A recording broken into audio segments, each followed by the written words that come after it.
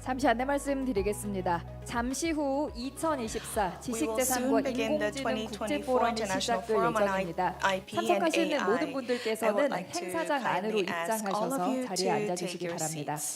오늘 포럼에서는 동시통역 서비스가 제공이 됩니다. 테이블 위에 있는 수신기를 활용하시면 되겠는데요. 채널 1번이 한국어, 2번이 영어입니다. 채널 1번이 한국어, 2번이 영어입니다. 필요하신 언어 설정하셔서 서비스 제공받으시기 바랍니다. 그리고 오늘 행사의 원활한 진행을 위해서 가지고 계신 휴대전화는 잠시 꺼두시거나 진동 모드로 변환해 주시길 부탁드리겠습니다. May I have your attention, please? We shortly begin today's forum. Please come inside a conference room and be seated. Today's simultaneous interpretation will be provided. You can use the receivers on the tables. Please adjust the settings to the language that you need. Korean is available on channel 1 and English is available on channel 2. We kindly ask you to turn your cell phones off or change them to silent mode. Thank you.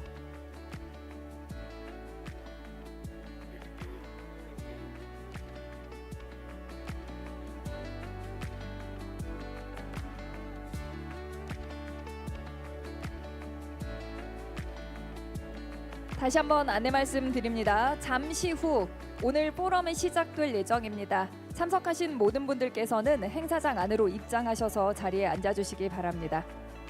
그리고 오늘 포럼에서는 동시통역 서비스가 제공이 됩니다. 테이블 위에 있는 리시버 활용해 주시고요. 채널 1번이 한국어, 2번이 영어입니다. 그리고 오늘 행사의 원활한 진행을 위해서 가지고 계신 휴대전화는 잠시 꺼주시거나 진동 모드로 변환해 주시길 부탁드리겠습니다. 고맙습니다. May I have your attention, please? We shortly begin today's forum. Please come inside the room and take your seats. Today's simultaneous interpretation will be provided. Please adjust the settings to the language that you need. Korean is available on channel 1 and English is available on channel 2. And if you have your cell phones, please turn your cell phones off or change them to silent mode. Thank you for your cooperation.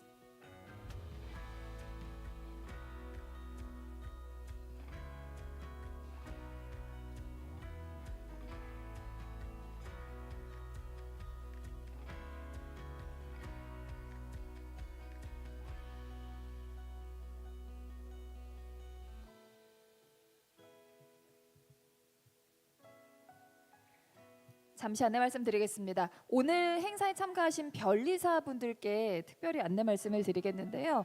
입구에 있는 등록 데스크에서 반드시 서명을 하시고 입장을 하셔야 합니다. 다시 한번 말씀드립니다. 오늘 참가하신 분들 중에 우리 변리사분들께서는 행사장 입구에 있는 등록 데스크에서 서명을 하신 후에 입장해 주시기 바랍니다. 고맙습니다.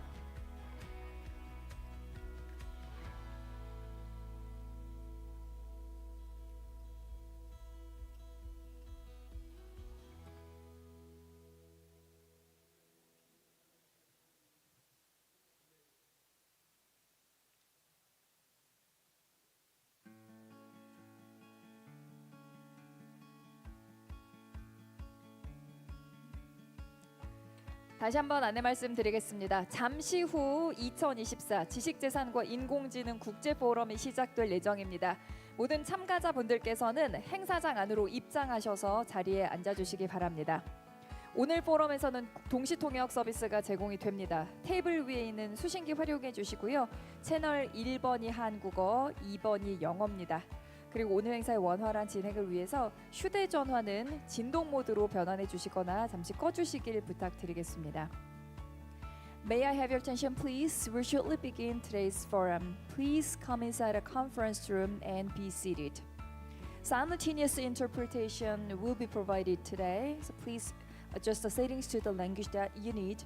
Korean is available on channel 1 and English is available on channel 2.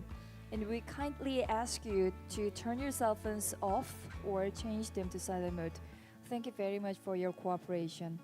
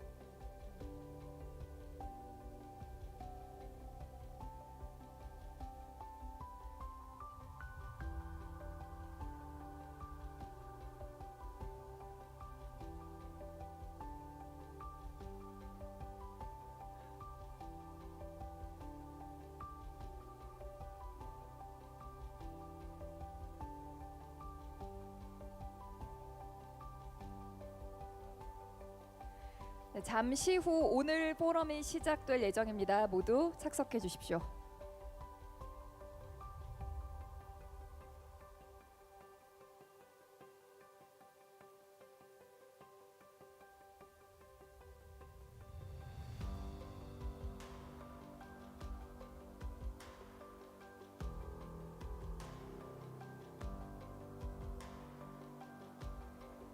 여러분 안녕하십니까?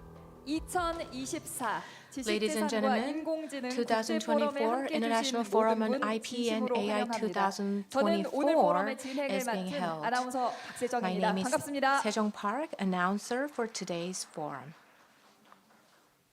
Good morning, everyone. Welcome to the International Forum on Intellectual Property and Artificial Intelligence 2024.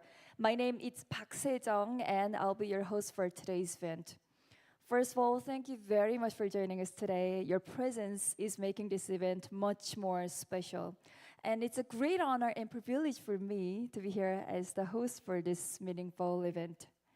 자, 먼저 바쁘신 일정에도 불구하고 온라인과 First of 오프라인으로 all, despite your 함께하고 busy 계시는 schedules, 모든 I'd 분께 like to thank 감사의 you 인사를 for 전합니다. attending this 그리고 conference 이렇게 의미 있는 physically 자리에 and 진행자로 virtually. 서게 And also, 돼서 it is my great 진심으로 honor 영광이라 to serve as the 생각합니다. host on this meaningful occasion. 오늘날 우리는 AI 기술이 Today, 가져온 이 we are 근본적인 witnessing the 지식재산의 profound 변화를 transformation 목격하고 of 있습니다. intellectual property 이세돌 brought about 구단과 by 알파고의 AI 바둑 technology. 대결 Since 기억하시죠? AI was on the spotlight 이렇게 during the 주목받기 match 시작한 between AI가 AlphaGo and 이제는 Go master Lee 챗GPT로 Sedol, we 대변되는 have now 생성형 advanced AI로 to generative 발전을 AI, 하면서 represented by 기존의 지식재산 ChatGPT, 체계에 driving 큰 significant 변화를 changes 불러일으키고 in the 있습니다. traditional 그래서 intellectual 세계 property 각국에서는 systems, 이 including 변화에 patents and 발맞춰서 copyrights. 다양한 In 법과 response, nations 정책 around 또 the world 전략을 are 세우고 developing 있는데요. various laws, 인공지능의 policies, and 혁신을 strategies to keep 도모하면서도 pace with the 동시에 advancement of AI technology, 창작자와 AI의 balancing the 공존을 promotion of 위한 AI innovation 균형점을 with the 찾아가는 coexistence of 것이 creators and 국제사회가 AI 직면한 has become 과제가 a 아닐까 global 싶습니다. challenge right 자, now. 오늘 포럼에서는 이 Today's 과제에 대해 forum has 논의할 brought together 국내외 experts 전문가분들을 from home and 모셨습니다. abroad to 다양한 discuss 사례를 these 공유하고 pressing 대한민국의 challenges. 인공지능과 And 지식재산 this will be a 정책은 valuable 과연 opportunity to 어떠한 share 방향으로 policies and 나아가야 examples 할지 from various 깊이 있는 countries 논의를 where, 해보려고 while 합니다. exploring Korea's policy 특히 directions 오늘 on 이 AI 포럼은 technology and IP, 국가지식재산위원회 공식 this 유튜브 forum 채널을 is 통해서 also being 생중계되고 live streamed 있으니까요. on the 여러분 official 끝까지 YouTube channel 적극적으로 of the 참여해 주시길 Presidential Council on 부탁드리겠습니다. Intellectual Property. We 자, kindly 오늘 ask 이 for your 자리에는 continued interest and 과학기술정보통신부, participation. 문화체육관광부, Today we are joined by over 산업통상자원부, 250 그리고 participants, 특허청을 including 포함한 representatives 정보부처와 from the government 공공기관, agencies 또 학계와 such as 기업 the Ministry of 관계자, Science and ICT, the Ministry of 변리사분들까지 Culture, 총 Sports and Tourism, 250명이 the Ministry of 넘는 Trade, 참가자분들이 Industry and 함께해 주고 Energy, 계십니다. and the Korean 다시 Intellectual 한번 Property 감사의 Office, 말을 as well 전하고요. as academics, 자, corporate 지금부터는 professionals, 자리를 and 빛내주고 patent 계신 attorneys. 내빈 Thank you very 여러분을 much for 소개해 your 드리겠습니다. attention and 제가 한 enthusiasm. 분 한 분은 Let 소개 me 올릴 introduce 때마다 today's 큰 speakers 박수로 and distinguished 환영해 주시기 guests. 바랍니다. Please join us giving a warm round of 먼저 오늘 applause for 포럼의 each 주최기관인 introduction. 대통령 First, 소속 we are honored to have with us the chairperson of Presidential Council on Intellectual Property, Mr. Kwang-hyung Lee.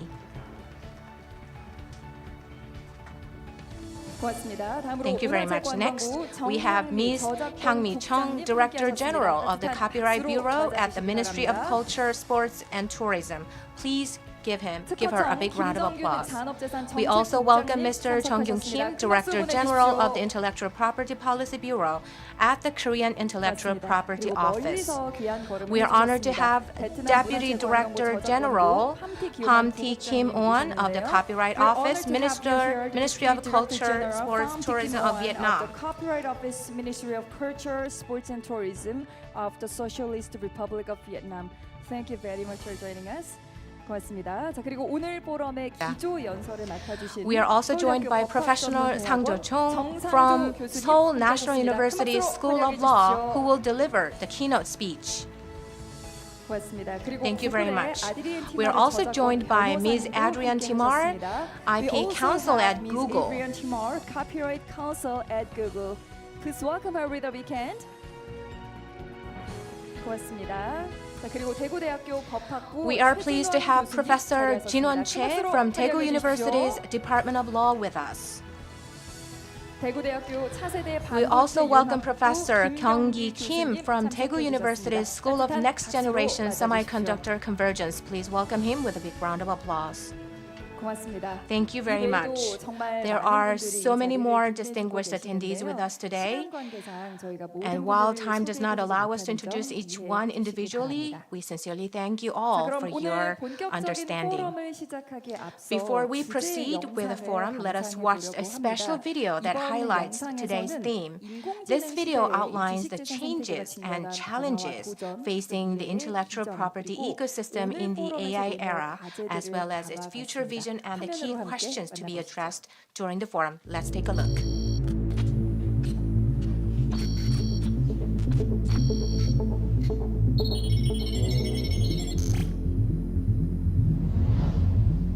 인공지능은 현대 사회와 산업 Artificial 전반에 걸쳐 intelligence is 혁신적인 driving 변화를 revolutionary 이끌고 changes 있습니다. across modern 개인화된 society and 서비스와 데이터 industries. It is 분석으로 improving the quality of everyday life through personalized services and data analytics, and creating social value in areas such as healthcare, education, and public services. On the industrial side, new business models and markets are being created using AI. The AI revolution is helping us predict the future, and every industry is being affected. It is a big wave. Advancements in semiconductor technology are at the heart of the era of artificial intelligence. The potential for growth in the AI semiconductor industry could create new opportunities for Korea's semiconductor industry, which boasts world-class technology. AI is also pushing the boundaries of creativity, creating new forms of output in the arts and content fields of music, movie, games, and more. However, AI also raises profound questions in law, technology, and industry. Who owns the copyright of the works generated by AI? Aren't there any copyright infringements in the process of training AI with existing works? We stand at a crossroads.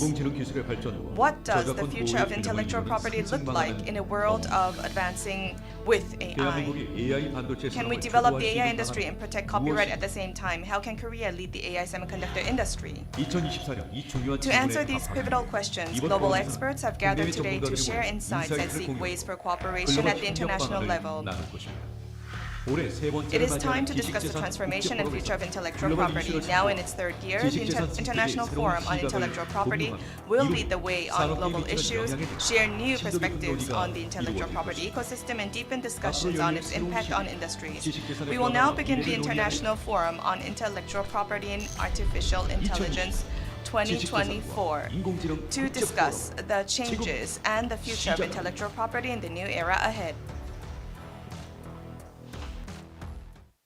박수 보내주실까요? Please give another round of applause for this great video. 영상에서 보신 As you 것처럼 saw in the AI video, the 혁명은 AI era 정말 전 세계 offers 모든 new 산업에 opportunities 큰 in the field of 영향을 intellectual 미치는 property 파도와 같은 while also posing 변화입니다. many 그래도 이 challenges. 상황에서 우리가 맞이하는 한계점도 Against this 있죠. backdrop, AI와 또 지식재산 we 생태계 어떻게 are 하면 잘 faced 공존할 with 수 있을지 many 참 많은 과제로 limitations. 남아 있는데요. So 오늘 포럼을 통해서 그 our 해결책을 challenge 찾을 is 수 to 있었으면 좋겠습니다. striking a balance 자, between 그럼 AI 이번에는 and IP 오늘 system. 포럼의 문을 여는 개회사를 Now, to 찾아뵙겠습니다. officially open this forum, we invite Chairperson Kwang-hyung Lee of the Presidential Council on Intellectual Property to deliver the opening remarks. Please welcome him with a big round of applause.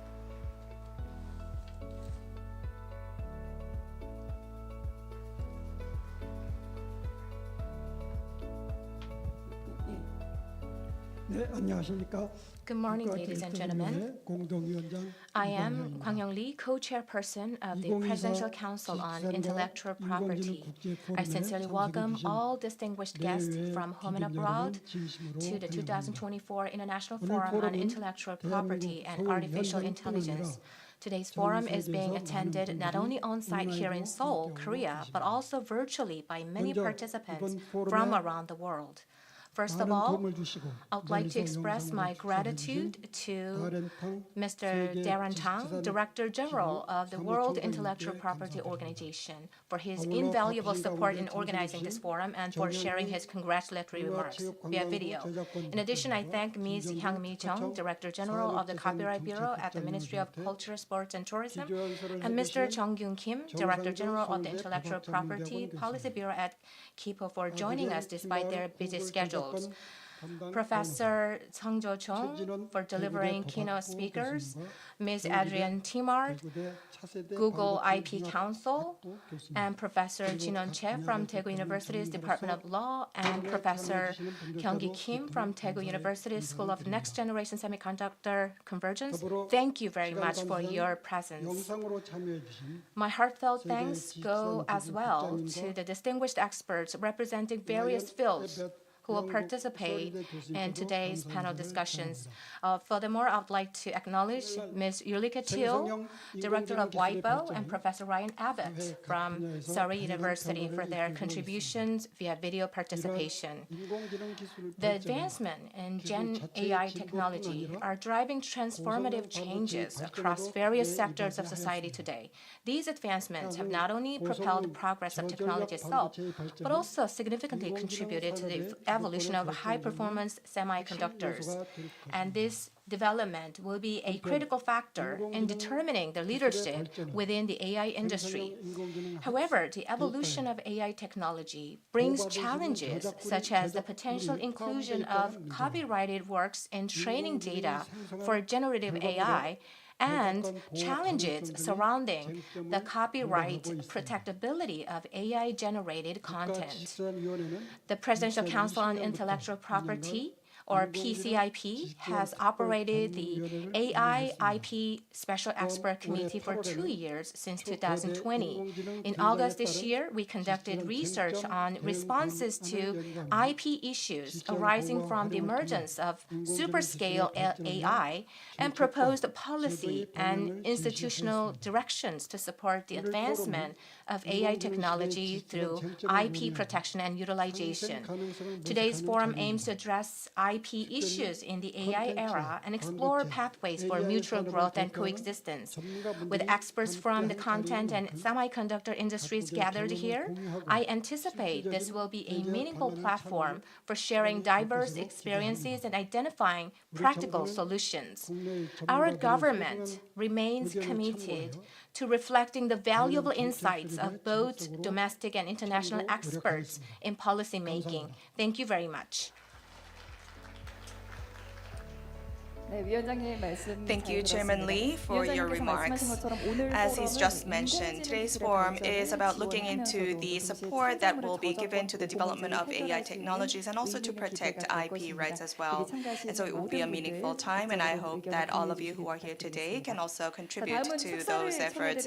So next, we would like to hear the congratulatory remarks, which will be delivered by Mr. Darren Tang, the Director General of the World Intellectual Property Organization, which is a specialized agency of the United Nations founded in 1967 that works with 193 member states to protect and advance intellectual property rights. Now we will watch a video of WIPO Director General Darren Tang. Mr. Lee Kwang-hyung, Chairperson of the Presidential Council on Intellectual Property, Excellencies, distinguished delegates. 2 years ago, ChatGPT was released and became the fastest growing consumer app in history, reaching 100 million users in just 2 months. The age of Gen AI was launched.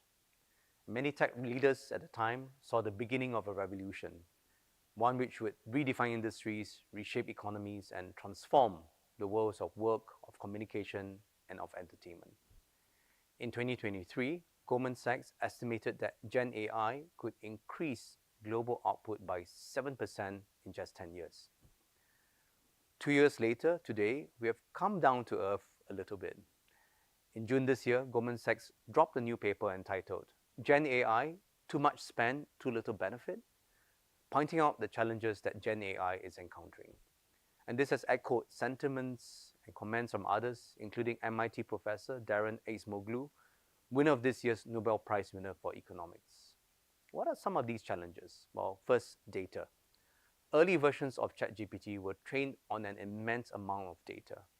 But just like all fields, data is finite. Researchers are beginning to warn that the pool of usable data could run dry by 2026, and that if we turn to synthetic data to train these models, it will cause them to become even more unreliable. Second, resources. Gen AI simply needs a lot of energy. By 2027, the AI industry could require as much energy as the Netherlands. And already, Google's emissions have risen by nearly 50% in the past 5 years, largely due to its work in AI. So how do we balance between these needs and the global challenge of climate change? Third, use cases. Tech firms have invested around $1 trillion in AI-related expenditures. For this $1 trillion bet to pay off, venture capital firm Sequoia estimates that the industry will need to generate revenues of $600 billion annually. However, there's yet to be a killer app that Gen AI has delivered, and surveys of CEOs and senior executives show increasing disappointment with the application of Gen AI to deliver real game-changing productivity gains. As the head of a UN agency, I would like to add a fourth challenge: fairness and inclusivity. Gen AI models require so much computing power, energy, and access to data that only a handful of the biggest tech companies in the most advanced economies can use it. Moreover, it has sometimes been training on copyrighted material without permission from content holders, a concern of content creators around the world. And its learning data is drawn largely from the databases of certain countries. Therefore, this excludes countries and creators from different parts of the world, from Africa, from Latin America, from Asia. And so in the UN system, there are concerns about inclusivity and about fairness. But before we swing from the peak of hype 2 years ago to now, what seems to be the valley of despair, it is important to look at the facts and trends and to look at all these trends objectively, not just of Gen AI, but of AI in general and of digital technologies as a whole. And here are some key trends that we're seeing at WIPO. First, there is indeed strong growth in Gen AI patent activity. With WIPO's Patent Landscape Report on Gen AI, released earlier this year, showing an 800% rise in filings between 2017 and 2023. Your country is a major player, ranking third in the world, behind only China and the United States. But this 800% rise must be placed in a larger context. The Gen AI boom in patenting is part of a much broader, much bigger, decades-long rise of digital technologies, starting from the 1990s and especially accelerating in the last 10 to 15 years. Indeed, the 14,000 Gen AI filings made last year represent just 6% of global AI patents and around just 0.4% of all patent applications. So the larger story is not just Gen AI, but the growth of all types of digital technologies. Second, the more interesting and larger trend is the convergence of industrial and digital innovation. WIPO identified this trend in our Global Innovation Index report 2 years ago, when we spoke about deep science and digital tech as driving global innovation growth. Third, we must not forget as well that Gen AI, AI in general, and digital technologies are the latest in a long series of technological revolutions and perhaps evolutions since the Paris and Bern Conventions came into force over 130 years ago, establishing the modern IP system. Since then, the system has witnessed an endless stream of technological advances, from cars to airplanes, radio and TV, PCs, semiconductors, internet, e-commerce, smartphones. Throughout these sometimes earth-shaking changes, the IP system has had to adjust and evolve.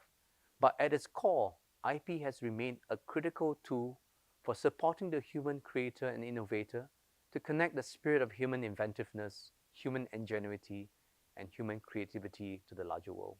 And we must not forget this. As long as the IP system continues to deliver this for human innovators and creators, we will remain relevant and useful to the world. In the Republic of Korea, your innovation IP ecosystem is really doing all of these. This year, you made the biggest jump in the top 20 of the Global Innovation Index, rising 4 places to 6th place and ranking in the top 3 in key indicators like R&D expenditure, researcher numbers, and export complexity. Among the global top 5, Korea also recorded the fastest growth in patent filings last year, up 5.7% against the global average of 2.7%. Korea also has the highest per capita patent filings in the world. And in trademark and design filings, Korea is a major player and remains a major player. Last year, Korea was the 9th largest user of the Madrid system and the 5th largest user of the Hague system, and Samsung ranks as the world's top filer of designs in the Hague system. Of course, you cannot but mention K-pop, gay drama, K-content, the Hallyu wave that have now generated $120 billion in sales in 2022 and accounts for 11% of your GDP.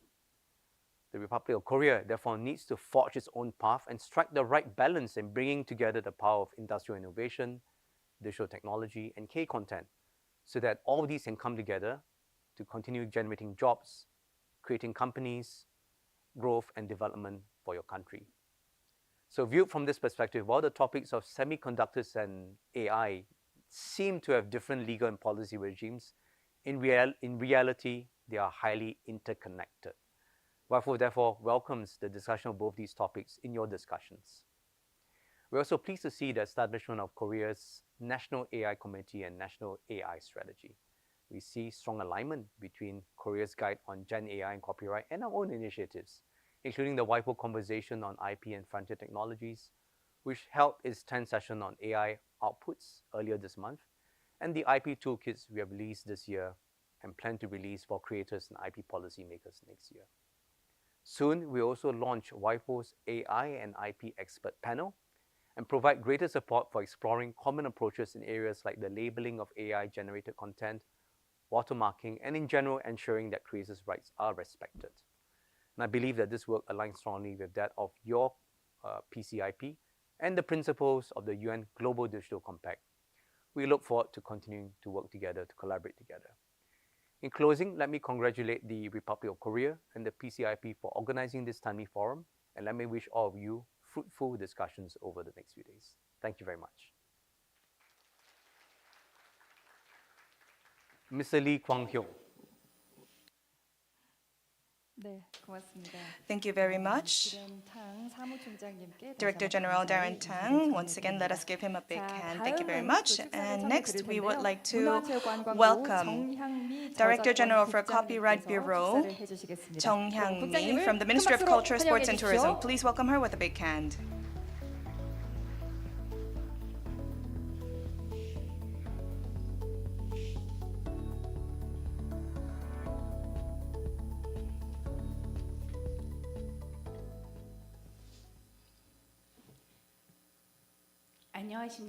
Good morning, everyone. I am Jung Hyang-mi, the Director General for Copyright Bureau of the Ministry of Culture, Sports and Tourism. First of all, I would like to congratulate the opening of the International Forum on IP and AI 2024. I would like to thank Chairman Lee Kwang-hyung, as well as all participants for your contribution and participation to today's forum. And I would like to once again congratulate today's opening of the forum. Recently, AI has been showing rapid growth and has been commercializing, so it has not only an impact on the economy but also on the daily lives of all of us. Because of AI programs, there are images being generated, and these win the awards, and also they will be receiving various types of awards. They also write poets. They also make a lot of creations, and AI's impact and repercussion effect is unpredictable, and that is our reality. So now we live in this era of changes, so the international community will have to make a lot of considerations about policies and relevant tasks. And so, for instance, the learning of AI and related to the outcomes of AI, it is very important to think about the copyright protection and also strike a balance between creation and copyright, and also make sure that there will be balance in terms of the development of the industry as well as any other issues that are accompanied. So right now, many countries related to AI, many examples and cases are being reviewed by the governments in order to set up rules and regulations for AI. So in this era, we have now gathered the experts of AI here today at the forum, and I am very glad to hold this forum today. So the title of today's forum is The Era of AI, Transformations and Future of IP. So now we are going through digital transformation, and AI will be further developing. And so now it is important to look into copyright issues and also IP issues. So we need to have new approaches and new rules and regulations. And especially creation and technology will have to strike a balance, and we have to see mutual development, and for that we need to have policies in place. So the Ministry of Culture will also join forces. And last year, for instance, together with the creators, academia, and industry, we have met stakeholders from various fields to have a AI copyright working group to make sure that we also published a AI guideline.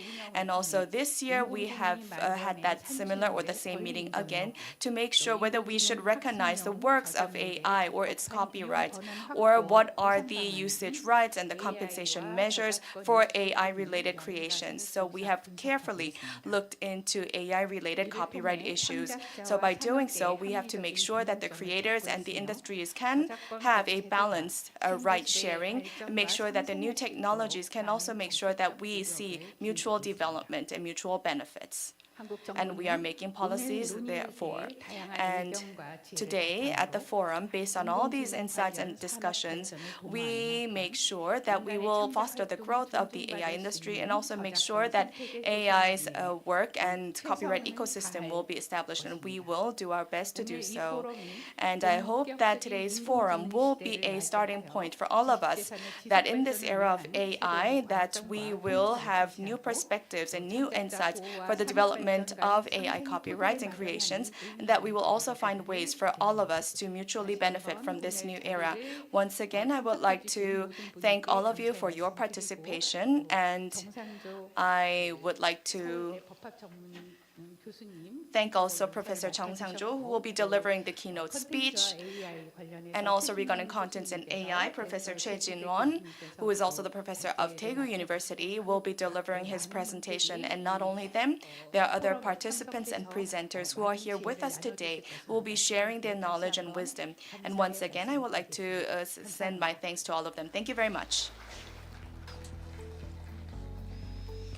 국장님 말씀 고맙습니다. Thank you very much, 국장님께서 언급하신 Ms. 것처럼 Chung, for your 창작의 profound 영역에서 remarks. AI 기술의 In the 파급력은 area of 점점 커지고 creation, the 있습니다. impact 그만큼 of 제대로 AI 정책을 is 수립할 필요가 exponentially 있겠죠. growing. 오늘 이 포럼에서 That 그 requires 깊이 있는 논의가 proper 이루어지길 policy making. 기대하겠습니다. Hopefully we can 자, 다음 discuss 축사를 청해 ways 드릴 to 텐데요. establish better policies. 김정균 산업재산 Next speaker is Mr. Jung-kyun Kim, Director General of the Intellectual Property Policy Bureau at KIPO. Please welcome him with a big round of applause.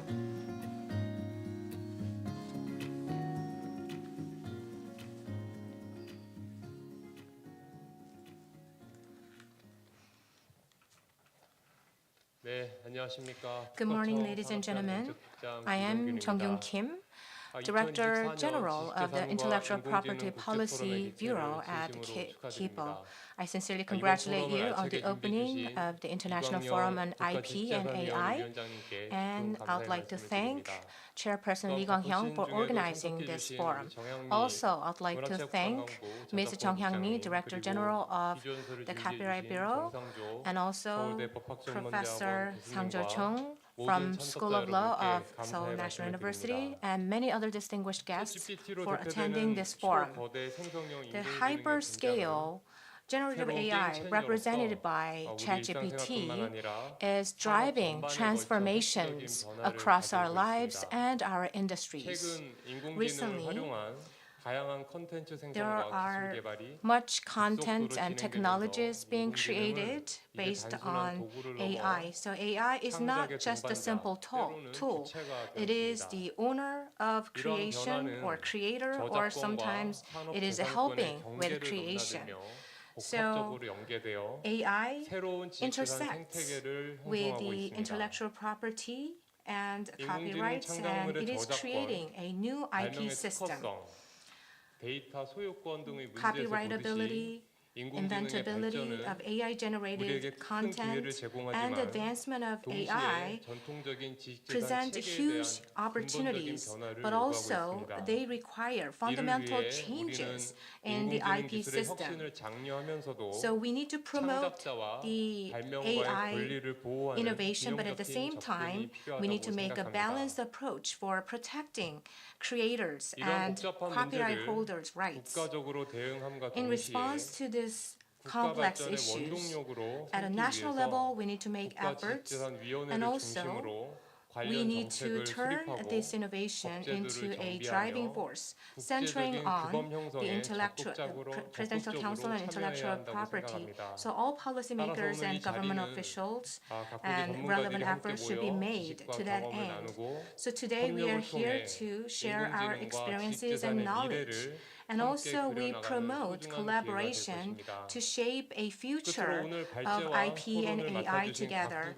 In closing, I'd like to thank all the experts from home and abroad for delivering presentations. I wish you abundant growth and success. Thank you very much. 국장님 말씀 잘 들었습니다. Thank you very much for your warm remarks. As Mr. Kim has just mentioned that AI is now not only a companion of creation, but now it is actually the subject of creation. So that is why IP and copyright issues need to be solved in a wise manner. And I believe that we will be sharing many insights today at this forum. So now, before we begin the main session, we would like to hold a commemorative photo session. So I would like to kindly ask the VIPs to come forward to the stage. So as I have called you earlier, I would like to invite the VIPs onto the stage, and also all the panels of today's sessions. Please do come forward to the stage. And so first of all, Ms. Kim Ji-soo, the Director of the IP Strategy Planning Center, Mr. Park Jung-yeol, the President of the Korean Copyright Protection Agency, Mr. Choi Kyu-won, President of the Korea Intellectual Property Institute, and also Mr. Hyun Sung-hoon, the President of the Korea Institute of Patent Information, and also Mr. Kim Myung-sub, the President of the Korean Intellectual Property Technology Agency, and also the advisor of WIPO. So please come forward to the stage. Thank you so much. 네, 기념 촬영 진행하겠습니다. So we will now have a commemorative photo session. So all the VIPs that have called earlier, as well as all the panels who will be joining us in the panel discussions, and also Ms. Kim Ji-soo, Mr. Park Jung-yeol, Mr. Choi Kyu-won, and also Mr. Hyun Sung-hoon and Mr. Kim Myung-sub, please come forward to the stage. And also Ms. Andrzej Gatovsky, please do come forward to the stage.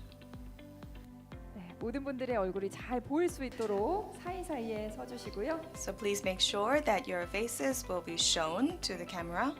네, 준비되셨죠? 중앙에 있는 카메라 봐주십시오. So if you're ready, please take a look at the camera that is placed in front of you. We'll take a picture now.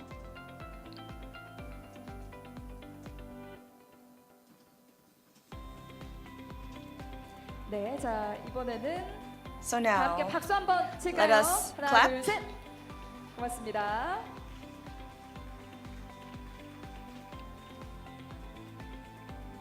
네, 또 파이팅 한번 하겠습니다. 오른손 주먹 들어주시고요. And please have 하나, your 둘, 셋 right 하면 fist 해주세요. 하나, 둘, held. 셋. 파이팅!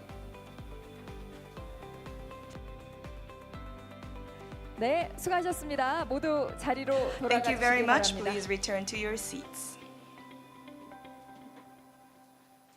네, 사진 촬영에 또 적극적으로 임해주시는 내빈 So 여러분께 thank you 다시 all 한번 the 깊은 VIPs 감사의 for 말씀을 joining us 드립니다. in the photo 잠시 shoot. 자리를 정리한 So we 후에 오늘 will 포럼의 첫 just clear up 순서인 the 기조 stage a little 연설을 bit, and then we will 시작하겠습니다. begin the keynote session. 2024 지식재산과 인공지능 The International 국제포럼 Forum on IP and AI 2024, we have now finished the opening ceremony, and now we will begin the keynote session. Today's keynote address will be delivered by Professor Chung Sang-jo from Seoul National University Graduate School of Law. Professor Chung is an authority in the field of intellectual property and has also served as the chairman of the National Intellectual Property Council. His presentation will be titled The Age of Artificial Intelligence, Societal Changes and Policy Responses in Korea. Please welcome him with a big hand. 안녕하세요. 정상조입니다. Hello, I am Chung Sang-jo. 이렇게 좋은 국제 포럼에 초청해 주셔서 I would like to kindly thank all of you for inviting me to this session, especially Chairman Lee Kwang-hyung. Thank you very much for inviting me. And also with the 문화관광부 Ministry of Culture, Sports and Tourism, and the World Property Organization, and also Korean Intellectual Property Office. We have all the participants from various sectors, and also we are looking into, and I'm very glad to be talking about the legal aspects and the policies regarding IP. So it is my honor to be here. So now we live in an era where AI is with us, and we live now in a completely new world. However, 인공지능은 아니죠. it's not that ChatGPT is the first ever AI. So maybe you remember 8 years ago that there was AlphaGo that had a a Go match with Mr. Sedo Lee, and he won. It won over Mr. Sedo Lee, and since then I started to also study about AI as well. 이 알파고를 But then 만든 구글 딥마인드 Google's DeepMind that created AlphaGo, 불과 2년 후에 only 2 years 알파고 after, 대신 알파 has made AlphaFold instead of AlphaGo. 단백질 구조를 아주 And 엄청나게 it 빠른 속도로 has 그 어떤 looked into the 과학자보다도 protein 더 정확하게 structures of 밝혀내는 protein 놀라운 structures than 성과를 any 보여줬습니다. other scientist at a very fast rate. And 바로 so, 이러한 기여로 인해서 because of these 알파 efforts, 알파 AlphaFold and AlphaGo, 데미스 하서비스는 inventor, who is Demis Hassabis, has received the Nobel Prize for chemistry. 대학에서 And as you know, 화학을 공부하지 않았습니다. Hassabis did not actually study chemistry at university, but then how was he able to get the Nobel Prize? It's because AI 과학기술의 발전에 helped him, 혁혁한 공을 or 세웠기 AI 때문입니다. contributed to such scientific discovery, and he recognized that fact, 이렇게 인공지능이 although he did 과학기술 not 발전에 study 혁혁한 chemistry. And so AI has contributed substantially to scientific discovery. So how could that be possible? It's because of data. 무려 AlphaGo, for 3천만 instance, 건의 기보를 학습을 했습니다. was trained with more than 30 million Go games, and Mr. Sedoli cannot be trained with so much games. And AlphaFold, for instance, has also learned 170,000 protein structures, and so no scientist or no professor could study all these protein structures. 인공지능은 So AI, also ChatGPT as well, and Iruda of Korea as well, or generative AI also, they have to learn vast amount of data so that these AI can converse just like human beings. 우버가 So Uber, for 자동차 한 instance, 대도 없고 it does not have a car, it does not even have a single plant. But how was it able to grow into a company with a valuation of 200 trillion Korean won? It's because more than 7 million drivers joined the company, and every month, more than 160 million passengers did the riding. And so that's why investors thought that this company's valuation should be 200 trillion Korean won. Now in the era of AI, data is the food. And so data brings a lot of money, which leads to valuation, and that is the so-called data capitalism. So in this era that we live in, this is the era of data capitalism. 이 데이터에는 And in this data, there are actually many types of data. There is personal information, there are also copyrights, there are also works of the individuals. 개인정보도 아니고 And 저작물도 so 아니에요. there are things that are not personal information but not works, but there's also a lot of industrial data that is worth terabytes of data. And all these data are being created and used at the same time. 개인정보를 보면 So then let's take a look at personal information. So probably Facebook is the single company that has raised so much money through personal data. And it's all because of the ad data that it gets through personal data usage. And so it sends out customized ads to the individuals based on that personal data. And that is why it is recording a profit of 70 trillion Korean won every year. But here, the trap is that your data is being used. So in 2016, as you all know, in the US election, Cambridge Analytica 개인정보 오남용 data was misused during the presidential elections, and also during the Russian scandal. Facebook has seen this crisis, and FTC has fined Facebook $5 billion for privacy mishaps. And also in Korea, it has also received a fine as well. And so now we're living in this world where ChatGPT plays a very important role. And so ChatGPT poses even greater privacy and trade secret risks 여기에 than Facebook. And so there are risks, opportunities, and also challenges that coexist. 데이터에는 개인정보뿐만 아니라 So in data, there is personal data, but there are also many 생성형 copyrighted data as 인공지능은 well 특히 and works as well. 언론 Especially generative 그림, AI is 음악, about 다양한 media, 결과물을 about 합성해서 music, art. It 우리에게 studies 여러 all 가지 that data and 산출물을 provides 만들어내고 us 있기 various 때문입니다. types of outcomes and 그래서 results. And that is 인공지능은 why 이제 AI 예술가, is 언론사들과 커다란 보이지 않는 전쟁을 시작하게 waging a 되었습니다. war with artists and press, and that war is 앤더슨과 invisible. 스테빌리티, 앤더슨 씨가 So there's this 스테빌리티 인공지능을 상대로 Anderson that has filed a lawsuit against Stability AI. 스테빌리티의 So Stability, 프롬프트를 입력합니다. Stability's prompt is input, which is to draw the Brooklyn Bridge of New York in winter. And so within less than a minute, this amazing drawing will be generated by AI. 좋은 그림을 And 가져갈 수 있습니다. you can choose this great 그런데 drawing. 조금 But then 바꿔보겠습니다. if the prompt is slightly changed like this, 브루클린 다리를 로이 리히텐슈타인의 화풍으로 replicate the 그려주세요. style of Liechtenstein, Roy Liechtenstein, and draw the Brooklyn Bridge in winter. And then within less than a minute, the bridge will be changed like this. But then the problem starts here because Roy Liechtenstein can say that this is an infringement of copyright. 자, 여기서 중요한 것은 But then here the important thing is that 스테빌리티가 그린 그림이 the drawing 로이 drawn by 리히텐슈타인의 Stability 이런 and 화풍과 비슷하다는 점이 is similar to the style of Roy Liechtenstein. So 이런 then 그림들이 로이 리히텐슈타인의 저작권을 침해한 So then 것입니다. are these drawings infringing on the copyrights of Roy Liechtenstein? Well, you can see here the drawings are different. There's a drawing of Roy Liechtenstein and also the drawing that is generated by Stability AI.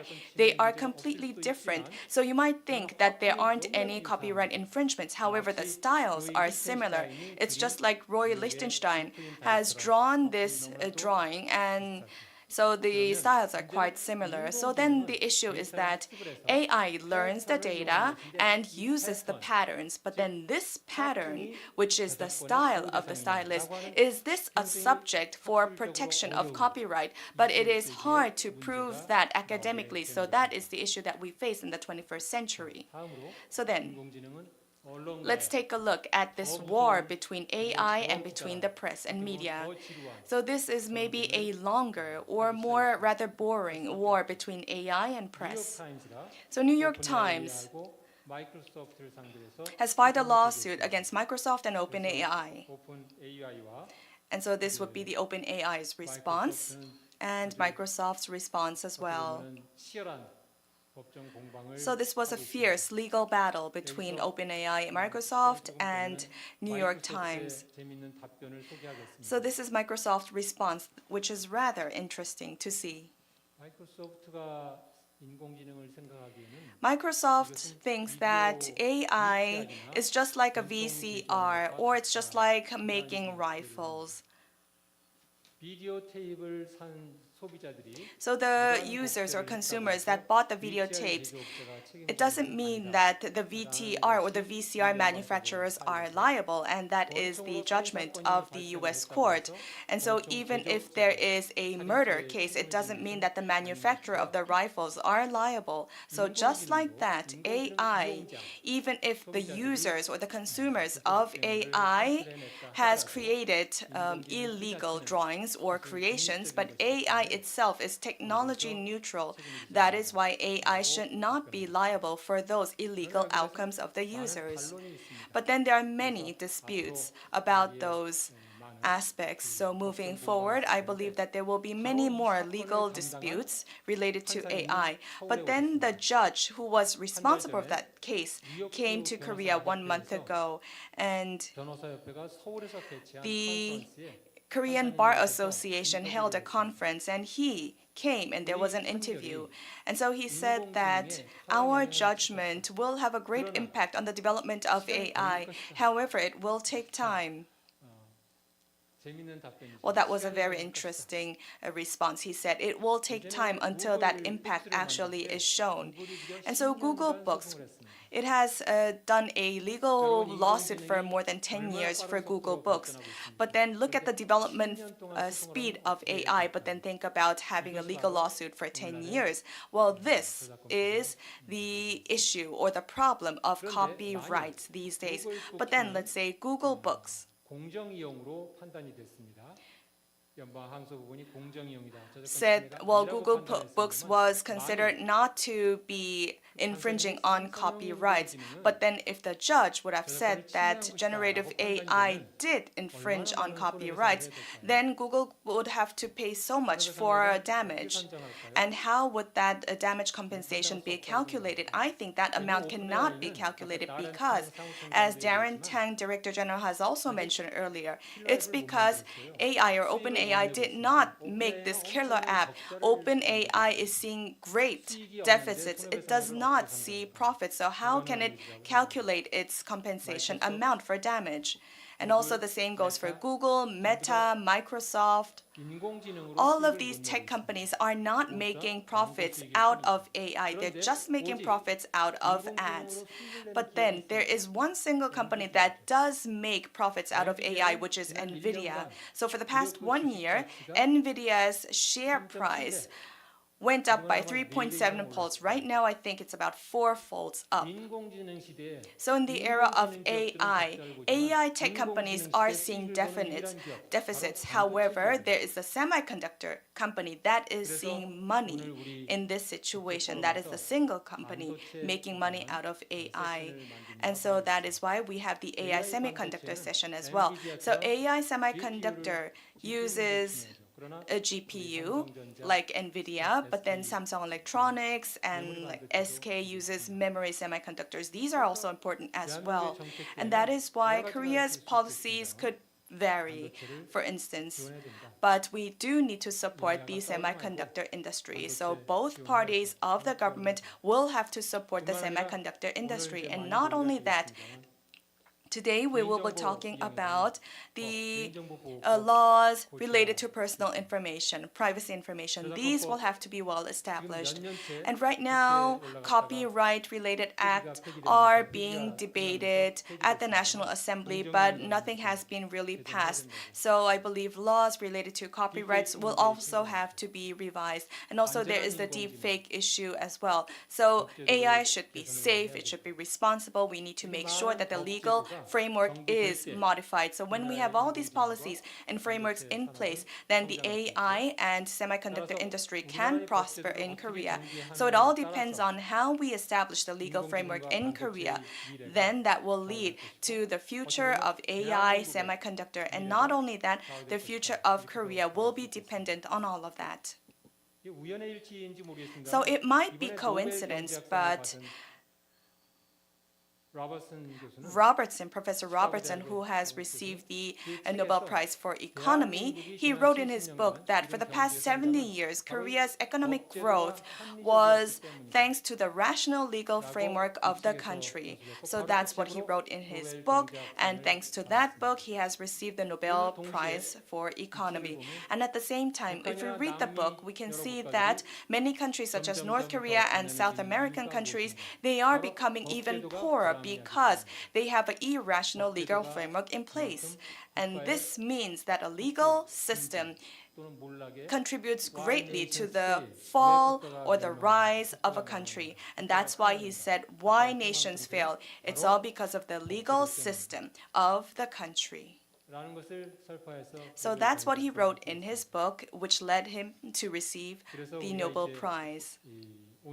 So today, we will be discussing not only about AI and semiconductor itself, and not only about the success of those two industries, but it's about this quantum leap of our country. This, I believe, is a very important forum for all of these issues.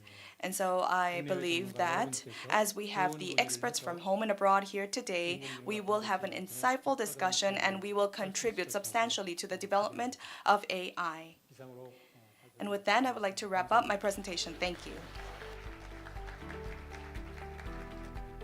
정상조 교수님 기조연설 잘 It was the 들었습니다. keynote speech AI의 by 발전으로 Professor 인한 Chung. 시대 변화, With the 그리고 development of 대한민국의 AI, 대응 방안에 the era 대해서 is changing and 짚어주셨습니다. how 고맙습니다. Korea should 자, respond to this. 지금부터 10분 It was a 동안 great 짧은 keynote 휴식 speech. 시간을 Now we are going to take a 갖겠습니다. 10-minute 로비에 break. 다과와 음료가 We have 준비되어 prepared 있으니까 편안하게 confectionaries, 즐기시고요. refreshments, and drinks 11시 at the lobby. 10분 Please 후죠. enjoy them. 11시부터 첫 번째 10 세션 minutes later, 시작하겠습니다. 잠시 후에 by 뵙겠습니다. 11, 고맙습니다. we are going to start the next session.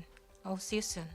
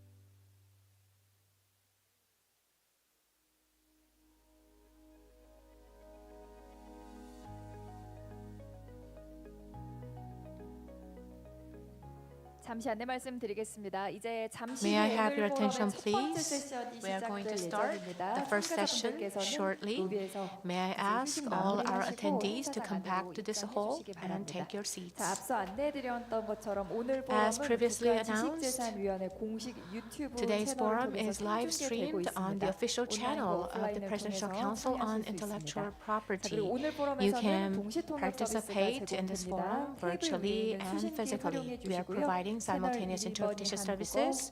Please 2번이 use the 영어입니다. headsets placed on the 그리고 table. 오늘 Tune to 행사의 channel 원활한 number 1 for 진행을 Korean, 위해서 channel number 가지고 2 계신 for 휴대전화는 English. 잠시 To 꺼주시거나 minimize 진동 interruptions, 모드로 please 변환해 ensure that your 주시길 cell phone is turned 부탁드리겠습니다. off or on silent mode. May I have your attention, please? We shortly begin the first session of today's forum. So please come inside the conference room and take your seats.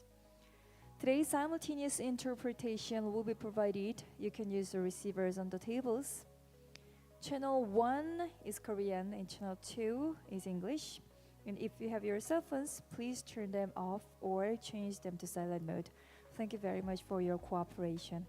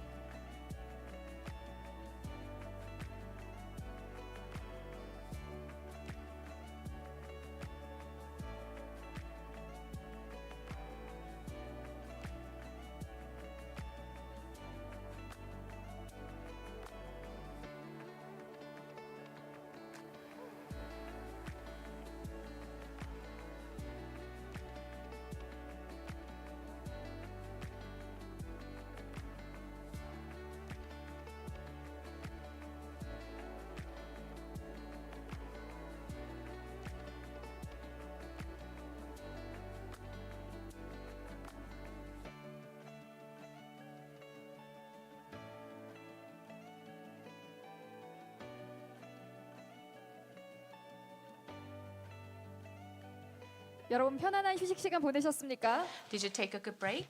네, 고맙습니다. Thank 자, you 그럼 very 바로 much. 첫 번째 세션을 Without further ado, 시작하겠습니다. let's start the 오늘 first session. 포럼은 총 3개의 세션으로 Today's 구성이 forum 되어 consists 있습니다. of 3 바로 시작할 sessions. 첫 번째 세션에서는 해외 In the 주요 first 동향을 session, 살펴보게 되고요. We will examine 두 번째 major global 세션에서는 trends, 인공지능 and the 기술 second 발전을 session 가져온 will 콘텐츠 focus 산업, on the 주로 changes and 저작권 issues 분야의 in the 변화와 content industry, 잠재된 쟁점에 particularly 대해서 in 논의해 볼 copyright 예정입니다. driven by 그리고 AI 마지막 세 번째 advancements. And the third session will explore the future of the semiconductor industry fueled by AI technology. Now let us begin the first session. The session is themed Global Trends and Development, and it will examine how convergence of AI and IP is evolving on a global scale. Through presentations by experts, including representatives from WIPO, we will explore the policy approaches. Let us invite the first speaker. The first speaker is Ms. Ulrike Thiel, Director of the IP and Frontier Technologies Division at the WIPO. Ms. Thiel leads WIPO's IP and Frontier Technologies Division, working on key policies and global collaborations at the intersection of AI and IP. I'm very curious how WIPO is responding to the advancement of AI. Please turn your attention to the screen. Good morning, distinguished guests and participants. I would like to begin by congratulating Mr. Yi Kwang-Huang, Chairperson of the Presidential Council on Intellectual Property, and everyone included in organizing this timely and significant event. It is truly an honor to speak on behalf of WIPO at this important forum where we gather to address the profound impact of artificial intelligence, AI, which is now shaping and transforming sectors across the globe. As artificial intelligence reshapes industries and societies, the interplay between AI and intellectual property, IP, is becoming increasingly complex and critical. But let me take you a step back. In the margins of the 2019 WIPO General Assemblies, a number of member states raised a future question of the possible impact of AI on IP and the IP system. As a result, the first session of what is now the WIPO Conversation on IP and Frontier Technologies was held in late 2019. There were around 50 people in a room in Geneva, and most attendees spoke of AI as something that may possibly come in the future. Certainly not now, and certainly not fast. Fast forward 5 years later to today. ChatGPT was launched in November 2022. It had more than 100 million active users within 2 months. It has transformed how we write, prepare summaries, the pictures that we add to presentations, the music that we hear in advertising. And the rate of speed of development of the technology is not showing any signs of slowing down. And it is now clear AI is here to stay, and it is changing innovation. While most of the current discussions tend to be on generative AI, content and the impact on creative industries, we also need to keep a close eye on how AI is changing innovation. While much of the current discussions are about Gen AI and content generation, one of AI's greatest promises lies in transformational research. In 2023, the AI tool Genome identified 2.2 million new crystals, including 380,000 stable materials that could improve technologies like computer chips, batteries, and solar panels. Enchant, an AI drug discovery model that was recently launched, holds the promise to cut time and cost in drug development. AI is changing the detection of genome changes and cancer diagnosis. And all of that is only the tip of the iceberg. It is a reflection of AI's influence that this year's Nobel Prizes in physics and chemistry went to AI researchers. In the private sector, AI investments are surging. During the first half of the year, Alphabet, Amazon, Meta, and Microsoft spent a combined $100 billion in CapEx, mainly in AI infrastructure. This is driving not only more powerful AI models, but also new AI tools that, for example, aim to identify and watermark AI-generated content. AI is being adopted across the globe, touching lives in unprecedented ways. AI is also addressing global challenges, especially in the global south, where examples like Hello Tractor's use of machine learning to distribute farming equipment, or meticulous application of AI in designing life-saving skull implants highlight its transformation potential. Since that very first meeting in Geneva in 2019, we have built the WIPO conversation as the global leading forum to discuss the impact of AI on IP. WIPO has, throughout its existence, been at the center of technological shifts. And it is not the first time that the IP system has faced technological disruption, and it has proven incredibly resilient. So at WIPO, we're looking to identify key trends in the AI and IP space, to identify emergent challenges and the range of potential solutions and options. Above all, to foster international collaboration to ensure the global IP ecosystem remains robust and adaptable. With AI's transformative powers comes a huge economic potential. Over the last 2 decades, frontier technologies have seen tremendous growth, with a market value of $1.5 trillion in 2020 that could reach $9.5 trillion by 2030. Generative AI alone is projected to generate a staggering $4.4 trillion in annual economic value, touching virtually every industry and geography. In 2022, ChatGPT seemed to come out of nowhere. But should it really have come as a surprise? There were many clues in the IP data, certainly with the power of hindsight.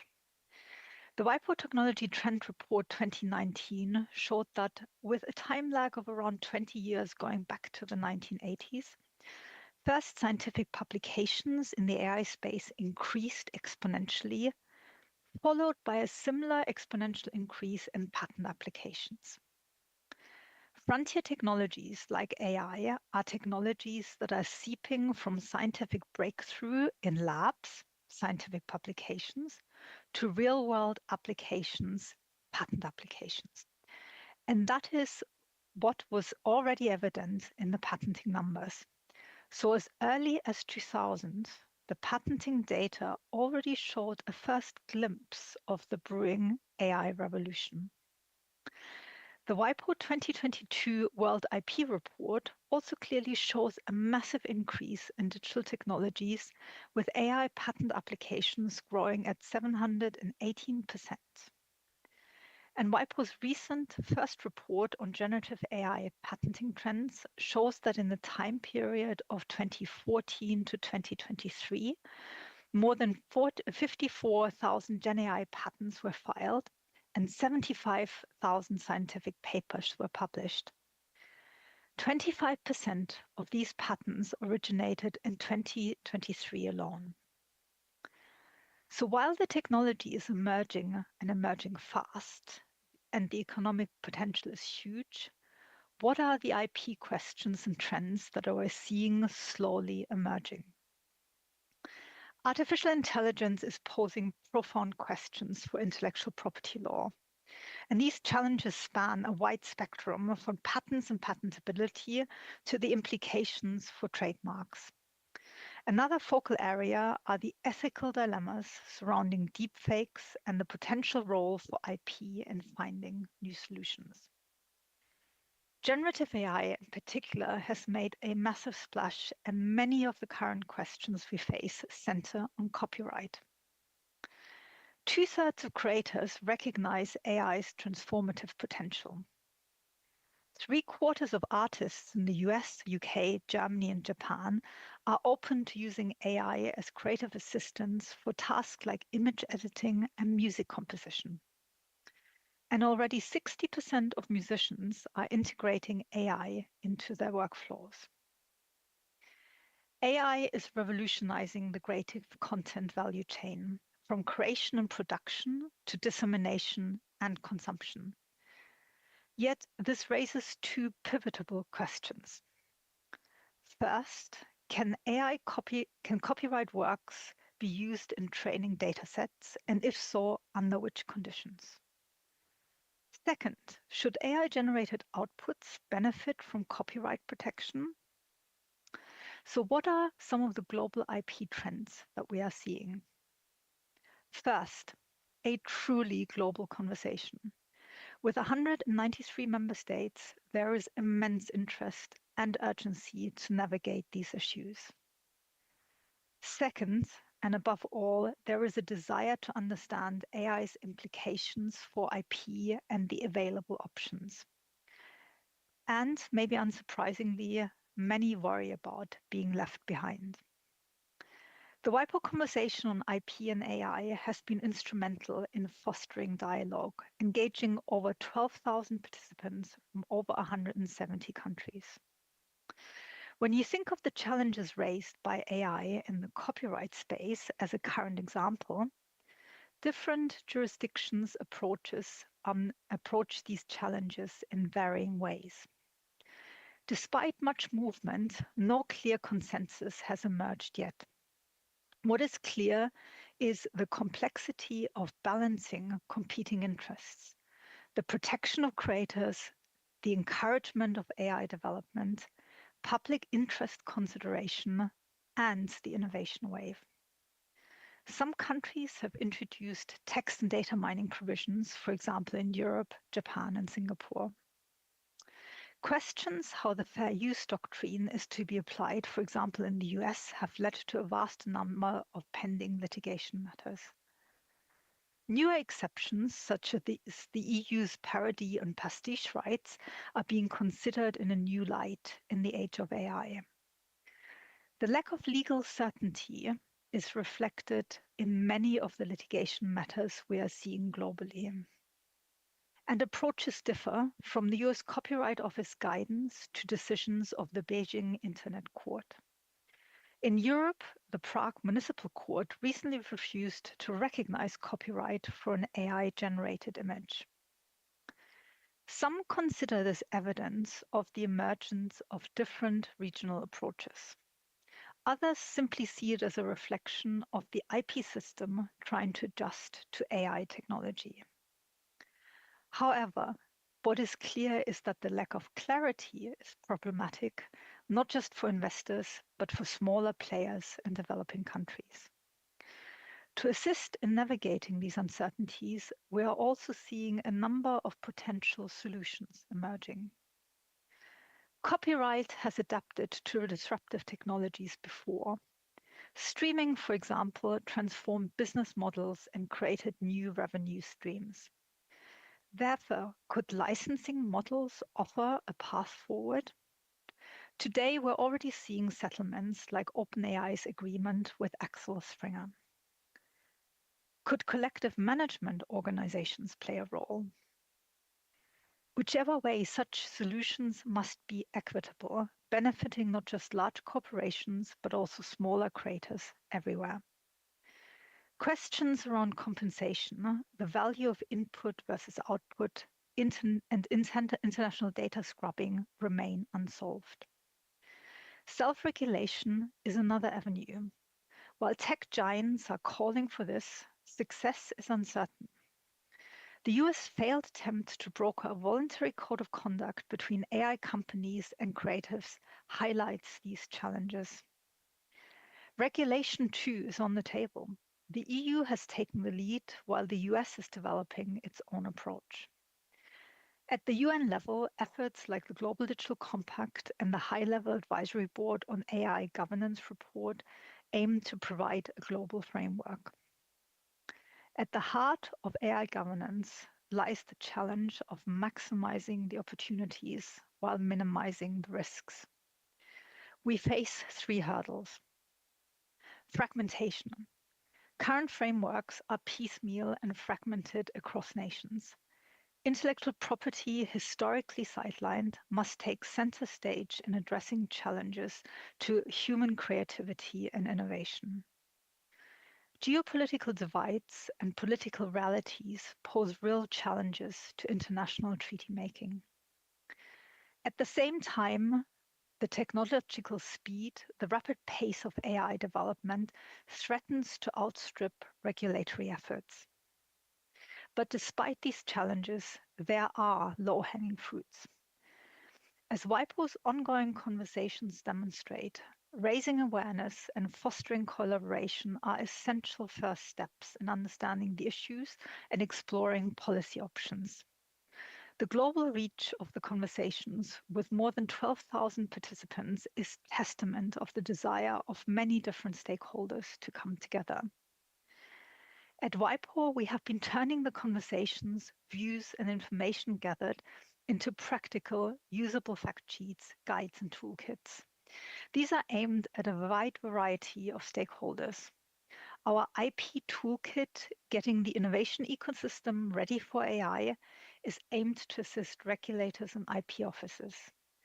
Our GenAI Navigating IP Guide assists all types of enterprises, individuals, and organizations looking to adopt GenAI tools.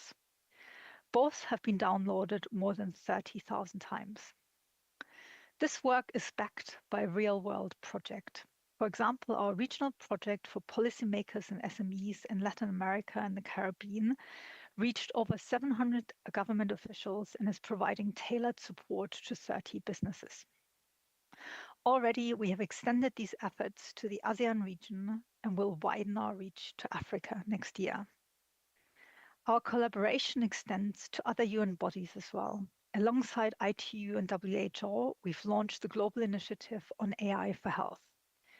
Our partnerships across the UN system also enabled us to input into the Global Digital Compact and will be continuing to support this process as the focus now turns to implementation. Glancing ahead to next year, WIPO is working to put in place an AI and IP expert panel to report on key interactions between AI and IP. We're also looking to provide greater support for exploring common approaches and solutions that will help us navigate the evolving AI regulatory landscapes more easily. This will cover areas like the labeling of AI-generated content, watermarking, and how to ensure creators' rights are respected. Ladies and gentlemen, we are at a pivotal moment. AI has the power to transform our world in extraordinary ways, but it also demands thoughtful, inclusive, and innovative approaches to governance. By addressing the challenges of intellectual property, we can shape a future where creativity and technology thrive together. Thank you so much for your attention. 네, 울리케 틸 국장님의 발표를 영상을 통해 만나봤습니다. So thank you very much for the presentation. We have looked into the trends of IPR and also looked into the roles of WIPO. 자, 이어서 So now we will move on to the second presentation, which will be delivered by Ms. Adrienne Timar from Google. Ms. Adrienne Timar specializes in generative artificial intelligence and digital content copyright issues at Google. And she also has extensive experience in copyright legal advices and policy development. The title of her presentation is Striking a Balance: The Future of AI and Copyright Law. Oh, you're already here. 네, 여러분 큰 박수로 So 환영해 please welcome her 주십시오. with a big round of applause.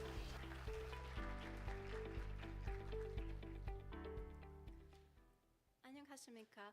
Ladies and gentlemen and distinguished guests, thank you for the invitation and welcome everyone to this conference, which is really outstanding, and I think it's at a pivotal time, as we have heard from Ulrike Till. I will try to give a sort of overview of Google's approach in these issues. I won't promise that I will give answers to all of the questions. Certainly we have more questions than responses at this point, and we are no different than policymakers and other legal professionals at this moment.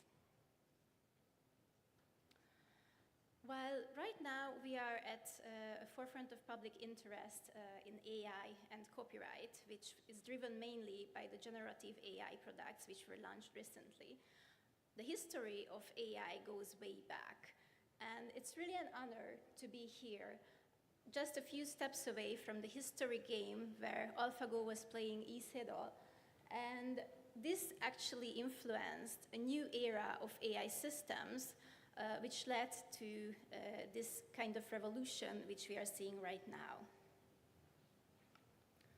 My presentation will have like three short parts. One will be about our main approach at Google and how we see AI right now. One about AI and copyright. And I will try to give an overview of what we are thinking about striving for a balance in this delicate field right now. So when we are talking about Google and AI, Google is an AI-first company since 2016. You have seen from many presenters that we had many pioneering products, including AlphaGo and AlphaFold, which are the most famous maybe in this field right now. At the same time, we are always committed to bold and responsible AI development. What does it mean to have a bold and responsible approach to AI? It's bold because we are always striving to find new technologies, new ways to solve the most complex and most difficult issues around the world. Responsible because we find it really important to build our products in a way that they include relevant safeguards and protect the users and provide adequate protection to everyone using our various products. These kind of safeguards can have many different forms. It can be certain safeguards which help you to identify artificial intelligence generated content. There are some other ones which help us proceed the amazing amount of data which we receive daily. The most important thing is to have certain guidelines, and you can find our AI principles which we have already published and which consider all these points which I just mentioned. We at Google see the potential of AI to help us connect, to be more productive, aid various creative workflows, and also to enhance intellectual property enforcement. When we are talking about AI, I would like to highlight two approaches which we find really important at Google. The first one is that AI enables various solutions at a scale. As you know, we are a global company operating in more than 100 countries around the world, which requires us to handle a lot of problems at a really astonishing scale. One of these examples is Google Translate, which handles 100 billion words a day for users across the globe. And you may have realized that in 2016, we had a major quality improvement in this product, which is actually due to our newly introduced use of deep neural networks and AI, which resulted in this huge bump in translations and the quality of the translations. There is also Google Search. I'm sure that everyone is familiar with this product, but maybe not so many people know that we receive a little under 2 million copyright takedown requests daily for Google Search, which means that we have to process these in a fast and efficient way. And for this, we use various machine learning classifiers to identify which of these notices are most likely to be wrong, and we expedite the human check of these kind of notices in order to provide the best service. And our last example for various solutions at scale is YouTube.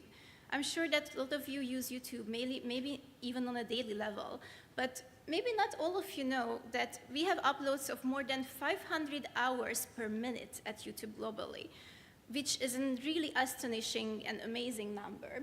For this to be able to handle various issues, for example, infringement cases and protection of right holders, we introduced Content ID, which scans against a database of matching videos for videos, melody, and also for audio, while also it needs to protect against various transformations, because of course, potential infringers are really creative. They will color shift, they will crop, they will mirror the images. So this kind of system has to protect against various transformations. The second point I wanted to highlight is that AI has the potential to revolutionize research. We have heard from other presenters today that there are various different uses which highlight the potential in research for AI. I will introduce first the notebook LM, which was recently in the past years published, which is a personalized AI which grounds on the documents of users. And lately, it has also an added choice of audio discussions.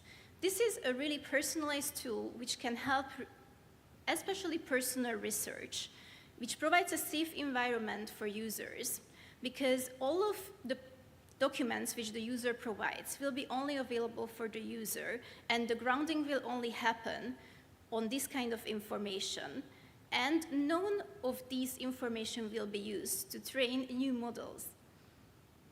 Another really famous example, which was highlighted today various times, is AlphaFold, which I won't talk about more because you already heard about it today. When we think about AI and copyright, it's always a difficult topic. At Google, we see that the various AI tools are not here to substitute, but to complement creative authorship and human creativity. In our view, AI is a foundational and transformative technology, providing various tools which can use to enhance human productivity, creativity, and also scientific discovery. For all of these models, though, especially when we are talking about generative models, the training of such models requires billions of data points and diverse data that helps combat bias and discrimination, among others. If we don't use various data points, then you should imagine that, for example, let's say we use only public domain databases and we don't have copyright limitations. If we suppose a situation like this, then these models can be only trained comfortably on public domain datasets, which means, for example, books which are not protected by copyright. Of course, if we use this kind of data, it will lead to not include various aspects, for example, cultural differences, different forms, and different uses of languages. As you imagine, in the 18th century, we used the language very differently compared to nowadays. So this is why we find important to have balanced copyright limitations which ensure the access to this diverse data, so the end result of these models can be of a better quality, and it can protect various rights and also enhance developments in the creative and in the science sphere. I'm sure that most of you are aware of the training technology, so I won't spend too much time on it. But if I want to simplify how the training of these models work, especially generative AI models, then we can basically deduct it into three parts. First, these models identify various relationships and patterns among large data set. Then the model will adjust its parameters to reflect the mathematical relationships in this data. And finally, after having these parameters adjusted, the model will use these relationships to generate new outputs based on these parameters. So if we imagine a trained model, it's basically a large network of weights that represent these learned relationships based on mathematical relations. So if we go further, how the responses are generated in a generative model, then basically these responses use a statistical estimation of what will be the best end result statistically for the prompt which the user has used originally to ask a question from the model, for example, or generate an image. So when the new content is produced, it's basically based on three different elements: on the internal mathematical function of the models, the corresponding weights of the parameters, and the information which is derived from the training data. And this information is basically, you shouldn't imagine it as the books themselves, for example, for copyright protected input, or the movies themselves. These are basically patterns, constructs, and syntaxes which the model is using, so not the substantive content itself. So as we go farther, we can deduct that these generative AI models are neither databases nor information retrieval systems. There are no copies of content or data in the AI model itself when it's already trained. So if we look at this short introduction of training, there are various questions which arise. And before me, Ulrika Thiel has asked really similar questions. So basically, why we could consider this kind of use is fair use if we are talking about a legislative model which is using fair use, opposite of exceptions, or why it could be beneficial to introduce an exception in another way, if we want to ask the question. We can also ask, why can we consider this model lawful? As I said, it's not a retrieval system, not an information system, so this question is quite easy to answer at this point. However, the other three questions about fair use, about the potentially infringing output, and whether we may protect any kind of output generated by the AI is much difficult to answer at this point of the technology and also of the legislative models. So when we are talking about training and fair use, both United States and Korea have fair use within their copyright statutes. Of course, I cannot comment on the application of the Korean fair use. However, in the US, we have a really substantive materials on the application of fair use in courts, and leading scholars have argued that text and data mining necessary to train the large language models is a fair use under US law. There were various cases highlighted also by our distinguished guest earlier, for example, Jong Sang-jo professor, which have decided in the US, of course, quite a few years back, that Google Books, for example, or in the HathiTask case, HathiTrust, hasn't infringed on the rights of the copyright holders because it was a large scale of non-expressive use of copyrighted material. When we think about how these models use the materials, we may think about human history and how people always thrived to learn more and synthesize that information. That's why we have education. That's why we have libraries. Of course, these models are different. They are at a scale, so the question is much more difficult to answer. Right now, it's not a clear answer.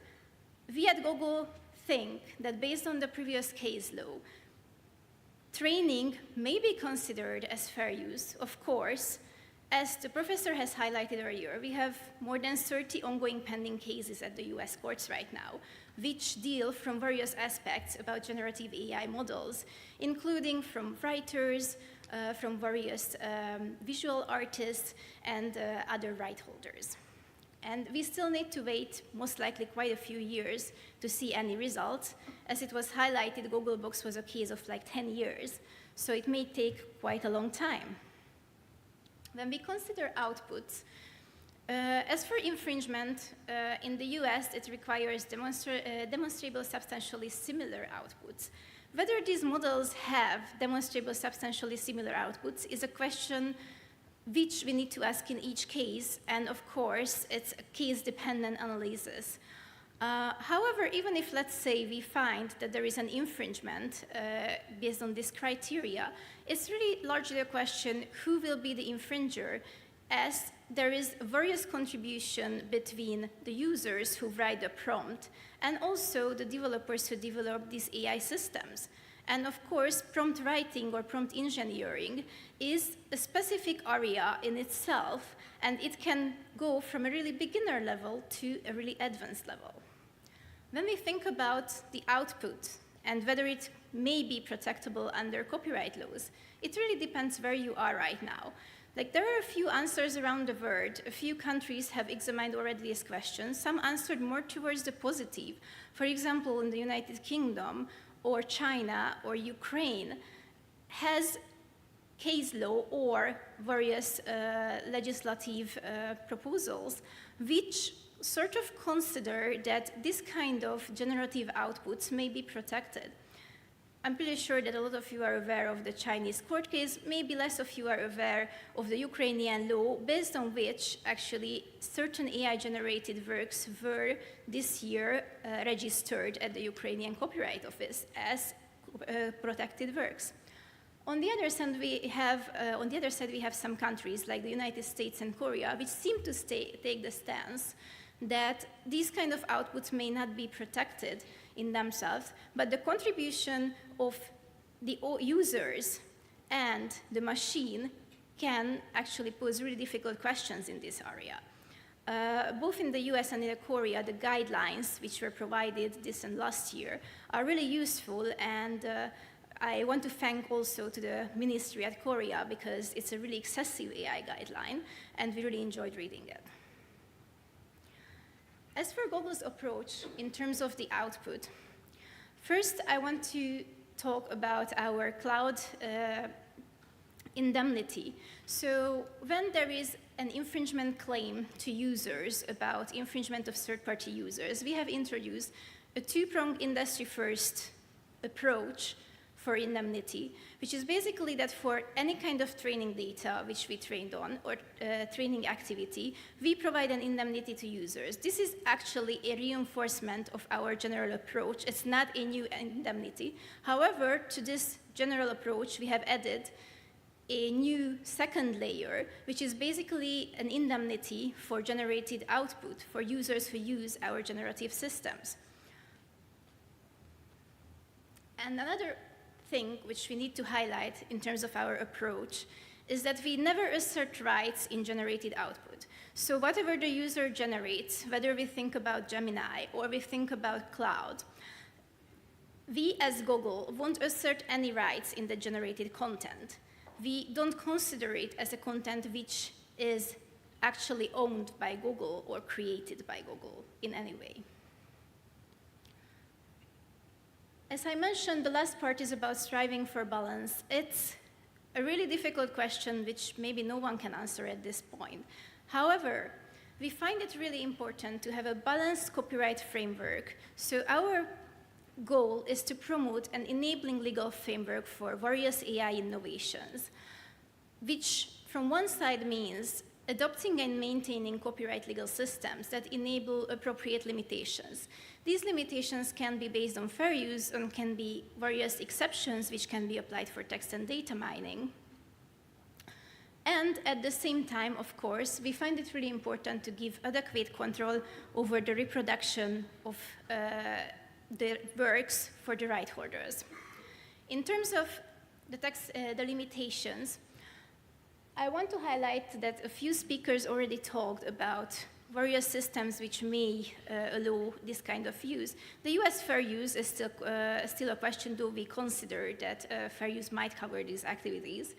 But there are two other legal systems which have really interesting text and data mining examples, which was mentioned before, Singapore and Japan. And we think that these are really great examples which can help to thrive and to help innovation in the different countries. And we think it's important to think about AI regulation as a whole, because if we overly regulate the copyright side of AI, then it can lead to lose competitive advantage in various fields, because as you could see, if we regulate too strictly copyright, it could end in not being able to use certain data, which can be used in various innovations in medicine and other research fields. And this is all interconnected, which makes it really difficult to find the best balance for these regulations. As for the control over reproduction and the protection of the right holders, we have introduced Google Extended. It's basically a global tool which is based on the robot.txt file, and it provides an enhanced control for web publishers, where they can decide whether they want to have their content used for various generative output, for example, Gemini apps or Vertex AI, and the web publishers can manage easily via robot.txt this kind of sort of output control and decide whether they want to let these models use their content online or not. If someone opts for using Google Extended, it does not have any kind of impact on search inclusion or ranking if anyone is worried about that side. And thank you very much. This is my presentation from today. And thank you for the organizers. It is really an honor to be here and to talk about Google's approach on AI and copyright.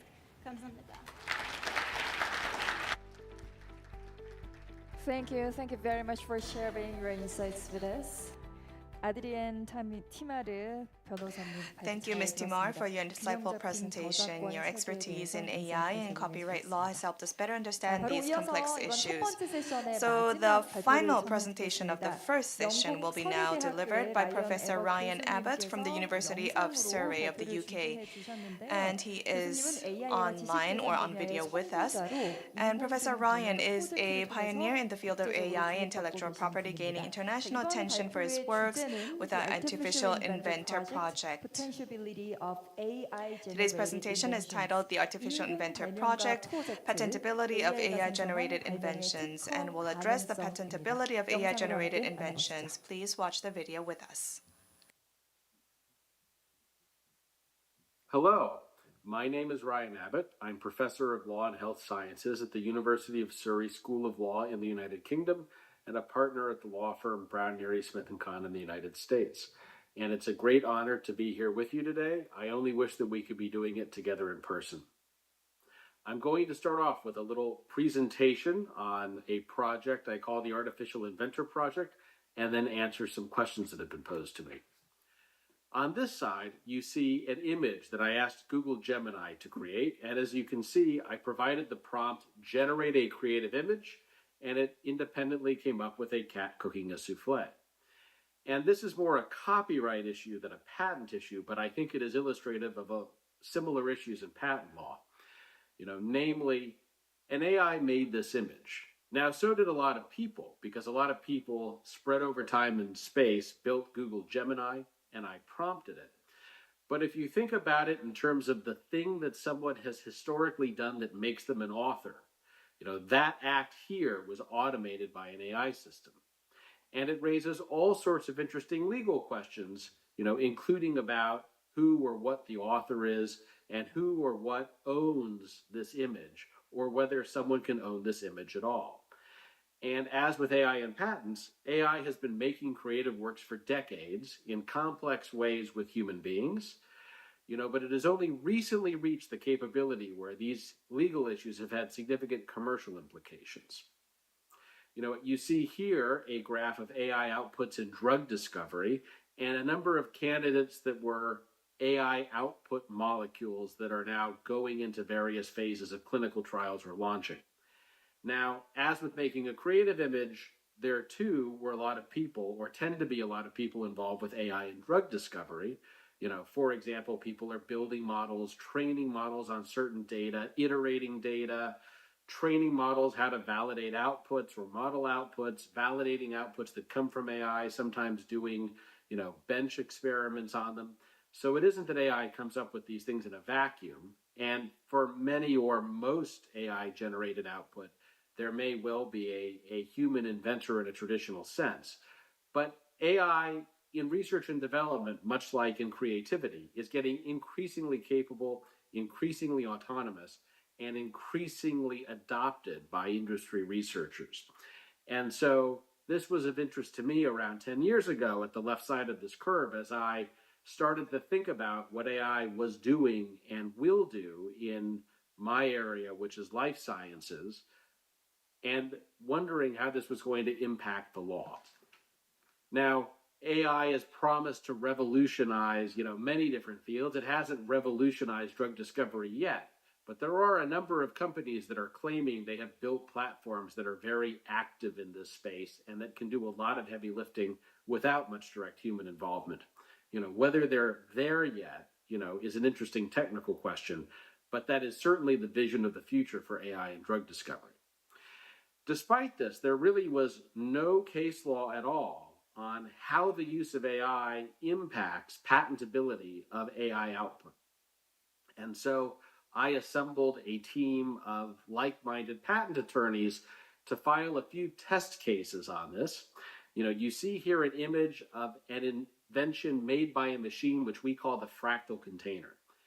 A machine, rather than a person, generated the concept of a beverage container based on fractal geometry, which it predicted would make it easier to grip and would improve heat transfer. Now, when I had one 3D printed, when this became interesting enough, I was surprised to find that, in fact, when you grab the container, it is very easy to grip. I was also surprised at how difficult it was to drink from, and it is effectively impossible to clean. But this is an invention rather than a commercial product. Now, we filed this application in the UK to have a preliminary substantive exam before dealing with inventorship. So that was done, and the invention and one other invention passed preliminary patentability examination. We then filed a PCT application and noted that the inventor of this, as a factual matter, was an AI system rather than a person, and that the owner of the AI system, purported to own this invention. That is based on really fundamental principles of property law, such that you own property made by your property. I own a lemon tree, and I own lemons from that tree, and it's not because the tree signs a written document assigning me the lemons. It's by virtue of my relationship with the tree. That also applies to intangible things like interest on principal, or in cryptocurrency, if you own hardware and software that mines Bitcoin, for example, you own the Bitcoin that comes out of that. Or if I own a 3D printer, I own a physical painting made by my printer, why wouldn't you also own the intangible property made by your property? And so we filed a PCT international patent application. This went then to 17 jurisdictions. And in most jurisdictions, it's either before patent offices or the courts, including in South Korea. But in some jurisdictions, we've had some pretty significant judicial outcomes. The first jurisdiction where we received the patent was South Africa. That was 2021. And the AI system DABUS is listed as the inventor because it factually invented the thing. And the owner of the AI system is the owner of the patent. Right? Of course, an AI system couldn't own property because it isn't a legal person. In point of fact, most patents are owned not by human beings, but by legal persons in the form of companies and governments. Most inventions being made under employment relationships. But an AI can't, given current legal status, own property. And in my view, it wouldn't make a lot of sense for an AI to own property. It wouldn't know what to do with it, and it wouldn't be motivated. But the reason to protect this sort of thing is very much to encourage companies, for example, those in the business of drug discovery and repurposing, to use AI to do a better job of inventing. And we wouldn't want to discourage those companies from using AI because it might result in them not getting a patent. Right? Patent law is intended to do three things: to incentivize innovation, to promote disclosure of inventions rather than protecting them as trade secrets, and to promote the commercialization of inventions. And really all of that works just as well having an AI invent something as having a human being invent something. South Africa doesn't do substantive examination. They have a registration system, but they do preliminary examination. And everywhere the patents have been rejected, it's been on a formalities basis. So South Africa did approve it on a formalities basis. A week later, Justice Beach in the Federal Court of Australia issued an extensive reasoned decision about why under Australian patent law, an AI could be an inventor, and at least in our case, the AI's owner had the clearest claim of entitlement. That decision was overturned on an en banc appeal. The U.S. Federal Circuit held that AI-generated inventions were unprotectable because you need to have an inventor who is an individual, and an individual to the Federal Circuit meant a natural person. Also, that inventions need to have an individual who has conceived of an invention in U.S. law. Inventorship is really very different around the world, and it's not terribly harmonized. In the US, to be an inventor, you have to have conceived of an invention. In the UK, you have to be the actual deviser of an invention. Other jurisdictions like Austria and Israel don't require the disclosure of inventors. This case went to the UK Supreme Court, where I got to argue it, where we argued that UK patent law accommodated AI-generated inventions because the AI was the actual deviser, and no inventor needed to be listed because only natural person inventors needed to be listed. But the UK court held that if the law was going to change to protect AI-generated inventions, it would need to be done through an act of parliament, and that the law did not currently accommodate that, although the case is now back before the High Court. Most recently, the highest civil court in Germany ruled in our favor, issuing a patent. This was resolving a circuit split between two German appellate courts, one of which held AI-generated inventions were patentable, and one of which held they were inherently unpatentable. And the German court said you need to list a natural person as an inventor, but you can describe how the invention was made in the specification. And under German law, all you need to do to be an inventor is to cause the invention to be made. So that was clearly met on the facts of our case, where there was an AI user, even though one who didn't directly contribute to the particular output that came out. The Legal Board of Appeal of the European Patent Office had a similar or rejected the application on the basis that, again, you needed a natural person to be an inventor, but that there was no reason you couldn't have the user or the owner of the AI listed as the inventor, regardless of what they had done. And so the application is now making its way back through the Formalities Division, where it is shortly to have a hearing. And the U.S. Patent and Trademark Office has now issued a substantially revised guidance for applicants in light of the Federal Circuit decision, namely that if you have an invention without a human being who has contributed by conceiving of each claim of the invention, those claims, or perhaps the entire patent, is unpatentable. And so you now have this undesirable outcome where you have patents that, inventions slipping through the cracks of patentability in the United States, which they will increasingly do so as AI gets more sophisticated, and patentable, for example, in Germany. And there are some jurisdictions like Brazil that have recently announced legislation to try to deal with this. The U.S. Congress has held hearings on this recently, but Brazil announced an act to protect AI-generated inventions, initially to have the AI owning the patents, which was a little confused, but they then amended this so it now provides that a legal person will own the patent, but it will get a much shortened term of patent protection. And I'll just add, ending on this graph, which is from Ray Kurzweil, which popularizes this concept of artificial superintelligence. AI is getting increasingly capable and may continue to do so at an exponential pace. And it may be in 10 years, AI is really doing a very significant amount of research and development with a lot less human input.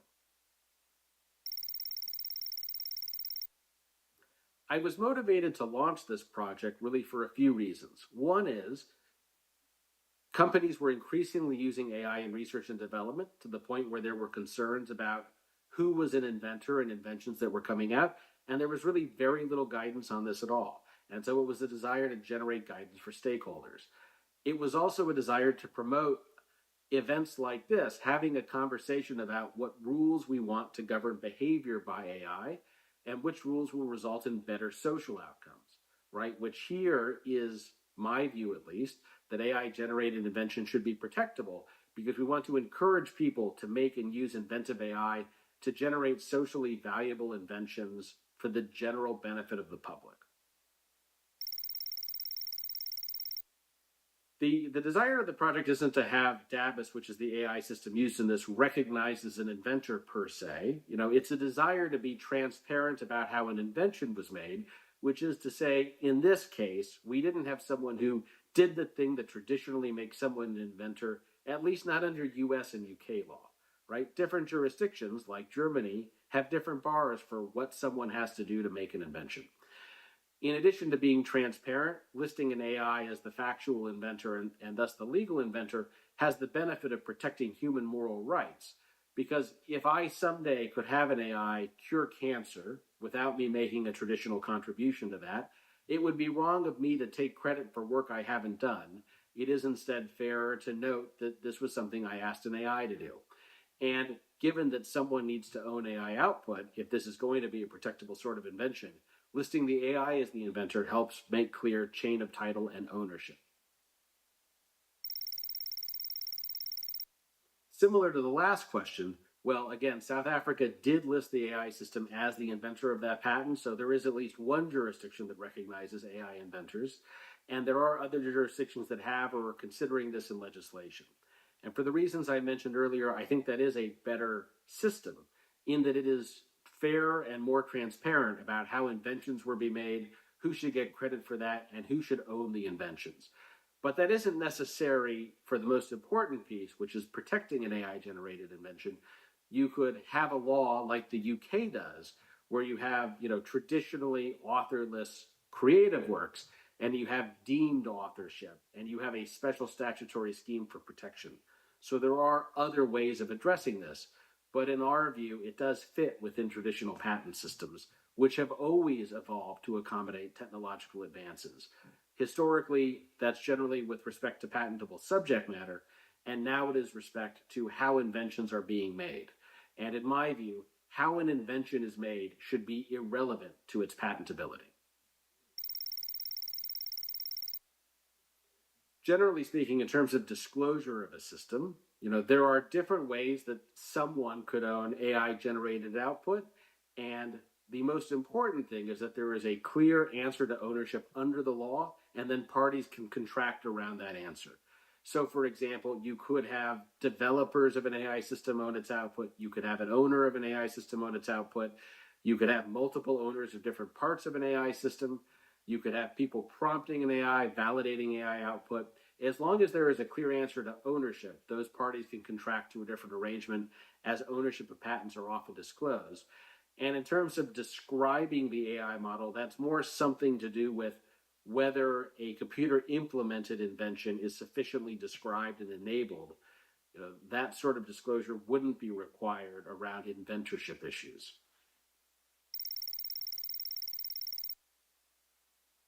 If an AI is recognized as an inventor, this wouldn't necessarily require any significant change to IP systems. There are some jurisdictions where there are laws that would apply to inventors who are natural persons. So, for example, the UK has a regime where if an employee makes a valuable enough invention, they're entitled to particular compensation from that. That could, again, flow directly to the AI owner, or it could simply not apply in the case of an inventor that isn't a natural person. And aside from jurisdictions that don't require inventors to be named at all, there are also jurisdictions like Cyprus and Monaco, which are EPO member states, which have reported they allow corporations to be inventors. And indeed, non-human beings can be authors under US copyright law under the work for hire doctrine. So the idea that a non-human thing is an author or an inventor is not so unusual, and the legal rights to that would flow to the AI's owner.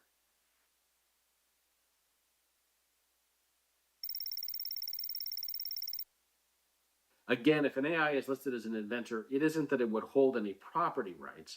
And as between the parties who are creating it, you could have a default assigning ownership to the programmers, the users, or the owners of the system, different costs and benefits to each.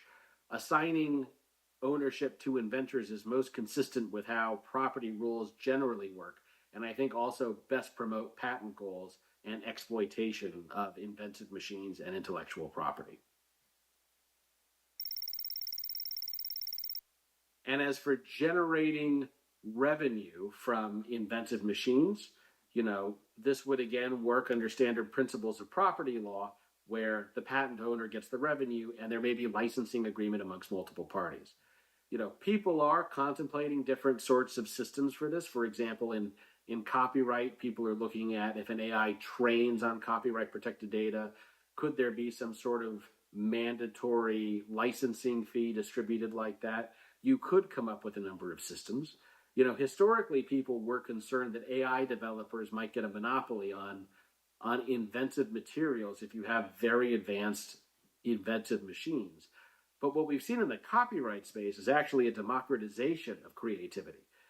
AI developers are making platforms available that different people who on their own couldn't reach this level of creativity are using creative AI to be competitive with things like, in some cases, traditional music and movie studios. And also, countries that aren't major AI hubs in the more developing world also have access to tools to be creative in ways they wouldn't have previously. So it may be that inventive AI also is a democratizing force for research and development and lessens the north-south divide in IP concentration. On harmonization, it is also important that we have harmonized intellectual property rules, including around patents, because it really shouldn't matter to someone using an inventive AI if they're making a machine in the US or Germany and where it's getting protected, because IP tends to be intangible and non-rivalrous. And inventorship law is probably already due for harmonization, and this issue is clearly important for harmonization. WIPO has done a great job of taking the lead at being a forum for conversations about this. But before countries can really come together and agree on unified rules, they need to decide for themselves what their own policies should be on this. I think this will be a critical issue for litigation in the United States, where inventorship is uniquely important. And inaccurate inventorship can be a grounds for invalidating a patent at any stage in its life cycle. And I would anticipate significant litigation around whether or not there really are adequate human inventors on patents, as AI is increasingly used in R&D. And my final point is, I think IP policies are critical to industrial strategy. And for jurisdictions like South Korea that want to be major leaders in AI and AI hubs, it's critical to have AI-friendly policies and IP-friendly policies, and protecting AI-generated output with intellectual property, is a clear benefit to AI-centric industrial policy. Thank you so much for your time, and I hope to interact with you more in the future.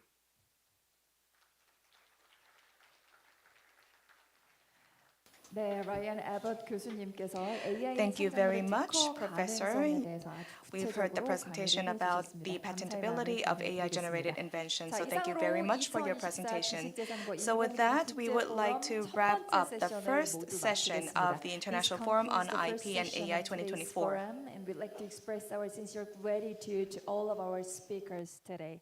자, 오늘 첫 번째 세션에 멋진 강연을 해주신 연사분들께 여러분 다시 한번 큰 So let us 박수 give a big 보내주십시오. hand to all the presenters of the first session. 고맙습니다. Thank 자, you so 이상으로 much. 오전 세션을 모두 So with 마무리하고요. that, we are wrapping up the 점심 first session, and from now on, we will have 점심 lunch. 식사는 자리에 앉아 계시면 And 저희가 we will be 제공을 providing 해드릴 lunch 예정이니까요. to you, to 식사하실 your 분들은 자리에 seats. 앉아서 So please 기다려주시기 do wait for 바랍니다. us until 자, we 식사 serve 시간이 you. 끝난 후 And then 오후 after lunch, we 1시부터 will 오후 begin 세션이 the next session 시작되니까요. at 맛있게 1 식사하시고 o'clock. So I 1시 hope you 전까지 enjoy 자리로 lunch, 돌아와 and 주시기 바랍니다. please return to your 고맙습니다. seats by 1. Thank you.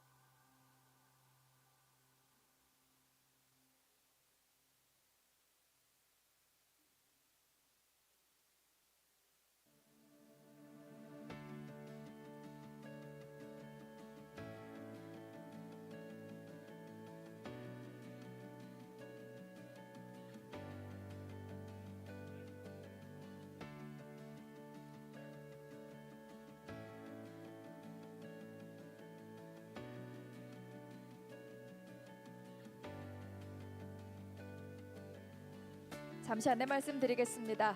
잠시 후 오늘 포럼의 오후 We will 세션이 soon 시작될 begin the 예정입니다. afternoon session 로그에 of today's 계신 forum. 참가자 I would like to 여러분께서는 kindly ask 행사장 all of 안으로 you to return to 입장하셔서 the 자리에 conference 앉아주시기 hall 바랍니다. and take your 다시 seats. 한번 안내 Once again, I would 말씀드립니다. like to 이제 곧 오늘 make 포럼의 a 오후 couple of 세션이 announcements. 시작될 We will soon 예정입니다. begin the 로비에 afternoon 계신 session of today's forum. I would 참가자분들께서는 like to 행사장 kindly ask 안으로 all of you 입장하셔서 who are in 자리에 the lobby 앉아주시기 to return 바랍니다. to your seats. 오늘 포럼에서는 동시 통역 We are 서비스가 providing 제공이 simultaneous 됩니다. interpretation 테이블 위에 in 놓여진 today's 수신기 forum, 활용해 so please do 주시고요. use 채널 your 1번이 devices 한국어, placed on your 2번이 tables. Channel 영어입니다. 1 is for English, 그리고 Channel 앞서 2 is 안내해드렸던 것처럼 Channel 1 is 오늘 Korean, 이 Channel 2 is 포럼은 English. And 국가지식재산위원회 as I've mentioned 공식 earlier, 유튜브 채널로 we're 생중계되고 also live 있습니다. streaming today's forum 또한 at 오늘 the 행사의 official 원활한 진행을 YouTube 위해서 가지고 site 계신 of the 휴대전화를 International 잠시 Forum on IP 꺼주시거나 and AI 진동 모드로 2024, 변환해 주시길 hosted by the 부탁드리겠습니다. Presidential 자, Council on 그리고 오늘 IP. 참가하신 And also please turn off your cell phone or turn it off 오후 세션이 to 시작되기 silent 전에 mode. And I would 입구에 also 있는 like to 등록 kindly 데스크에서 ask all the 반드시 patent 서명을 attorneys 하신 to 후에 sign the 입장해 documents 주시기 placed 바랍니다. in front 다시 of 한번 the hall. 말씀드립니다. 오늘 Once again, I would like 참가자분들 to 중에 kindly ask all the 변리사분들께서는 patent 오후 attorneys 세션이 to 시작되기 전에 sign 입구에 the 있는 등록 documents placed 데스크에서 outside 반드시 before we 서명을 begin the 하신 후에 afternoon 입장해 session. 주시기 And 바랍니다. then can you 잠시 후에 enter the 시작하겠습니다. hall? We will soon 고맙습니다. begin. Thank you.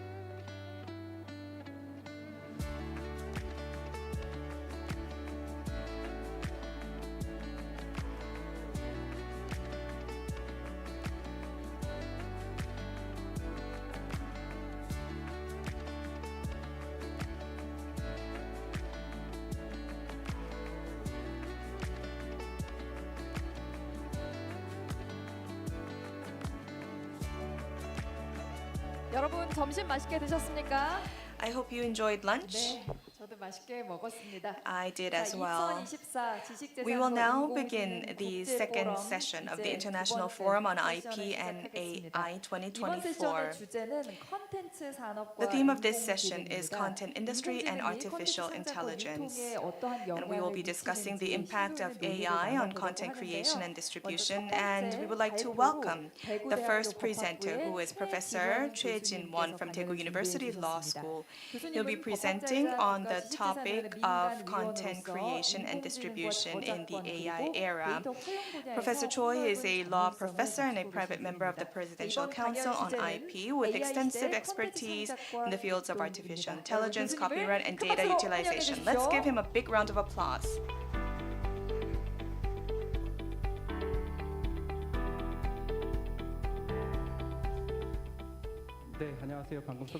Good afternoon. I am Choi Jin-won from Daegu University. So I am the first presenter as well as the moderator of the second session because I don't have that much time allocated. So in my presentation, I would like to talk about the current status of content distribution and creation. And then any in-depth discussions will be done in the panel discussion later on. So this is the first slide that I've prepared. As you can see that this person is the one who composes so many songs. She actually composed more than 300,000 songs over 6 years. So her name is Lee Bom, and over 6 years, 3,000 songs were sold. It's not like she exists. She is an AI composer. And so talking about AI composer, probably those of you who are a little bit old enough, you might think of the cyber singer Adam, but unlike Adam, she is the one who actually composes songs herself, and she does creations. And so maybe you remember Hong Jin-young, who is a singer, and there's a song called Love of 24 Hours. And when you go to Melon, which is an app, you can buy that song and listen to it. And in the artist channel, there is also another channel just specially for Lee Bom, who is this AI composer. So this is the music being sold. And right now, she does not receive any copyright fees. It's because she is not a human being who composed this music. And so in Comca, it says that she is not registered or that she is not commissioned to do so. So for those of you who majored in IT, you might think that, well, this was created by AI, so AI should have the copyright. That would be the thought that you would have. But as I will also mention later on, but AI is not a human. That is why AI cannot hold any rights for copyright. So this is what is so-called the right for, so only humans can have rights, not AIs, not machines. So but then if AI can do the same thing that the humans do, then maybe AI can also be a copyright holder. And so in the legal circle, there is this concept of a legal entity. So maybe AI can be a legal entity as well. And so the European Parliament's Committee on Legal Affairs created a draft motion on robots, saying that robots can be granted as a status of electronic person. So this was a discussion that was held by the European Parliament, but this was not adopted yet.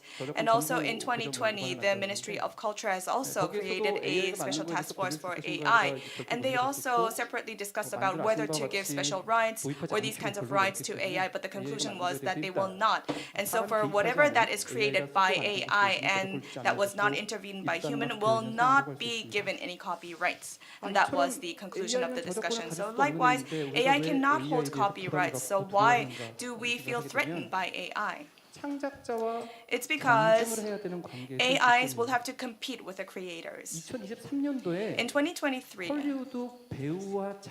Hollywood writers and actors went on a strike for the first time in 63 years. So they reached a consensus because it was because of the AI. So AI, if AI replaces the works of human and reduces the profits of the actors and writers, they decided to go on a strike. And also SASM of France and also Germany's GEMA has made this report, and it says that 8% of the music market is already undermined by AI. And also every year that size will grow by 60%. Well, AI is not something really new these days. We've also heard about Isedor's match with AlphaGo, and also as in movie Imitation game, you know, Turing Test, and I think that was launched in 1950. And during that period of time, there was this darkness age of AI. AI was not that popular, but then AI started to do chess, to do Go, but then all of a sudden, why are we talking so much about AI these days? So as I said, in 2020, there was this special task force about AI, and also there were revisions by the government regarding AI. So I was actually involved in those works, in the revision of acts. And so TDM was supposed to be non-profit making. And so the beginning was that to make this AI non-profit wise. And so to make this kind of public hearing more active. And also the Music Development Committee, they've also said that back then the copyright holders, they were not really against AI back then, but then after 1 year with the launch of ChatGPT and all of us experiencing ChatGPT, we saw this rapid change that we have not expected before. So for the past 70 years, AI just played Go or Match or chess, but now it started to develop in a completely different way. And in the morning session, we heard that at Christie's auction, there was the Bellamy family portrait that was sold at about $500 million US. Well, this is just because AI drew this portrait, it catch a lot of attention and it was sold at a very high price. And also Microsoft, Google also started to draw AI drawings. And so rather than having artistic values, it's just because AI generated these drawings, these are more meaningful. And so, AI can now generate these kinds of drawings. It's very interesting. So we thought like that. But now AI can compete with humans, and sometimes AI can make even better creations than humans. And so for those of you who are interested in AI, you've probably seen these kinds of images, which is the space opera theater. And so in a regional contest, this has won the first prize, and an AI platform called Midjourney was used to create this drawing. And then on the right side, you can see the AI generated picture, which also has received the first prize at the open competition at the Sony World Photography Awards. Well, this is a picture, a photo, but it is slightly different. It is a lot different from the pictures that we know, but then this has received the first place. So now we have to think, what is really the definition of a picture, of a photo? And so until now, we've been thinking about creation, which has a certain stereotype definition, but now we have to change that definition as well. So in the past, AI has created things which were just copying what humans made. And so AI were those that would just copy the things that humans has made, and then it was just about having similar outcomes. But then New York Times, and there are more than 30 important lawsuits going on, and you can see that this is about the New York Times lawsuit, and that the responses of ChatGPT will be similar to the articles written by NYT. And so it's almost like copying the exact same article written by NYT. And also there is Getty Image that is also having a lawsuit with the AI. And so on the right side, you can see the drawing or the image generated by AI. So it is very similar to what has been created by Getty Image. So you can also see that the watermark is also placed on the right bottom side. And in China, there were also the Ultraman case or the lawsuit. And so the AI's outcome itself is quite similar to the Ultraman made by human. And so it can be considered as copyright infringement. But then let's talk about the style and the idea and the expression. Now AI is no longer creating the things that were made by humans. And also there is another company or another person, Sarah Anderson, who is also having a lawsuit with AI. And so on the right side, you can see what AI has drawn. The left side is the original work. So it's not the same. So we cannot say this is the exact copy. But the style of the drawing is quite similar. We can see that.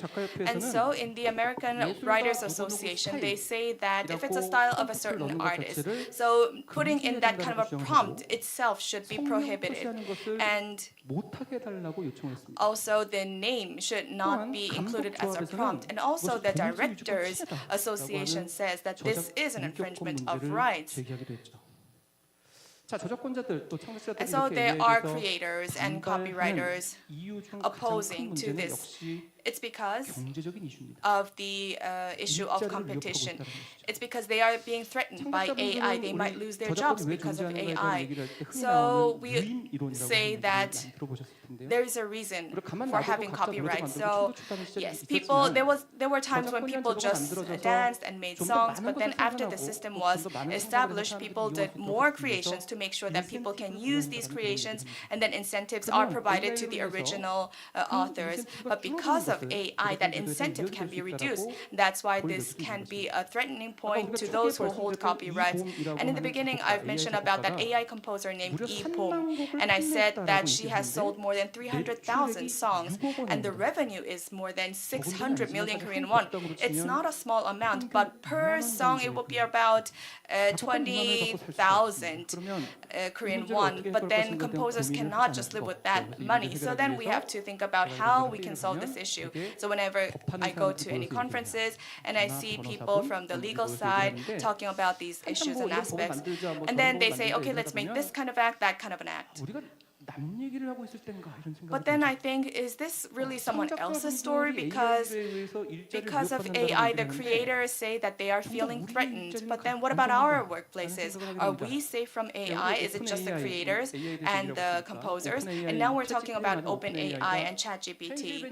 And so they have done a joint research with Pennsylvania University. And there it says that because of the emergence of AI, there are a couple of jobs, such as the lawyers who can be replaced by AI. So we were talking about composers, creators, and the participants are there, but actually we are the lawyers who are the most threatened people. And then I'm a professor, so okay, what about me? But then according to a report that was published by KDI, professors are the ones who can also be replaced by AI. So all jobs, where it's not only the issue of creators or composers, the society's structure itself is now facing a serious change going on. And also a law firm has created a chatting or chatbot, but then the Korea Lawyers Association, they opposed to that, and so that service was suspended. And so I think this is a totally understandable situation. It's not just about the creators. Everyone, all of us, we are competing with AI. So we need to live or find a solution where we can coexist with AI. So let's listen to a song first.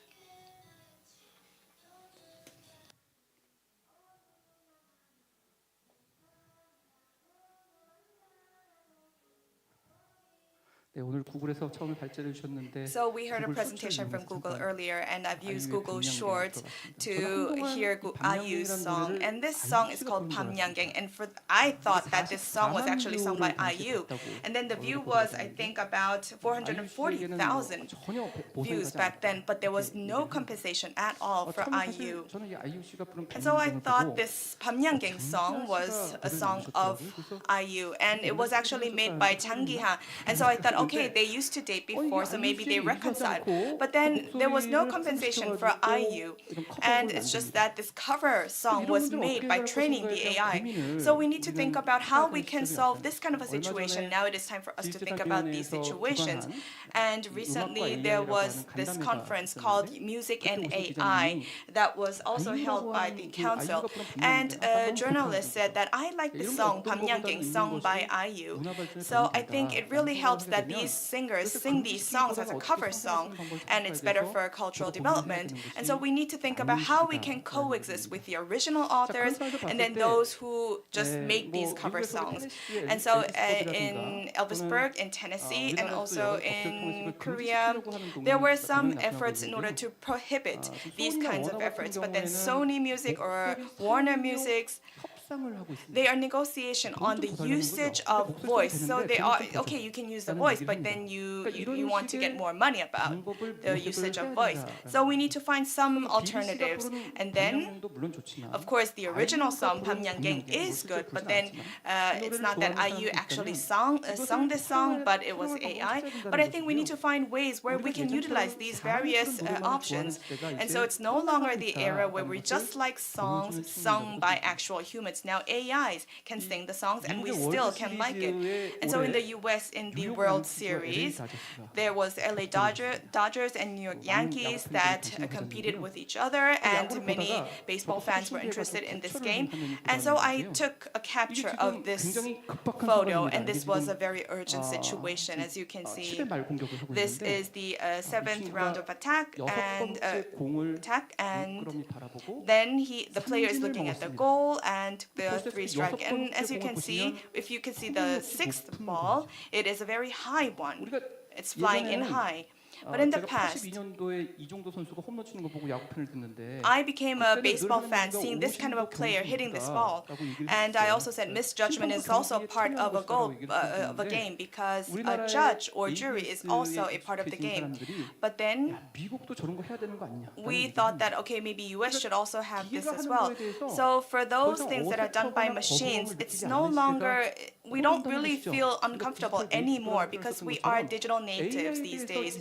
And so for AI, we don't feel AI uncomfortable anymore. And so that is the era that we live in, and we need to prepare for that. And also, I would also like to talk about comics as well.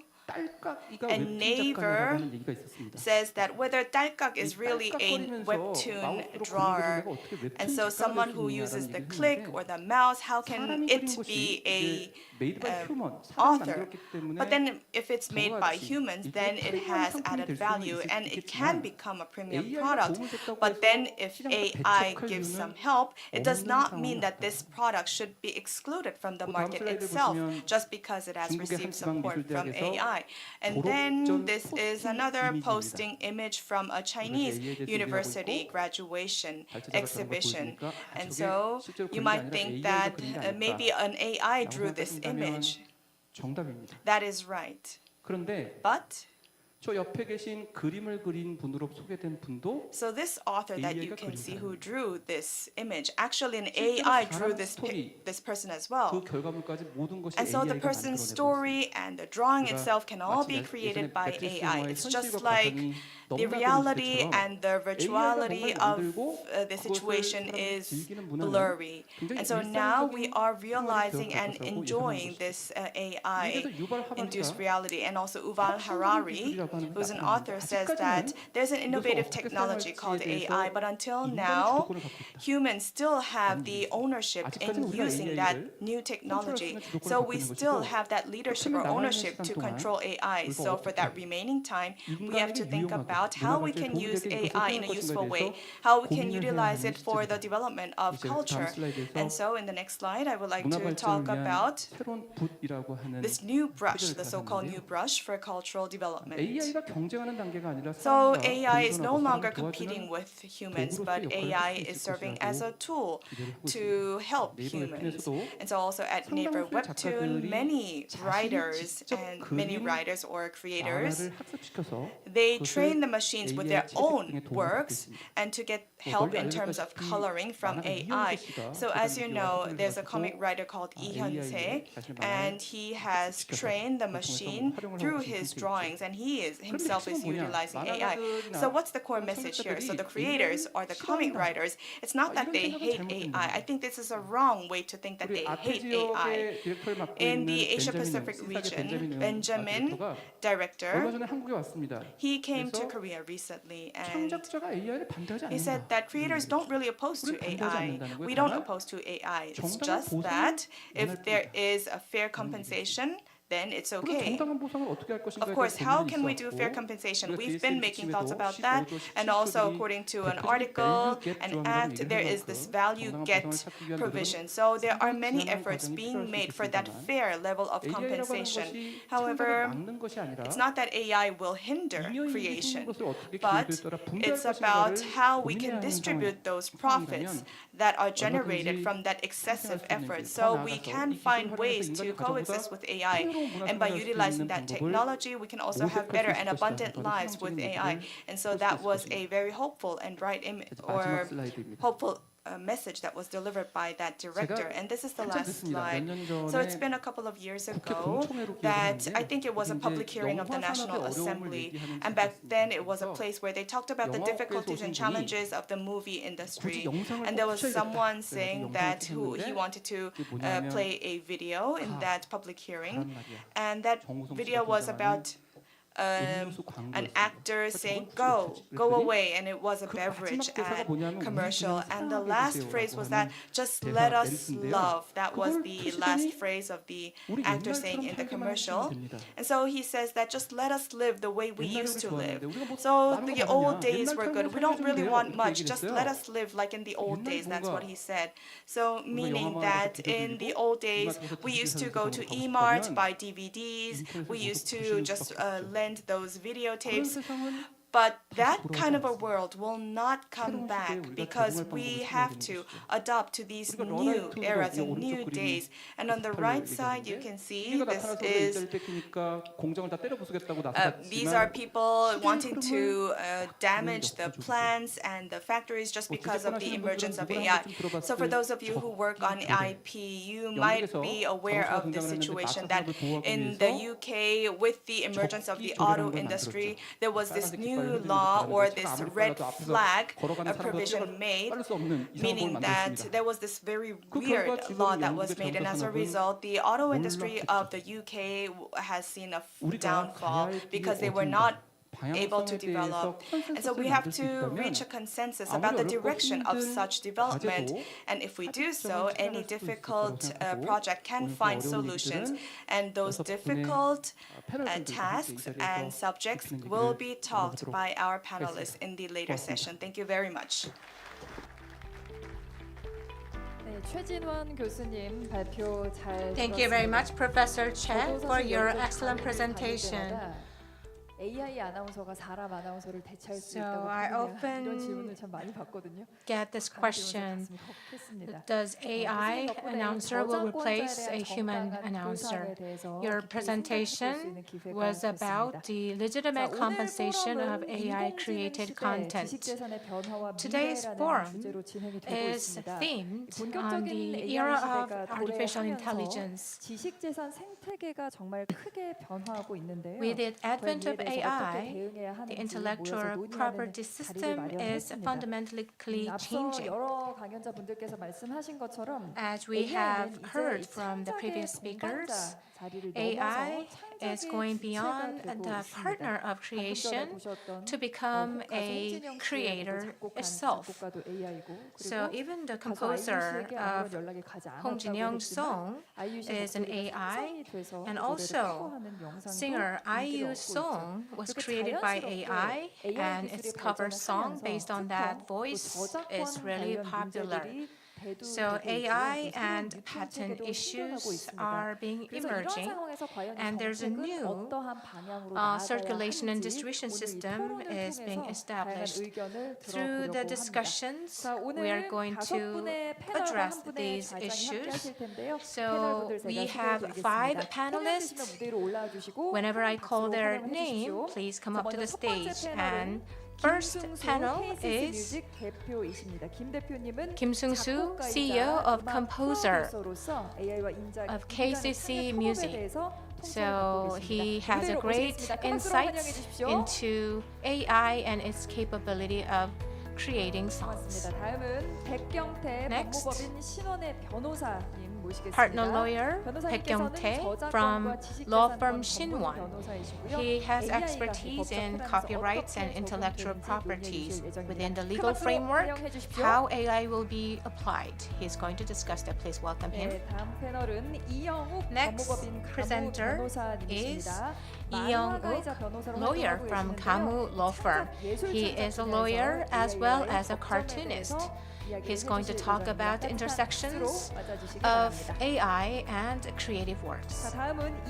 Next, Mr. Lee Jung-hyun. He is the chairman of Federation of Korean Music Performers. He's also a classical vocalist. He's actually experiencing the impact of AI in human creative works. The fifth panelist is Mr. Won Gil-ho. He, CEO of Posa Labs. As an expert in AI-driven content creation platforms, Mr. He will share key insights. For this panel discussion, the moderator is Professor Choi Jin-won, who has just given a lecture. Please welcome him again with a big round of applause. Now, I'd like to hand over a mic to our moderator, Professor Choi. 중요하고 어려운 얘기들을 오늘 패널 시간으로 다 돌려서 So we are here to discuss important yet difficult issues. 우리 연사분들을 아주 어렵게 So we have invited this excellent panel. So they are very well known and renowned experts in their own field. So in terms of copyrights and content, they have piercing insights. And they have prepared discussion statements. So after then, we are going to engage in discussions, and which will be followed by a Q&A session with the floor. So first, I'd like to ask 작곡가님 먼저 Mr. Kim Sung-soo to share his opening remarks. 제가 어릴 때 되게 좋아했던 노래를 작곡하신 분을 He composed a song that I loved when I was younger. He composed Twice's Signal. So let me hear from him.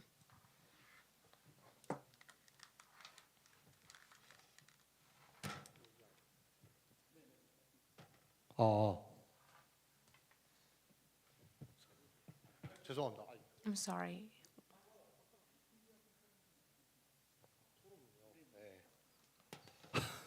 죄송합니다. So I'm going to share my discussion points. 예, 네네. 조금 부담스러우신 것 같아서요. 박수 한번 좀 So why don't you give him a big round of applause to encourage him? 김승수 변호사님, 저 작곡가님께서 토론문을 주셨는데 So Mr. Kim shared his discussion paper 보면서 발표하기 with 좀 us, 불편한 자리여서 but I think it's kind of uncomfortable for him to read out the text. So I'd like to ask lawyer Baek Kyung-tae first, and then we are going to ask Mr. Kim for his points. 법무법인 신원의 파트너 변호사로 계시고 So Mr. Baek Kyung-tae is a partner lawyer at law firm Shinwon. He has dealt with many entertainment lawsuits. 법제와 실무를 모두 So he knows the legal practices and the real situations related to copyrights. Please go ahead.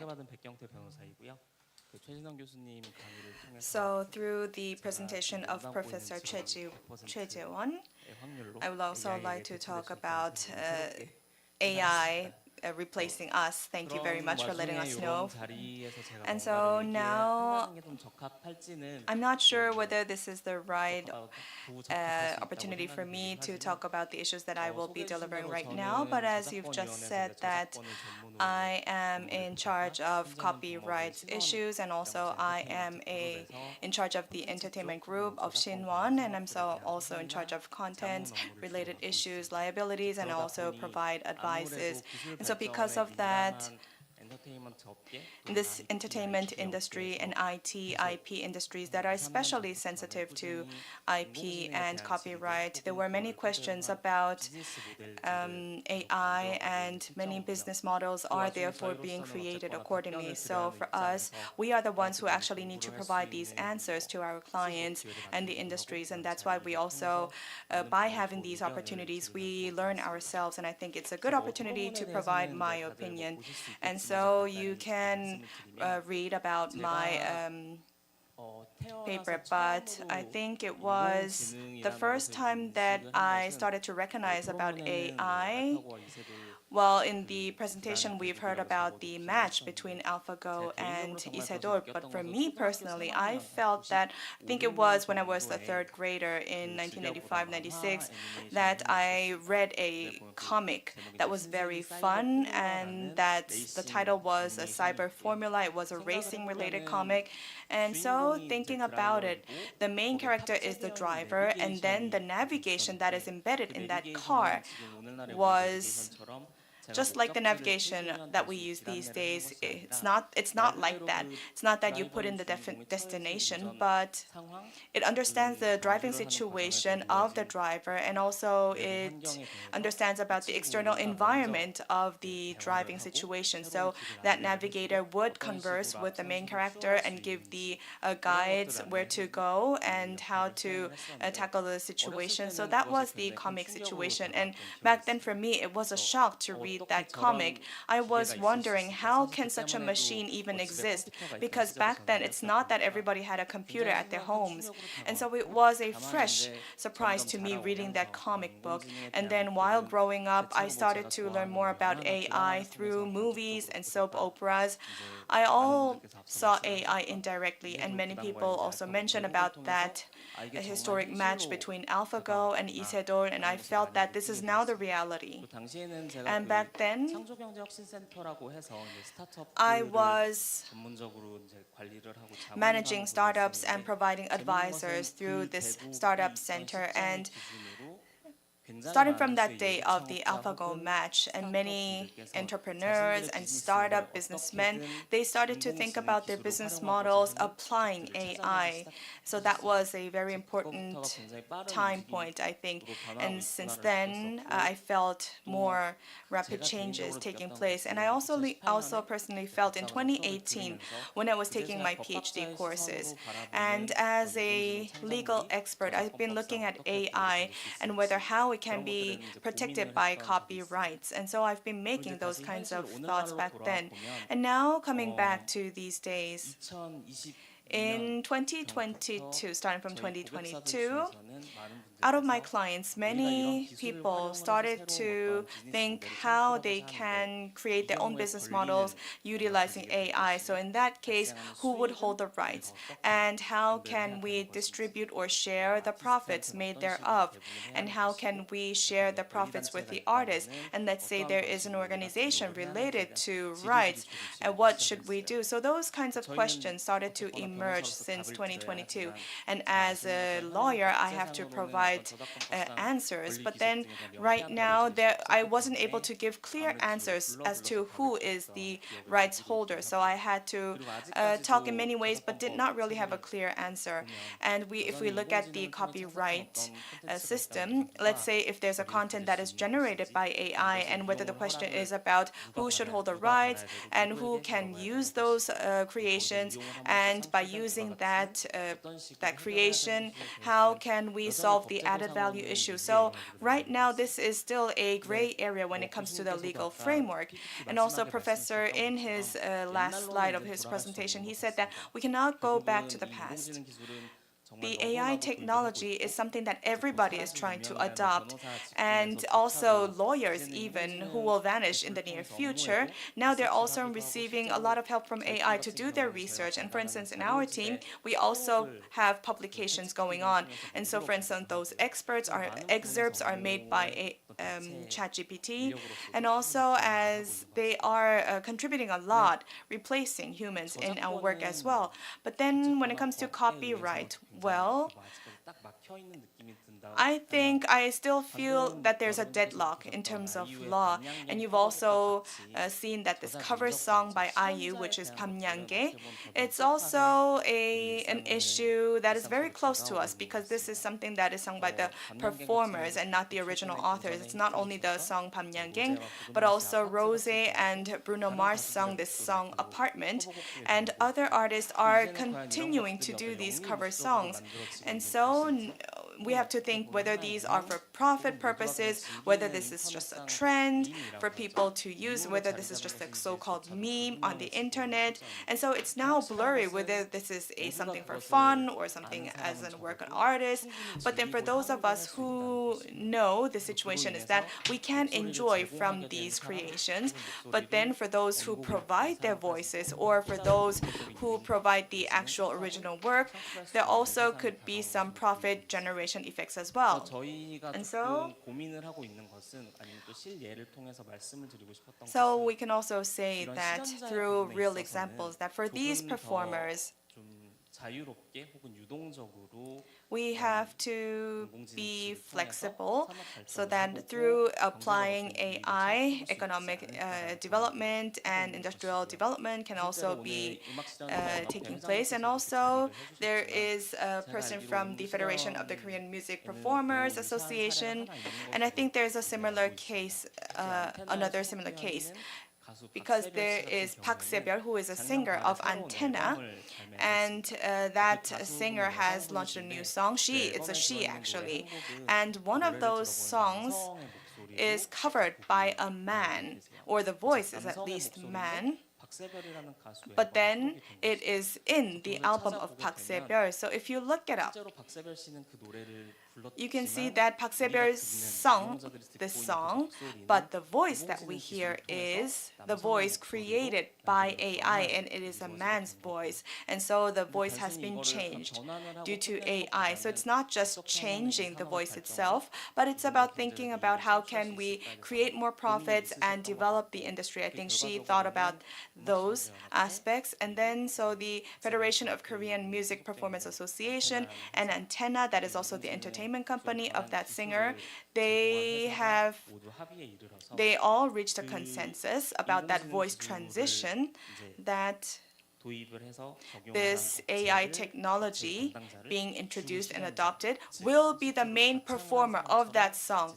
So it's like that company will be registered as the actual one providing the voice. And Park Se-byul did not sing that song, so she will not be receiving any profits from that song. So that is a case that we also found recently. So thinking about this case, I think it was in the beginning of last year that there is this very popular musician, David Guetta of France, who has done an interview saying that AI technology can advance the music industry. So in the beginning, when the electronic guitar was first launched, people opposed to it, but because of that electronic guitar, rock and roll was born, and also the sampler machine was also born, and because of that, the genre hip-hop was also emerging in the music industry. So this AI can serve like as a synthesizer and as a new tool to expand the music industry.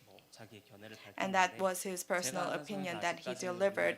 And I think right now there aren't that many cases in Korea yet, but then if there is consensus reached between the original author and, let's say, the AI company, then I think through this kind of a consensus or contract, these changes can take place, and it can be a very good precedent for the industry. But until now, or the global system does not really have a system in place that can follow these changes.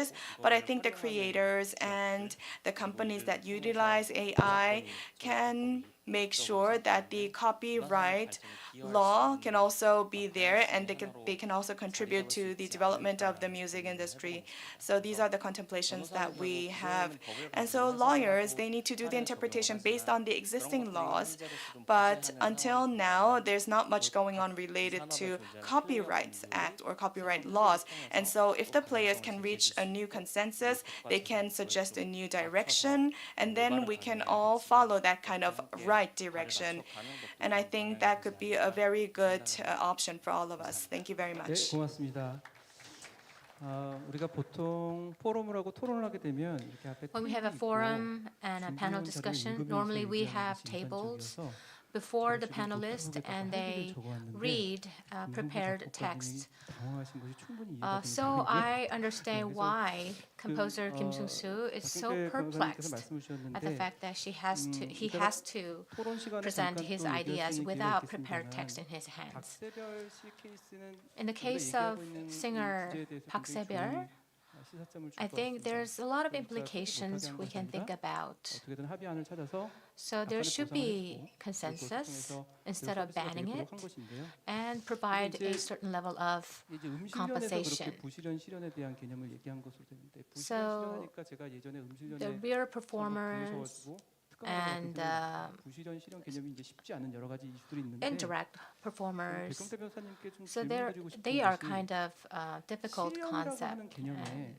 In terms of performance, 좀 듣고 싶습니다. AI 생각하실 시간을 can be 드렸기 때문에 included. 약간 시간을 끌어드리면 So I'll give you some time to think 제가 about 예전에 the answer. 음술련에서 어떤 이슈가 있었냐면 What was the issue in the 저는 Music 이제 Performers 색소폰 Association in the 연주자 past? 케니지의 음악을 들으면서 자란 세대예요. I grew up listening to Kenny G's performance in Korea. 연주를 들으면서 살았지 않습니까? We have a great saxophone performer Lee Jung-shin. 이게 익숙해지가 When it 어렵습니다. comes to 제가 할 줄 아는 saxophone, 악기는 리코더밖에 없는데요.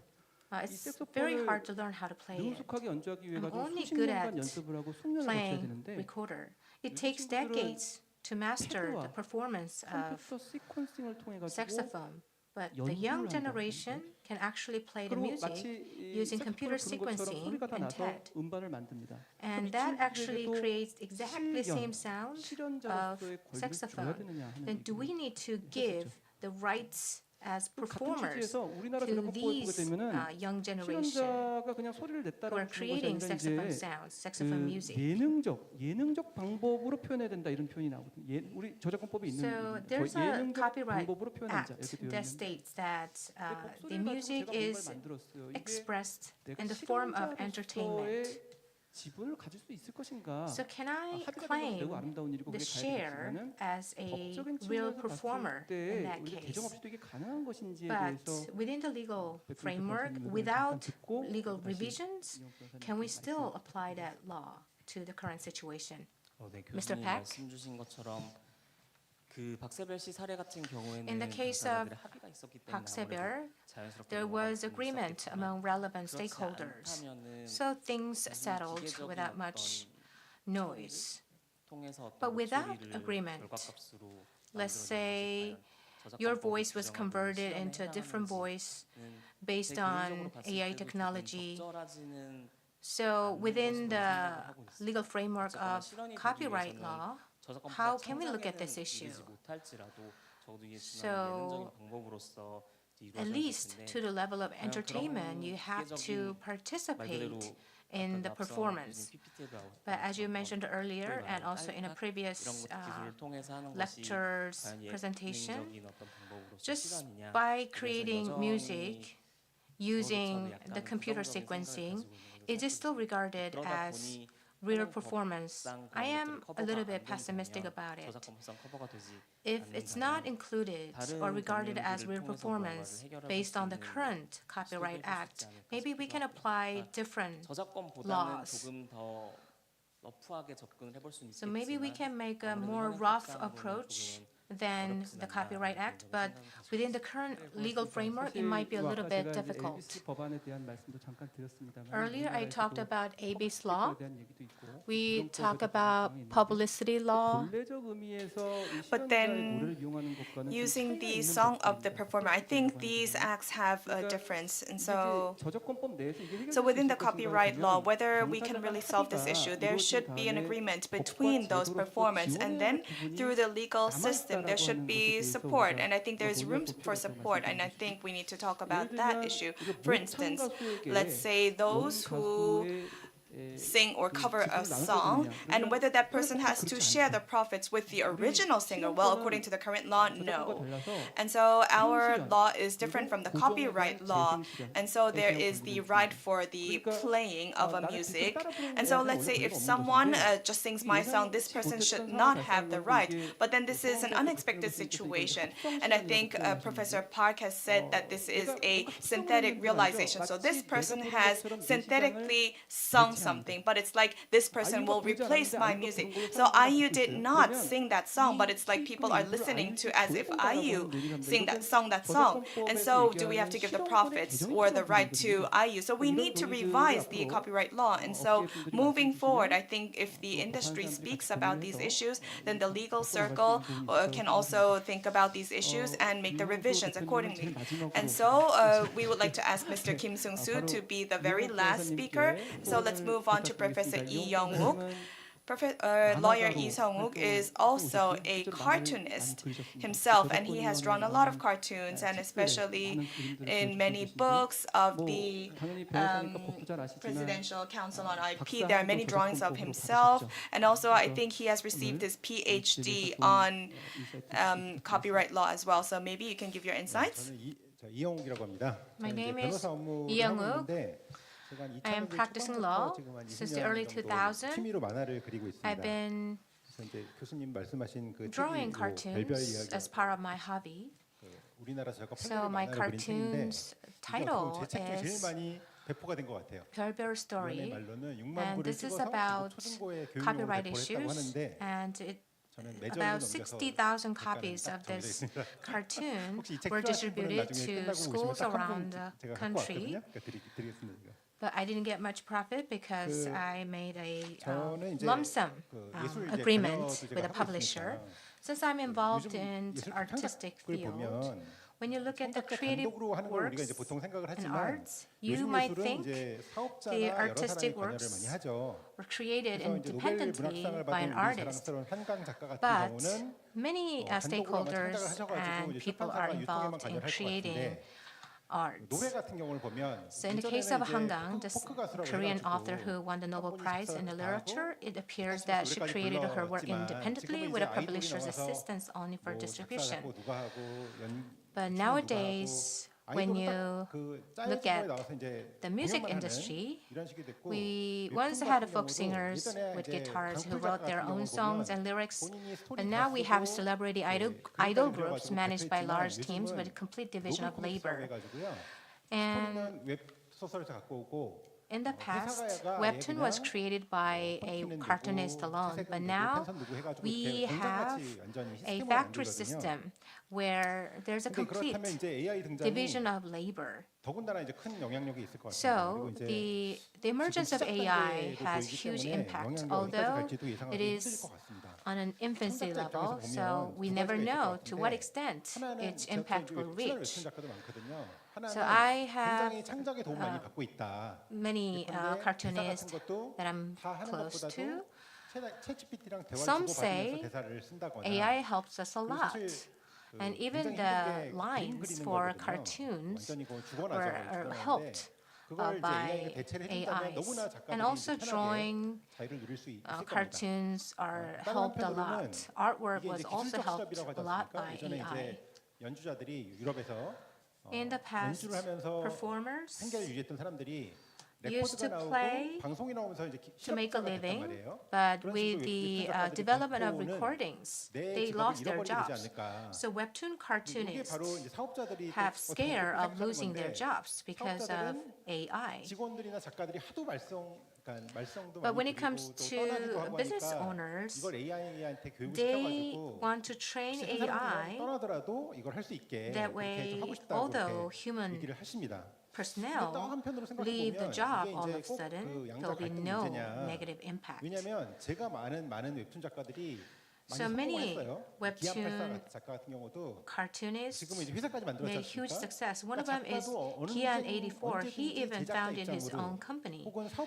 So cartoonists and artists can be turned into business owners overnight. It can happen at any time. So far, there was a conflict between the creators and business owners, but we should go beyond that. And the next issue is how to protect AI-generated content. So I received a request to give a legal counsel about how to protect AI idols' work. So AI-generated work.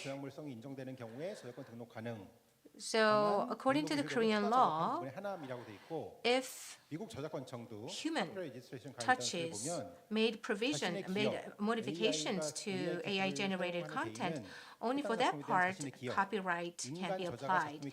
Even in the United States, according to the law, the humans can actually claim their compensation for the part that they contributed to AI-generated work. But in the legal battles, how you can distinguish between human contribution and AI-generated content? What about the outputs from trained AI?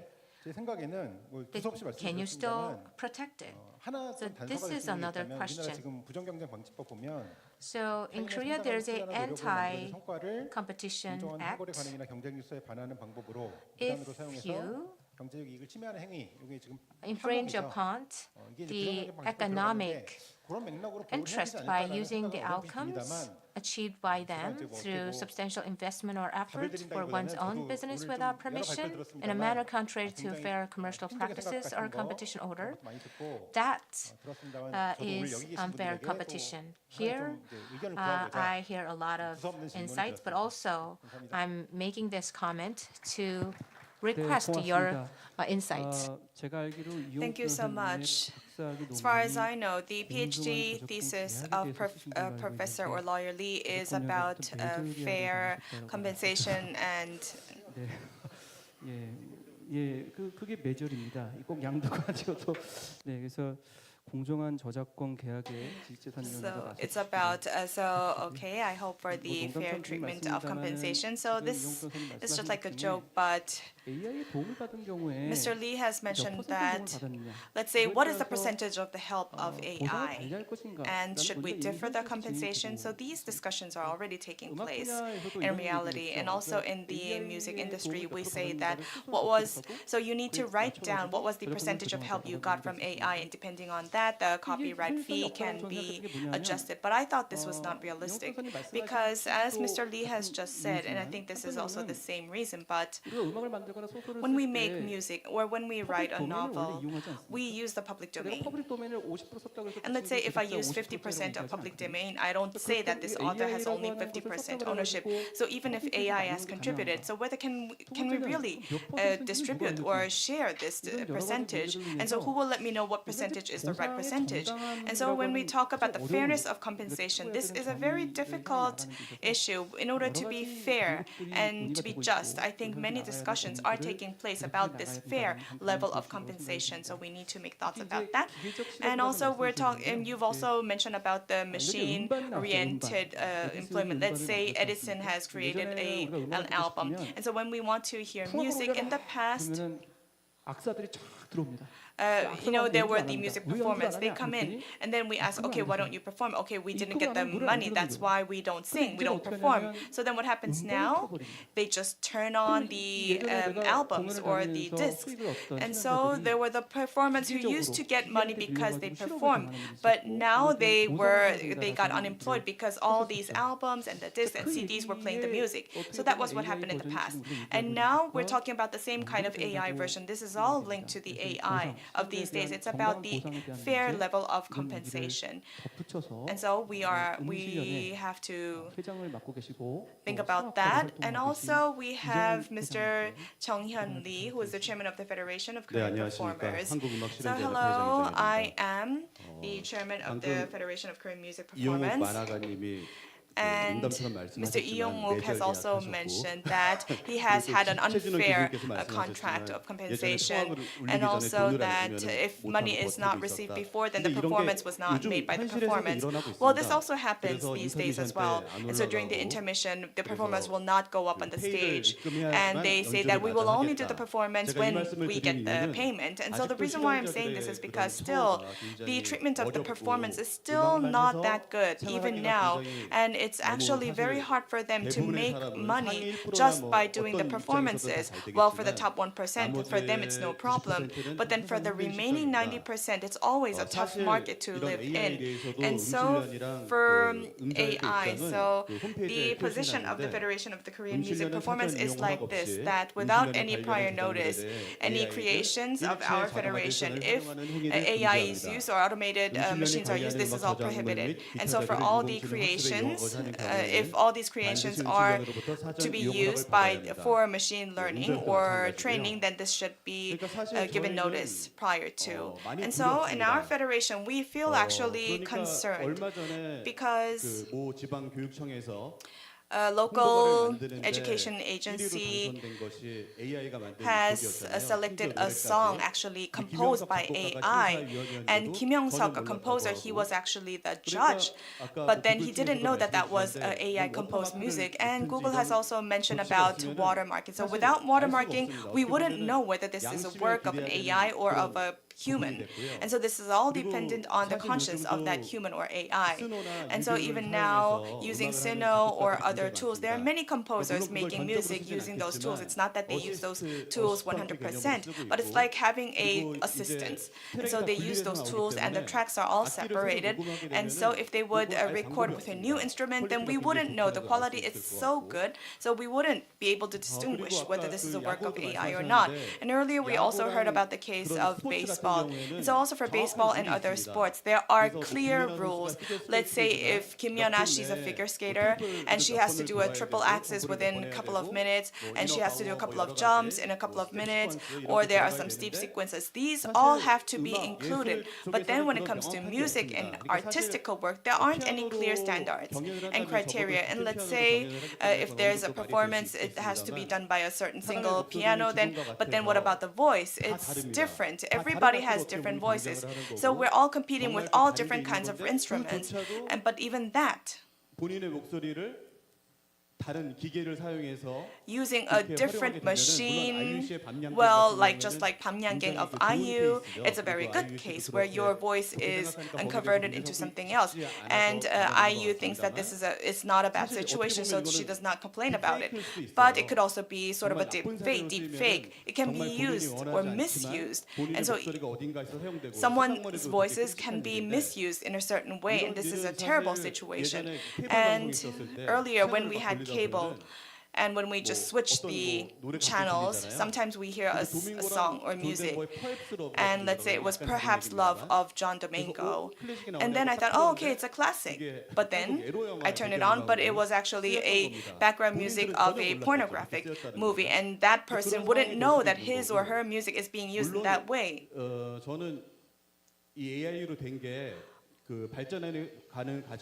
And I think using AI, there could be good cases because we're right now in the process of development. Let's say Misori Hibari, who was a Japanese singer who died earlier in the early days, and his voice was cut off by every single second.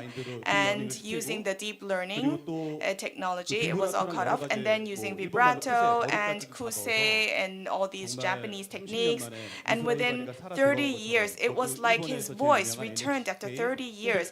And at NHK, that song was performed, and the many Japanese people, they were so moved by that song, hearing after 30 years. And then there was Big Ocean, this new group of people who are deaf. And so if you're deaf, you don't really know what your voice is, and so you don't really know how to sing.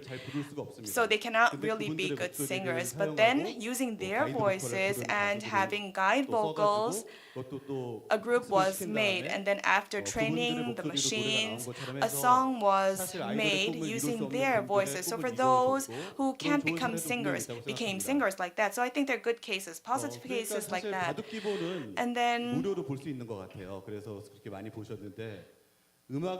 but for music is not free. You need to pay a certain amount to hear that song. And so what we're saying is that composer Kim Young-suk also said that if there's a big wave, we need to ride on that wave instead of being threatened by it. And now, well, there should be many safeguards or guardrails, let's say.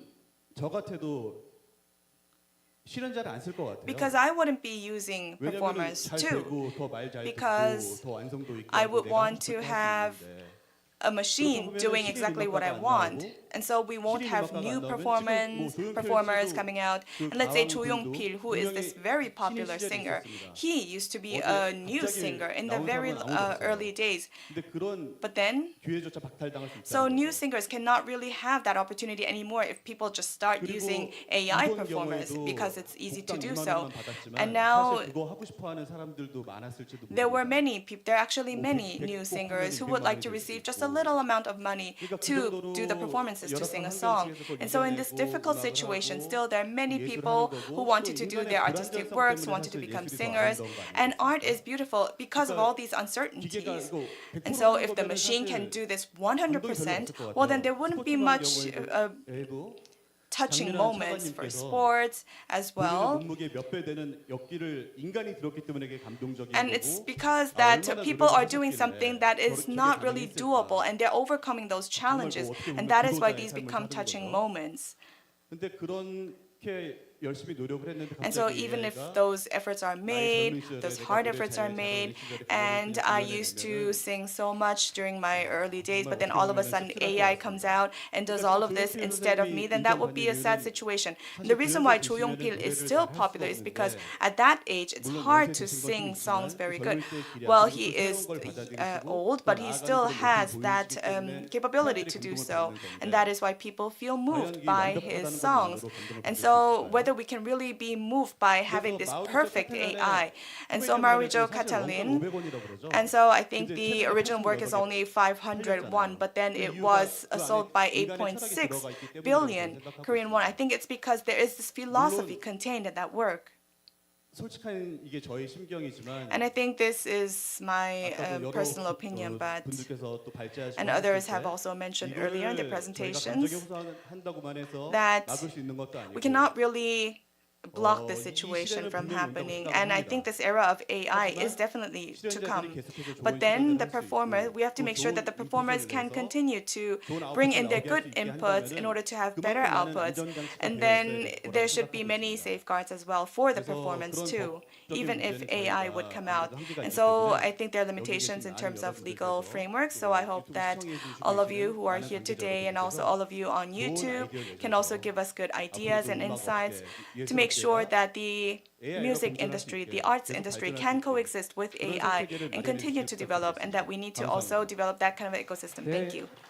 이정현 회장님 고맙습니다. Thank you very much, Chairman Lee. 실현자의 보호 문제는 Protecting performers. 접근하고 있기는 한데요. So we are approaching this issue from the perspective of deepfake, and we have relevant laws being created domestically and internationally, but their viewpoint is a bit different from that of copyright. So we need to discuss these issues at the same time.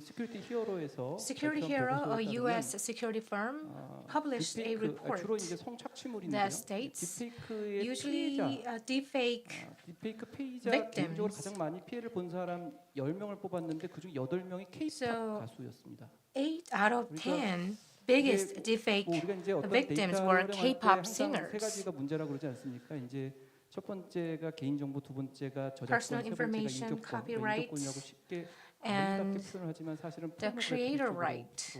모여서 시작이 되는데 The, 어쨌든 이 세 번째 측면에서 these 디베이트가 three 가수에 issues 됐다는 얘기는 are the main problem. So personality rights or moral rights is also another issue. So they will emerge as copyright issues in the near future. So we are destined to face these issues.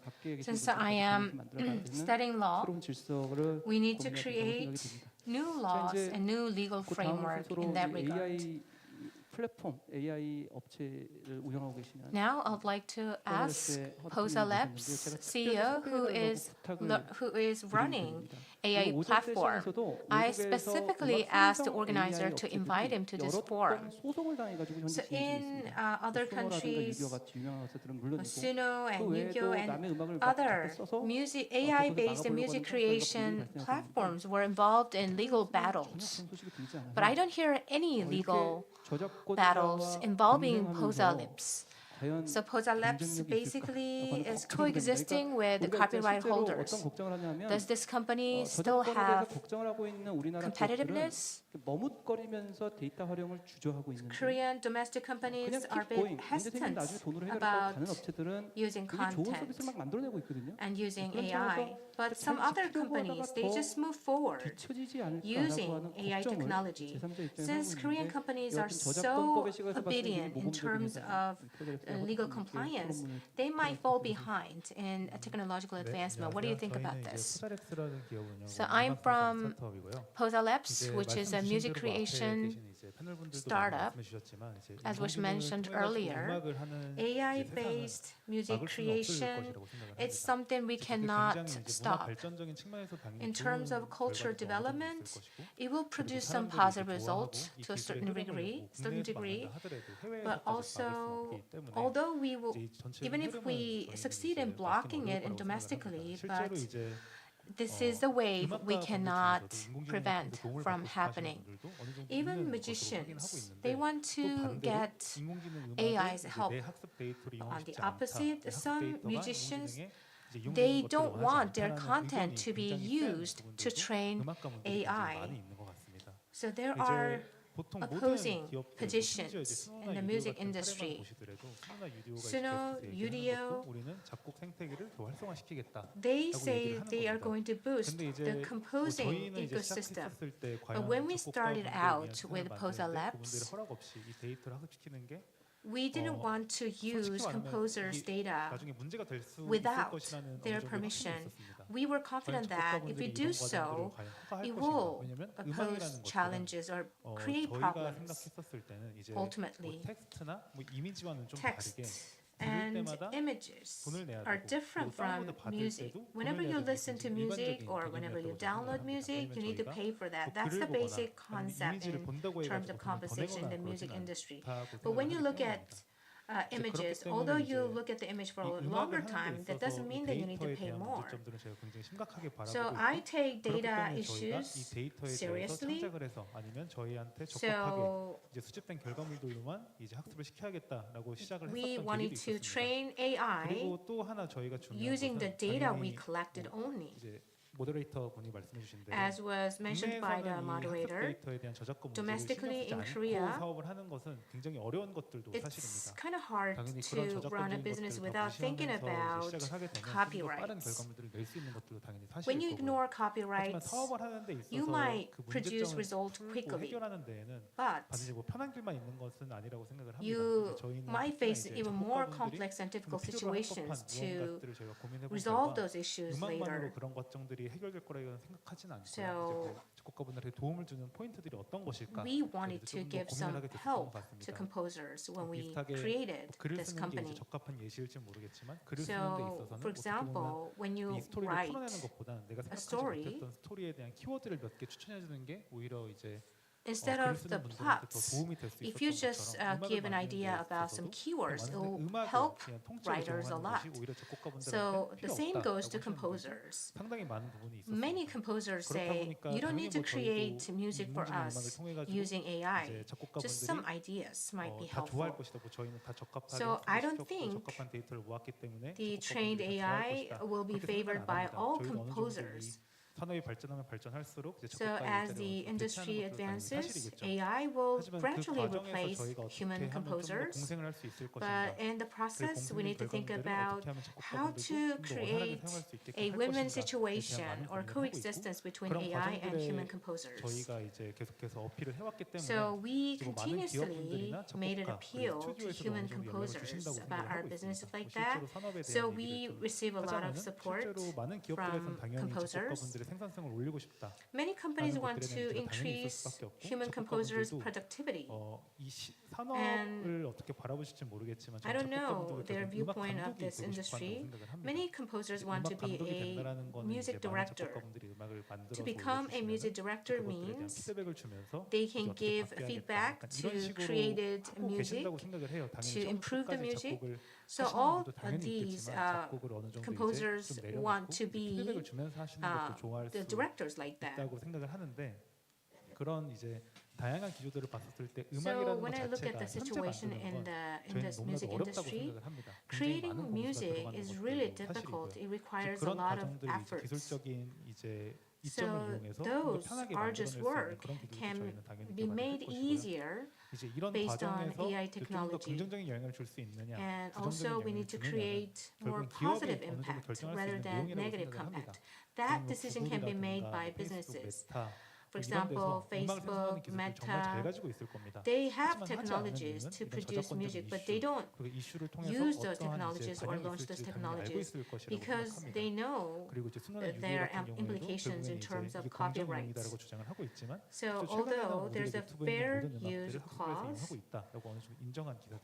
and we see some articles that the AI is using music on YouTube to train AI. So we need to sway away from infringing upon copyrights. The composers are increasingly using Snow and Udio because they do that because they think it's in line with fair use. But ultimately, what matters is whether companies can collect authorized data or not. And also they need to work in a way that benefits the society as a whole. Thank you very much.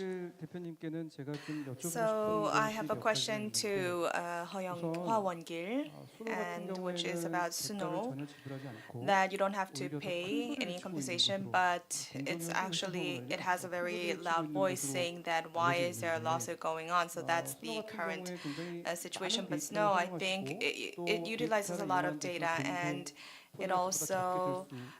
it can cost less to use that data. But then if you go to Snow, there is the K-pop category, and so Korean music can also be used. Probably it is used as data as well. But then compared to those companies, let's say Poza Reps, it does have global competitiveness, and to grow furthermore, maybe it is actually experiencing some loss. Maybe that could be the concern that they might have. So in order to comply with the law, sometimes you have to take a step back.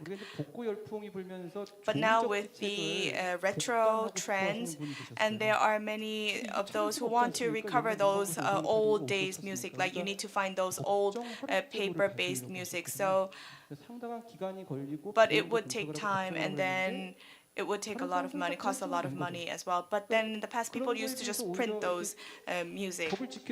So in order to comply with the law, it's hard to say that they are experiencing losses, but they can sometimes be a little bit back or lagging behind in terms of competition. So that's one of the concerns that they could have. And also for Suno, I think they said that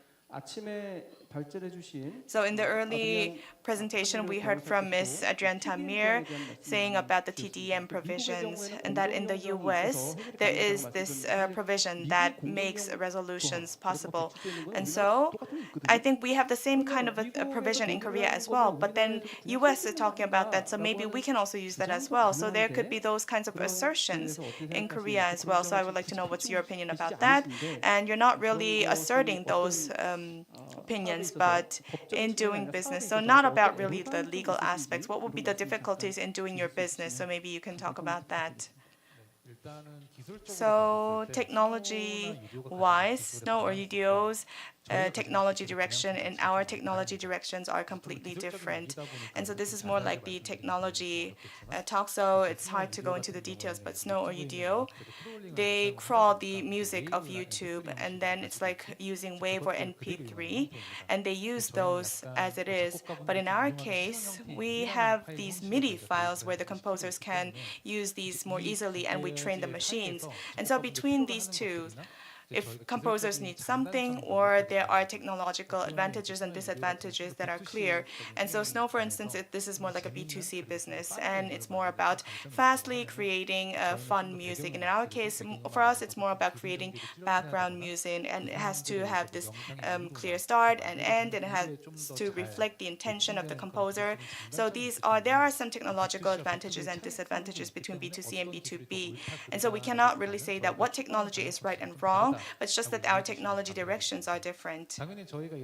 And yes, through MIDI, even if we do the creations, well, even if the technology directions are different, but if we use data to train the models, then it will be good.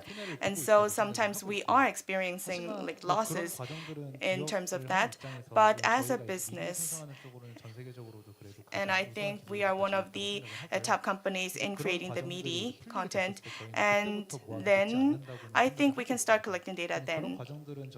And that process, I think we have to look at the changes of the legal landscape, and then we can follow that trend. And your second question was about snow and meteor and about the usage of fair compensation. And I think that, well, I like music a lot, and I've been doing music a lot. I still play the piano. I do composing myself, and because of that, we also have the technology. So we used to play, doing composing, and so on. And so for someone who likes music, in order to have this kind of a So let's say if I would like to have a Michael Jackson's music in my ad, then I would have to spend a lot of money. And so using these songs of artists, we cannot really use, the YouTubers cannot really use those expensive music. And so music, if it's like 500 Korean won or 1,000 Korean won, so these are really cheap, the ones that are used by YouTube. And so by having those music in the ads, it could raise a lot of profits than having those unpopular songs embedded in those ads. And so I think, for instance, if one music, starting from the distributor, the composer, the service companies are all involved. And so in order to maximize those profits, I think this market structure has been set up. And I do not think that this market structure is wrong. But then whether we can train Michael Jackson's music to the model and then create a similar music and asking the advertiser, do you want to pay a couple of hundred won or millions of wons? Well, for the advertiser, it will be best for them to spend less money. Not all of them, but probably most of them would think that they want to pay less for the music. But then I would say whether this can really become more like a common model. So that will be a question that I could have.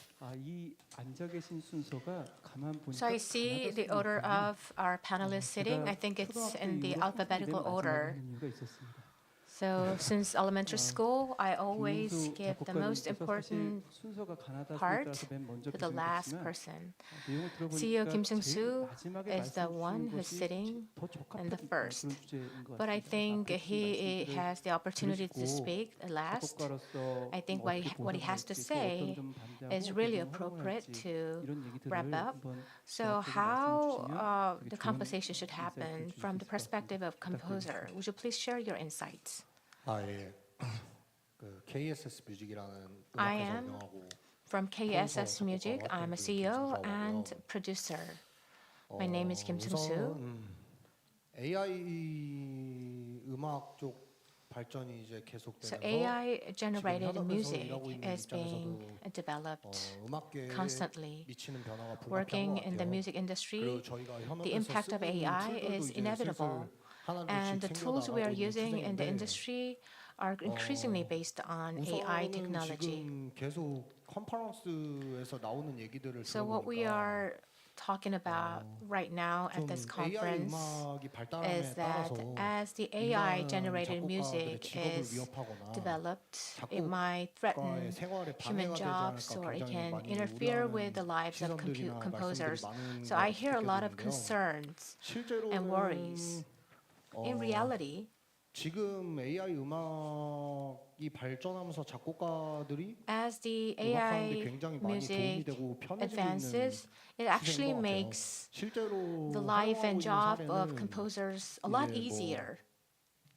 여자 곡 같은 걸 So 만들었을 AI 때 is actually utilized in the industry. 보컬밖에 내가 So 원래는 when you 여자 create 보컬을 a song 구해야 for 되는데 남자 보컬밖에 girls 주변에 band, 없을 때 and you need to find a female vocalist, but you only have a male vocalist around you, but you can use AI technology to create a male voice. 단일적으로 부족할 때 AI And 프로그램이 이제 돌리는 그런 새로운 ideas 음악을 들으면서 are 영감 같은 걸 so 얻기도 하고 much simple 실제로는 or 현업에서는 AI boring, you can actually 작곡이 add more dynamic 발전한 거에 대해서 그렇게까지 ideas or 현업 rhythm 작곡가들이 to the 굉장히 music 민감하거나 using AI. 예술가들이 그렇게 배타적인 So 시선을 right now, 가지고 artists 있을 것 and 같지는 않다는 musicians 생각이 are 들고요. not really 왜냐하면 굉장히 잘 sensitive to the use of 활용하고 AI 융화되고 있기 때문에. or 다만 they 이제 don't have a really 우려하시는 negative 부분들이 approach to that 뭐 because they are actually actively AI가 utilizing 기본적으로 that. 학습형으로 발전하기 때문에 So AI is 기존의 이제 developing 저작물들을 based 침해하고 on training. 그럴 좀 So it is likely 확률이 높을 것 to 같다. infringe 그래서 기존에 upon 그걸 copyrighted 저작권을 가지고 있는 content. 권리자들 입장에서 So the 그게 existing 일종의 copyright 레퍼런싱이나 표절처럼 holders 이제 might see 법리적이나 that 윤리적으로 문제가 될 수 as 있을 것 같다라는 거에 대해서 referencing or 굉장히 우려가 많으신 것 plagiarism in 같은데 terms of legal 저는 뭐 framework. 개인적으로 So you 그 might 부분에 have worries and 대해서는 concerns about that. I understand that. But personally, 물론 최소한의 제도와 그런 게 필요하겠지만 we believe 좀 발전적으로 the institutions and systems in that regard. 풀어줬으면 But 좋겠다는 생각이 드는 게 we can 아까 actually 전에 저도 navigate 이제 여기서 through 발표 the situation in a more 본문을 읽으려다가 effective way. 좀 I 혹시 was 주제에 맞지는 about to 않을까 read 뭐 이런 out my 고민들이 prepared 있었지만 discussion 이제 또 paper, but I was worried it might not be in line with the theme. But just listening to other panelists, I learned how to engage in discussion. So humans learn by looking at other people. AI can also 학습하는 거에 대해서 너무 그렇게 큰 규제를 걸지 refer 않았으면 to our 좋겠는 music 개인적인 바람이 or 있어요. learn from our 그리고 music. So there shouldn't be 음악적으로도 strong 결과물로 regulations 오리지널리티를 to 전 stop 증명해야 된다고 AI from 생각하는 doing 입장인 so. 게 So we need to prove the AI 같은 originality of our 경우는 work. 음악인들도 사실 뭐 저희가 잘 아는 바흐나 쇼팽이나 뭐 베토벤 같은 Bach, 작곡가들이 Chopin, 이제 and 우리가 위대하다고 Beethoven, and 생각하는 other 이유가 musicians, 물론 they are 그들 really 음악이 great 굉장히 뛰어나서도 있지만 musicians. It's 사실 because their 그런 음악가들이 music 나오면서 후세 is 음악가들한테 really 굉장한 영향을 remarkable. 주거든요. But at the same 그래서 time, 베토벤이 their 만든 music 음악이 inspired 결국은 뭐 the 쇼팽이나 future 리스트 generation 같은 작곡가들이 composers a 곡을 만들 lot. 때 굉장히 큰 영향을 주고 So Beethoven 음악이라는 게 결국 inspired 서로가 서로한테 Liszt, 영향을 주는 and 그런 사이클 musicians, 안에서 벗어날 they 수 없기 inspire 때문에 each other. That's AI가 the nature 결과적으로 of 만든 음악이 music. 어떤 개인의 So what's 예술가의 created 오리지널리티를 by 침범한다면 그게 AI, 법적 윤리적 문제가 if it actually 되겠지만 infringes 그냥 단지 upon AI가 자신의 the legal 음악적 rights 실력을 of 학습하기 original 위해서 composer, it could be a 어떤 problem. 저작물에 But 대해서 if 영향을 AI 받는 거에 대해서 is 예술가들이 너무 inspired 극도로 or 민감하게 influenced by 반응한다면 the existing 그럼 결과적으로 copyrighted work, 음악적 and 예술적 우리의 if 가치나 the composers 미래적인 find it really 차원에서 offensive, 좀 발전을 저해시킬 it's 우려가 not 있다고 really 생각하고 desirable. It will 그리고 actually 제가 태어난 이래로 hold 음악계 back 가장 the 큰 위기가 development of 있었다면 the music industry. 이제 MP3가 나왔을 때를 꼽을 수 있을 So 것 I 같은데요. remember when the MP3가 MP3 was 나오면서 first 앨범이라는 게 developed. 사실상 거의 So with the release of MP3, 종이가 돼버렸거든요. the 원래는 music 사람들이 음악을 album 소비하는 방식이 just ended 이제 up being paper. 앨범으로 Traditionally, 구입을 해서 CD before 플레이어나 that, 이런 데서 그 앨범에 people 수록된 음악을 purchased 듣고 그런 the 방식이었다면 CDs 소리바다라는 and 기술, run them on CD 뭐 players. MP3라는 기술의 발전에 의해서 But due to the 사람들이 거의 advancement of 이제 MP3 음악을 technology, 무료에 가까운 people 가격으로 듣게 could 되는 almost 사태가 enjoy 발생하면서 음악을 music 만드는 사람들이나 almost free of 제작하는 charge. 사람들 입장에서 가장 So 곤란한 시기를 겪었다고 music 할 수 producers 있을 것 went through a 같은데 hard time 근데 because of 그 that. 상황조차도 음악인들이 Even in that 새로운 situation, 브랜딩이나 새로운 musicians came 가치를 up with 고객들한테 new branding, 제공하면서 굉장히 안정적으로 proposition 빠져나오고 of new 지금은 오히려 values. 음악 시장이나 앨범 시장도 Now, 활성화되고 있고 they 더 went through the 커져나가고 있는 hardships, 것처럼 and the AI music 시장이 industry is being 발달한다고 해서 more 꼭 그걸 facilitated 배타적으로 and 받아들이기보다는 it's being AI가 잘 expanded. 발전해서 So 음악가들한테도 you 좋은 shouldn't 시너지를 주고 try to 영향을 주고 exclude AI 같이 too 걸어 much. I 나간다면 believe AI 생길 수 can 있는 positively 최소한의 impact 법적인 musicians. 윤리와 So you 뭐 can go 법적인 hand in 거나 hand 윤리적인 거, with 도덕적인 것만 좀 잘 AI 해결할 수 as 있는 long as we 법리적인 address 제도가 나온다면 moral 굉장히 같이 and legal 상생하고 issues 잘 해나갈 수 있을 based 것 같다는 on 생각이 듭니다. proper 감사합니다. 네, systems. 고맙습니다. I think we 네. can create a win-win situation. 제가 고등학교 때 출석번호가 When I was a 반에서 high 제일 school 뒤쪽에 student, 있거든요. and my number 저희 actually was at the 아이도 very 그렇습니다. end, and the same goes for my 앞에 child. 아이들이 하는 걸 보고 And so I look at other 학습에서 children in front of 굉장히 me, 유리하게 and I 뭔가를 learn 할 수 from them, and I can do 있었습니다. something better than 사실 them 제가 because I 어릴 때 saw them doing 미술학원을 something already. 보내셨는데요. And I 미술학원에 used 갔더니 to also, I went to an art school, an art scam school, arts academic school when I was young, and then I used to see people drawing, and then I used to copy from them. And so we learned by copying, and so we didn't say that that was an infringement of copyright. But then for AI, yes, there is a difference in terms of technology, and then there are issues of copyright infringements. Yes, and there are items that need to be discussed, but it's about that excessive profit that is made through AI. How can we share those profits? I think this is all related to that issue.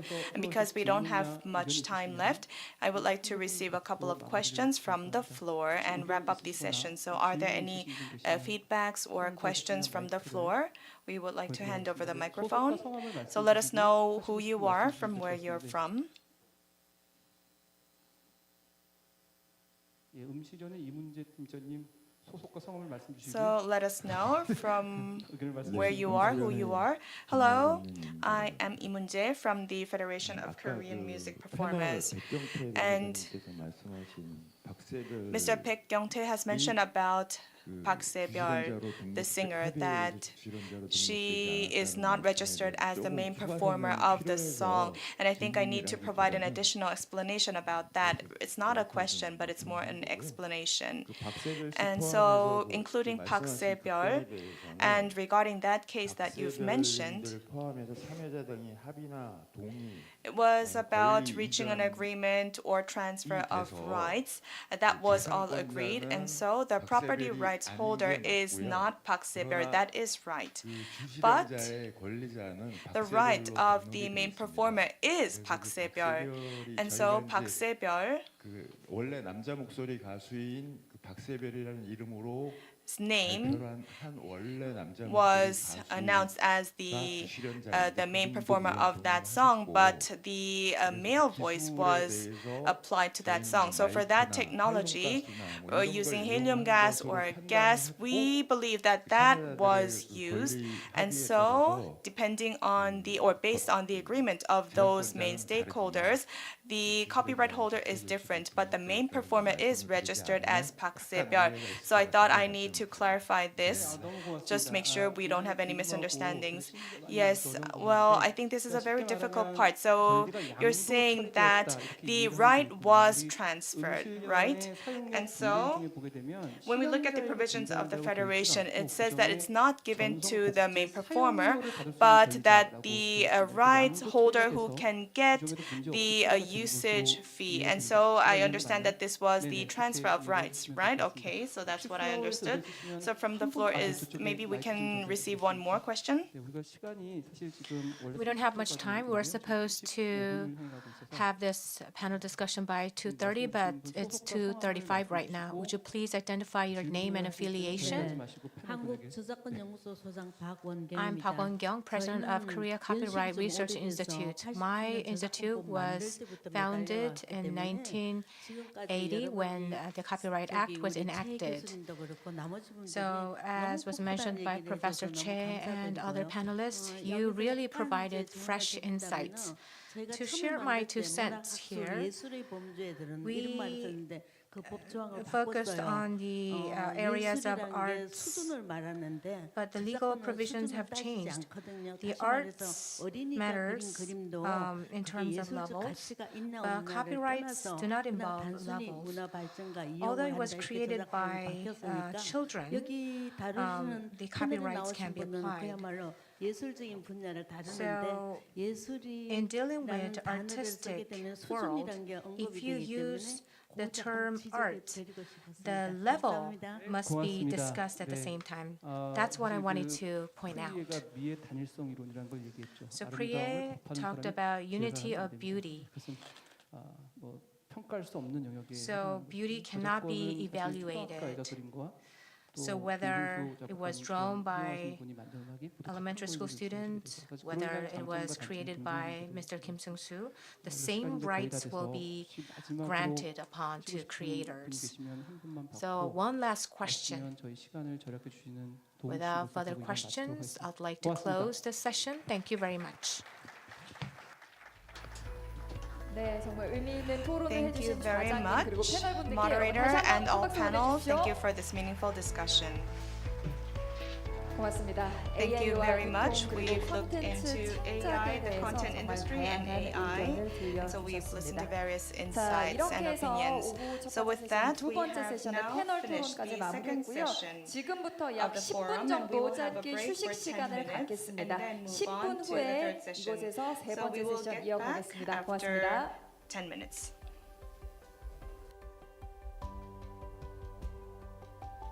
네, 그리고 지금 화면에 나와 있는 큰 QR코드 보이시죠? 이 QR코드 휴대폰으로 이렇게 찍으시면 어떤 링크로 연결이 되는데요. 앞으로 저희의 발전을 위해서 만든 만족도 조사입니다.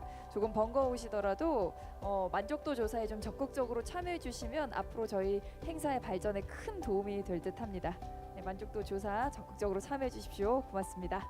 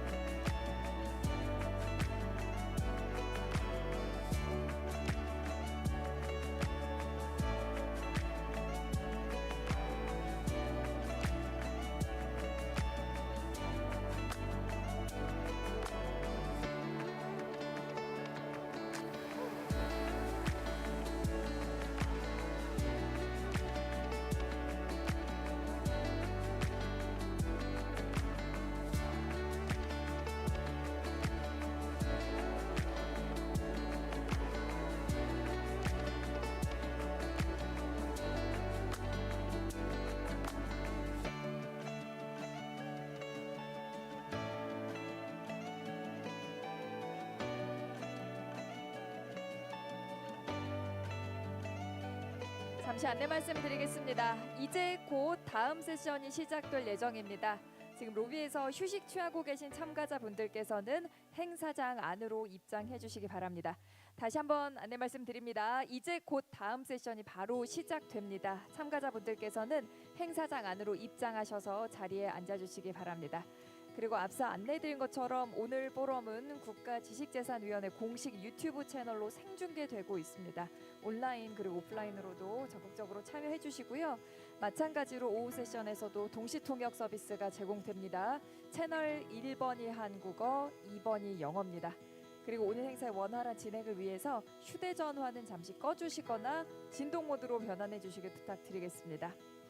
그리고 오전부터 안내를 드렸는데요. 오늘 참가하신 변리사 분들께서는 다음 세션 시작하기 전에 입구에 있는 등록 데스크에서 반드시 서명을 하신 후에 입장해 주시기 바랍니다.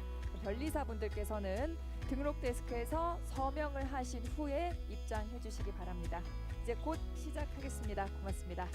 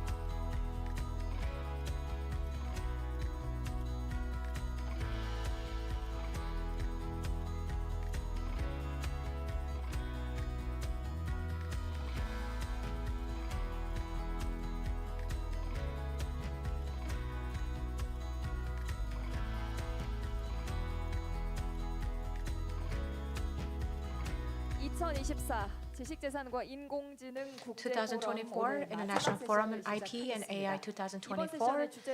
We will begin the last session. This session is about semiconductor industry and AI. So AI development is closely related to high performance, low power semiconductors. We are going to explore the interplay between semiconductor and AI and its implications for Korea. We are going to invite a presentation for this session. Professor Kim Kyung-gi from Daegu University will make a presentation about the directions of AI technology, and he is going to talk about this area. He's a vice president of Korea's Semiconductor Engineering Society and a board member of the IEEE CAS Society, actively participating in international academic endeavors. Please welcome him. 저는 이제 대구대에서 Thank you very much for your kind introduction. I'm currently at Daegu University. I'm a vice president of the Semiconductor Engineering Society. We had a similar forum, and I was the president of the organizing committee.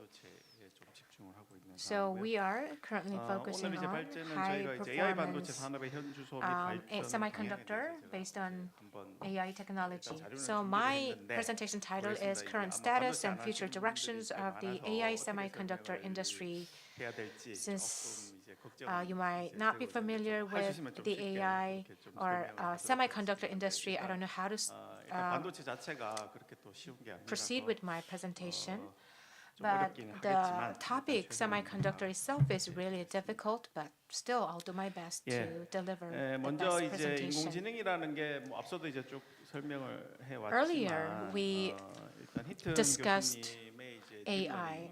이제 So 나오면서 Professor Hinton's deep learning was released, and that actually opened the new era. Right before that,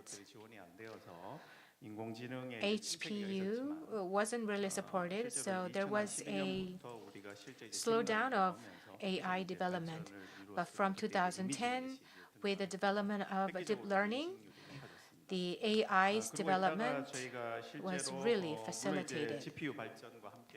And with the development of GPU, AI also continued its development. And recently, the ChatGPT gave another boost to AI development. When you create and manufacture AI semiconductors, still those researchers didn't actually predict that this time will come this early.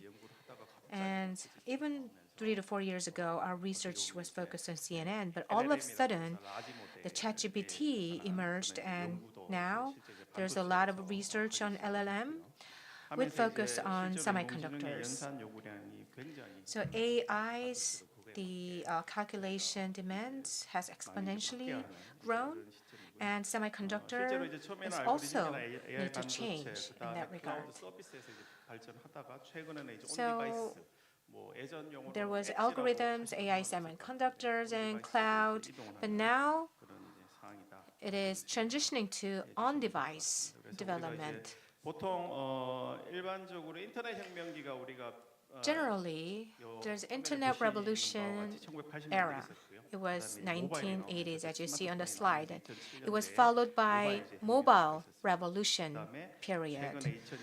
And recently, from 2022, with the birth of Gen AI, the Gen AI revolution period started. And Gen AI is also embedded on Samsung phone, and we are seeing the development of the devices where AI technology is embedded. Let's move on to the next slide. So this slide is about hypercycle. The hypercycle exists for all types of products.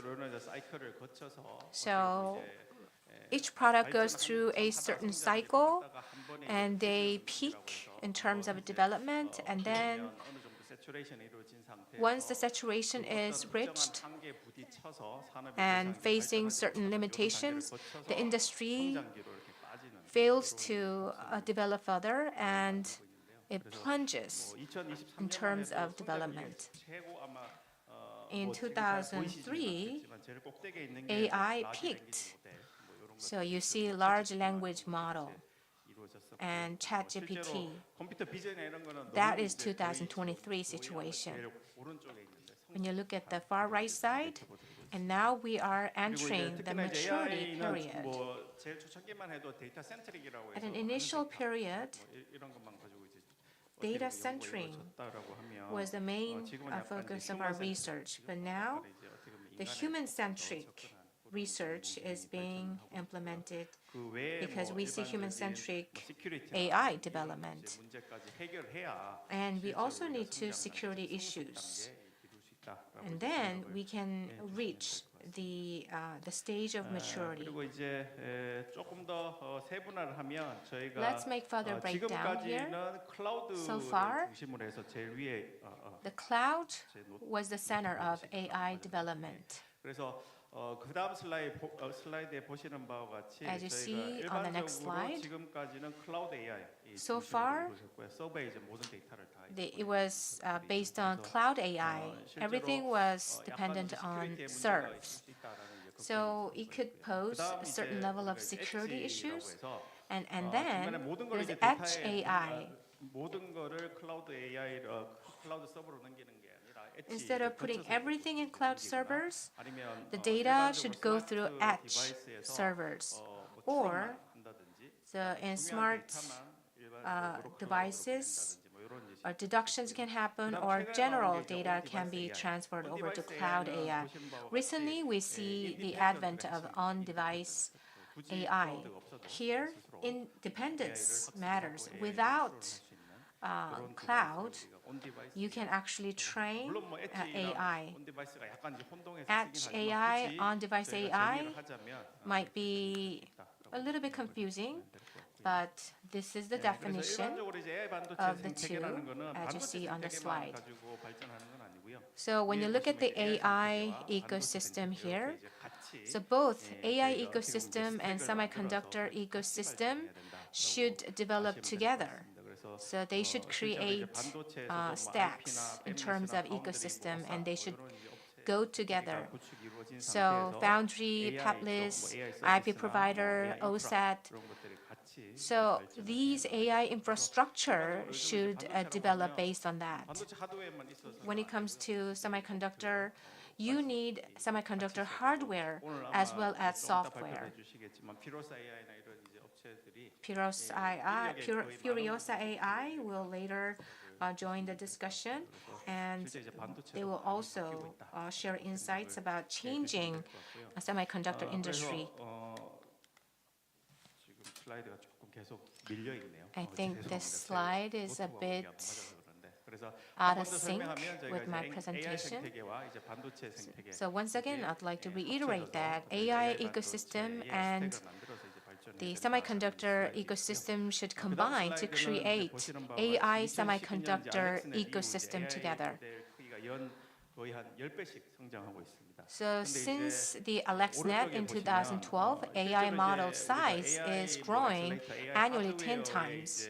When you look at the right side, AI hardware's speed is really high, but memory's bandwidth is really low. So nowadays, memory is a critical technology in the AI semiconductor.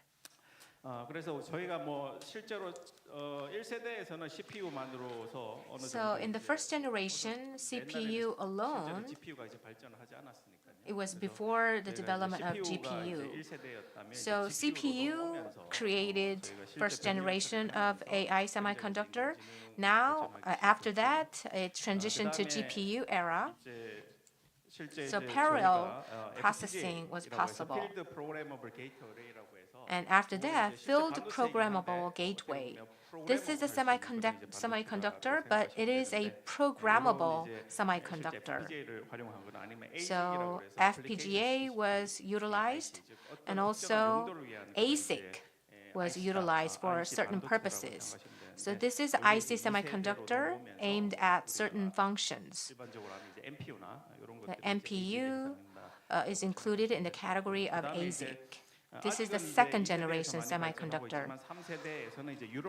So still we are in the second generation, but in the third generation of AI semiconductor, so synapses and neuron will be imitated by AI semiconductor technology.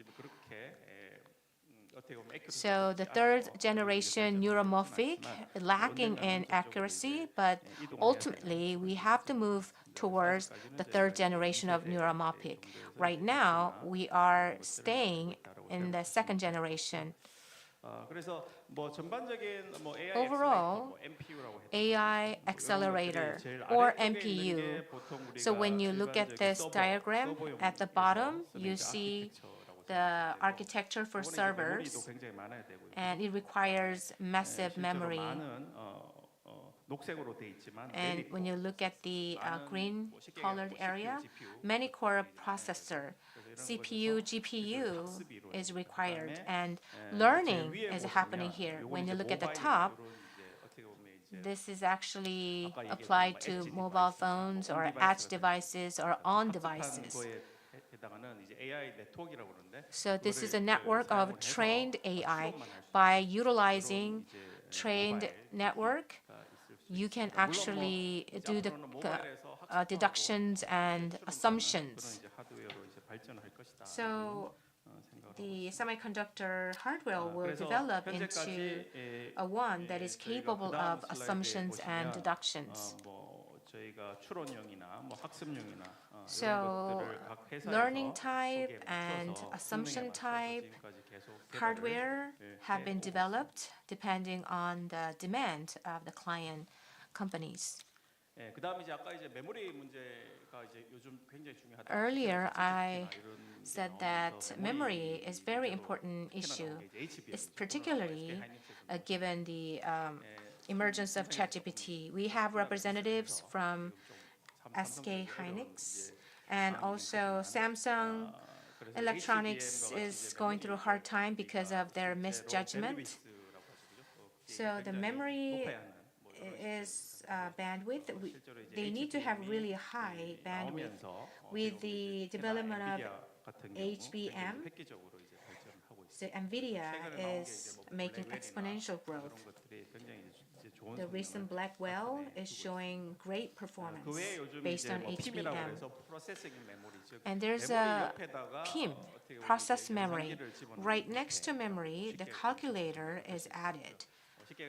So simply you can understand it that way.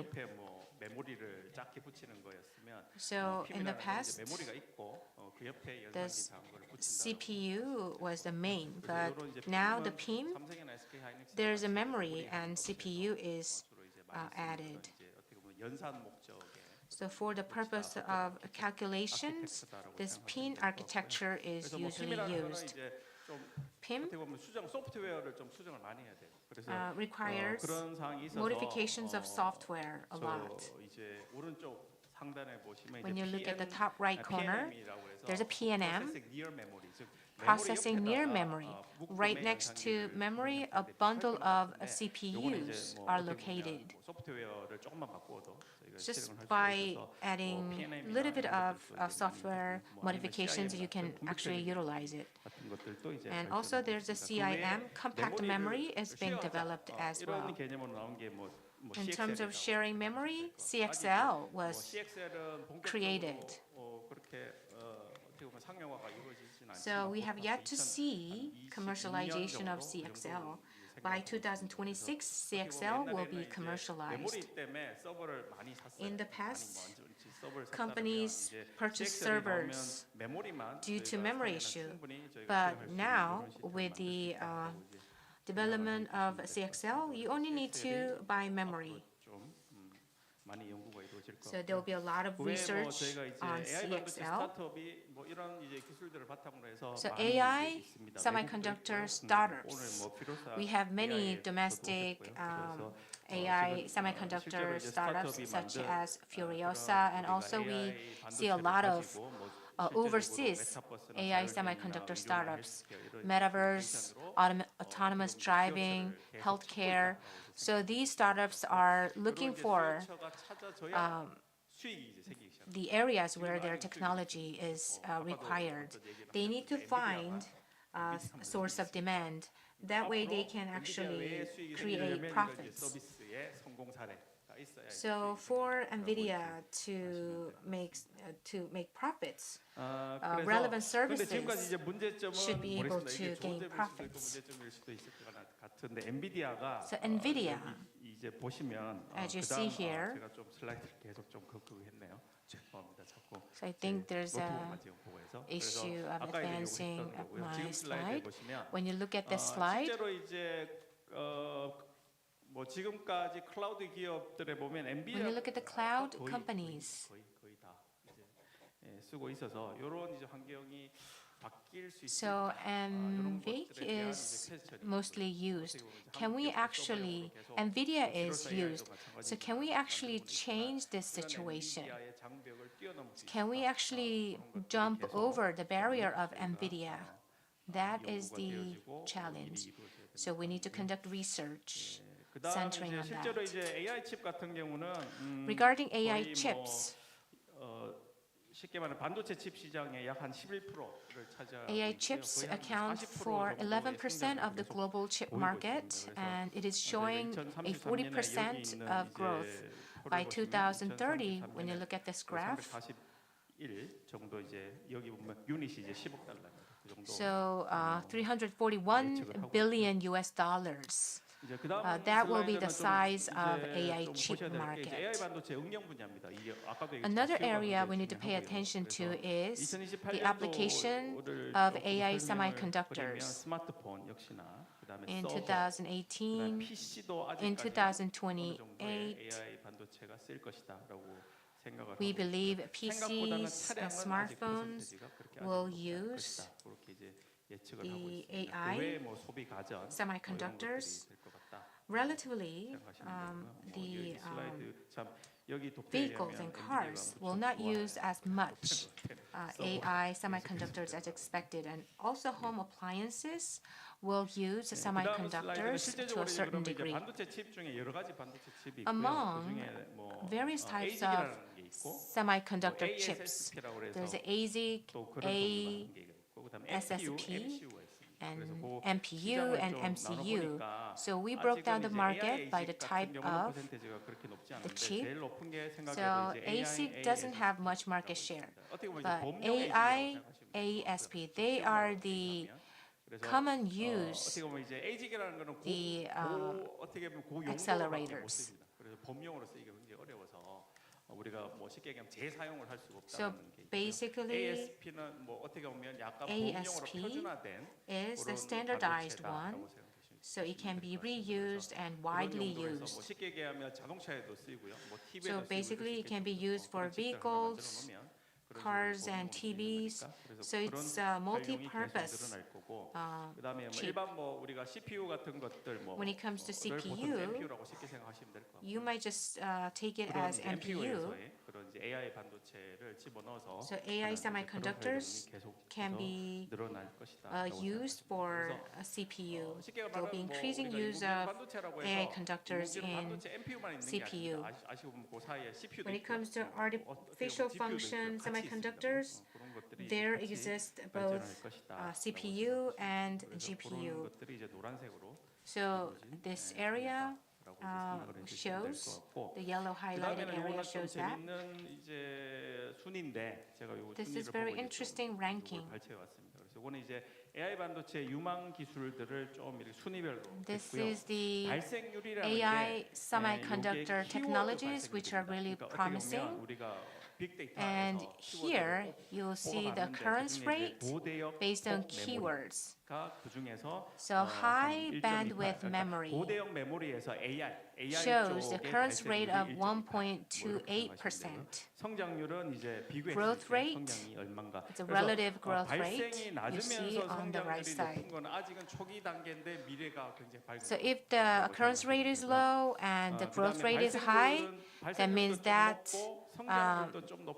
technology is at a starting point.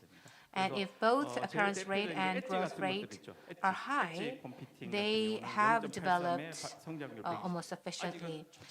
So Etch shows really high growth rate, although its occurrence rate is just 0.83%. But high bandwidth memory shows a high occurrence rate, at the same time high growth rate. So currently it is developing vigorously. So we see this is a really promising technology. And HBM is also promising technology. We have a SK Hynix here, so they will talk about it later. And this is the growing demand for AI semiconductors. So if the occurrence rate is low and growth rate is high, this is really promising technology. If both figures are high, they are currently developing really actively. But if these two figures are low, currently they are not developing really well. So based on keywords, you can actually learn about the promising technologies in terms of AI semiconductors. Software can be involved in increasing performance of AI. So performance improvement requires virtuous cycle of the ecosystem. Both AI, hardware, and software should develop together in a virtuous cycle.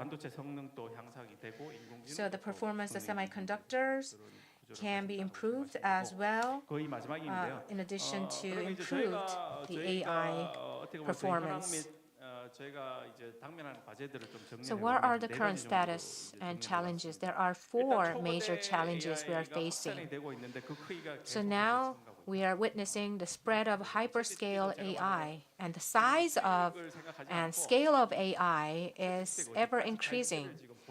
So regardless of profitability, it seems like the industry is looking at how far ChatGPT can go. So although it has yet to gain profits. So there's exponential growth of calculation and users, how we can address them. That will be one challenge for us.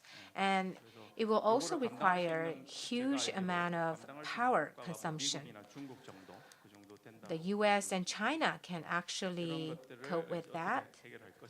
But how the rest of the world will handle huge energy consumption. And it is also linked to national security. So this issue is related to national security. The hyperscale AI is spreading, and data center power consumption is an issue, and national security is also an important issue in this area. Sovereign AI, which means that each country has to possess its own AI. The same goes to semiconductor. What if no country exports semiconductors? What if NVIDIA decides not to export? We experienced this situation with automobile industry. So if you don't have chips, we cannot manufacture semiconductors. If you are overly dependent on imports of semiconductor chips, it can create security issues. So we should have our own AI semiconductor chips. For that, talents are required. So talents are very important to be able to produce our own chips. Lastly, I got this slide from the Ministry of Science and ICT. Anybody can access this data. The main point of this slide is that it's quite common, not only in Korea, but also in other countries. So AI safety, PIM, small size AI, low power AI, AI supercomputing on-device AI, next generation AI architecture and software. These are the areas, the 9 main priorities of technological research. So we will focus on these areas, and centering on these 9 priorities, we will continue to conduct research on AI. With this, I'd like to conclude my presentation. Thank you very much. Thank you, Professor Kim Kyung-gi, for your presentation. We've heard an in-depth insight of how AI and the semiconductor industry are interdependent and evolving. And please give him a big hand again.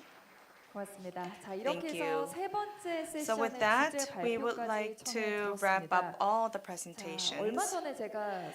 And recently I went to a store and I read a book called AI Semiconductor Battle. It was a very difficult book, but I also learned a lot. It's that with the development of AI semiconductors and focusing on China and US rivalry, there is not only fierce competition, but it actually is equivalent to a battle between 2 countries. And so that the AI development is also leading to diversification of AI semiconductors. And so I felt that this is closely related to the future of Korea, that AI semiconductor market is very crucial to the future of Korea. And that the AI semiconductor could also be an opportunity for Korea, because Korea is a powerhouse in terms of manufacturing industry, and also it leads the semiconductor market.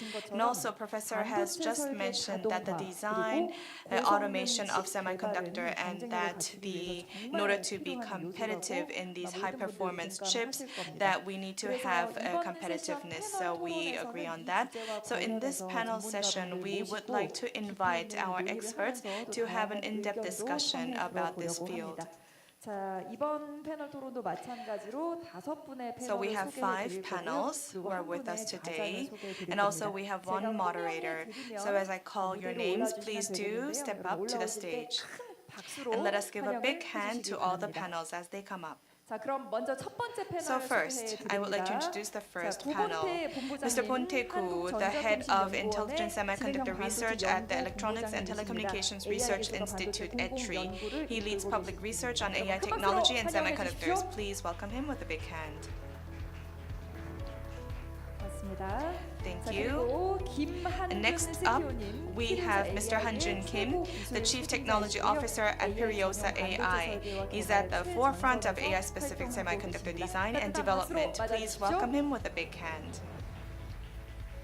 고맙습니다. 자, 이번에 Thank you. Next up, we have Professor Do Won-woo of the Department of Electrical and Electronic Engineering at Yonsei University. He will focus on AI semiconductor design and application research. 네, 이번에는 SK 하이닉스 And next, from 미래 SK 메모리 Hynix, we have Mr. Lee Se-ho, the Vice President of Future Memory Research at SK Hynix. He leads the development of next-generation memory solutions. Please welcome him. 네, 그리고 한국 반도체 And also, 산업협회 we have 산하위원 Mr. Chun 전재민 Jae-min, the head of the 본부장님 Industrial 모시겠습니다. Support Division of the Korea Semiconductor Industry Association. 자, 그리고 Thank you. 앞서 발표해 And the 주신 moderator will 김경기 be Professor Kim 교수님 Kyung-gi, who 다시 has 한번 just 박수 delivered his 보내주십시오. presentation. Once again, let us give a big hand to all of them. 네, 그럼 자장님께 마이크 넘겨드리겠습니다. So moderator, the floor is yours. 예, 오늘 어려운 분들을 다들 모셔가지고 이렇게 한 Yes, we 자리에 have our 모셔가지고 distinguished 제가 다 VIPs and 드리는데요. panels here, and I'm very honored to be with you today. And these topics that we are talking today are not easy topics. When we talk about AI and semiconductors, we always talk about whether we can really win over NVIDIA. I think that's also one of the key words that we are talking about today. So as we have all of you here, and you are from different institutions, organizations, and companies, that's why you would have different positions towards this industry. So briefly, if you could introduce, I will be asking you questions that are relevant to you, and then I will be also asking some common questions. And between that, as I said, many general questions would be about NVIDIA, whether we could really sort of defeat NVIDIA in these efforts. And so from ETRI, Mr. Koo Bon-tae, because you are from a research institute, and that's why you carry out a lot of research projects with the government, and you also do a lot of collaboration between the academic industry and circle. And so I would like to know what kind of research projects are going on and how you'll be utilizing the AI semiconductors. So maybe you can elaborate about that. And also about NVIDIA, what are your opinions about that company? Good afternoon. I am Koo Bon-tae of the Electronics and Telecommunications Research Institute. Nice to meet you all.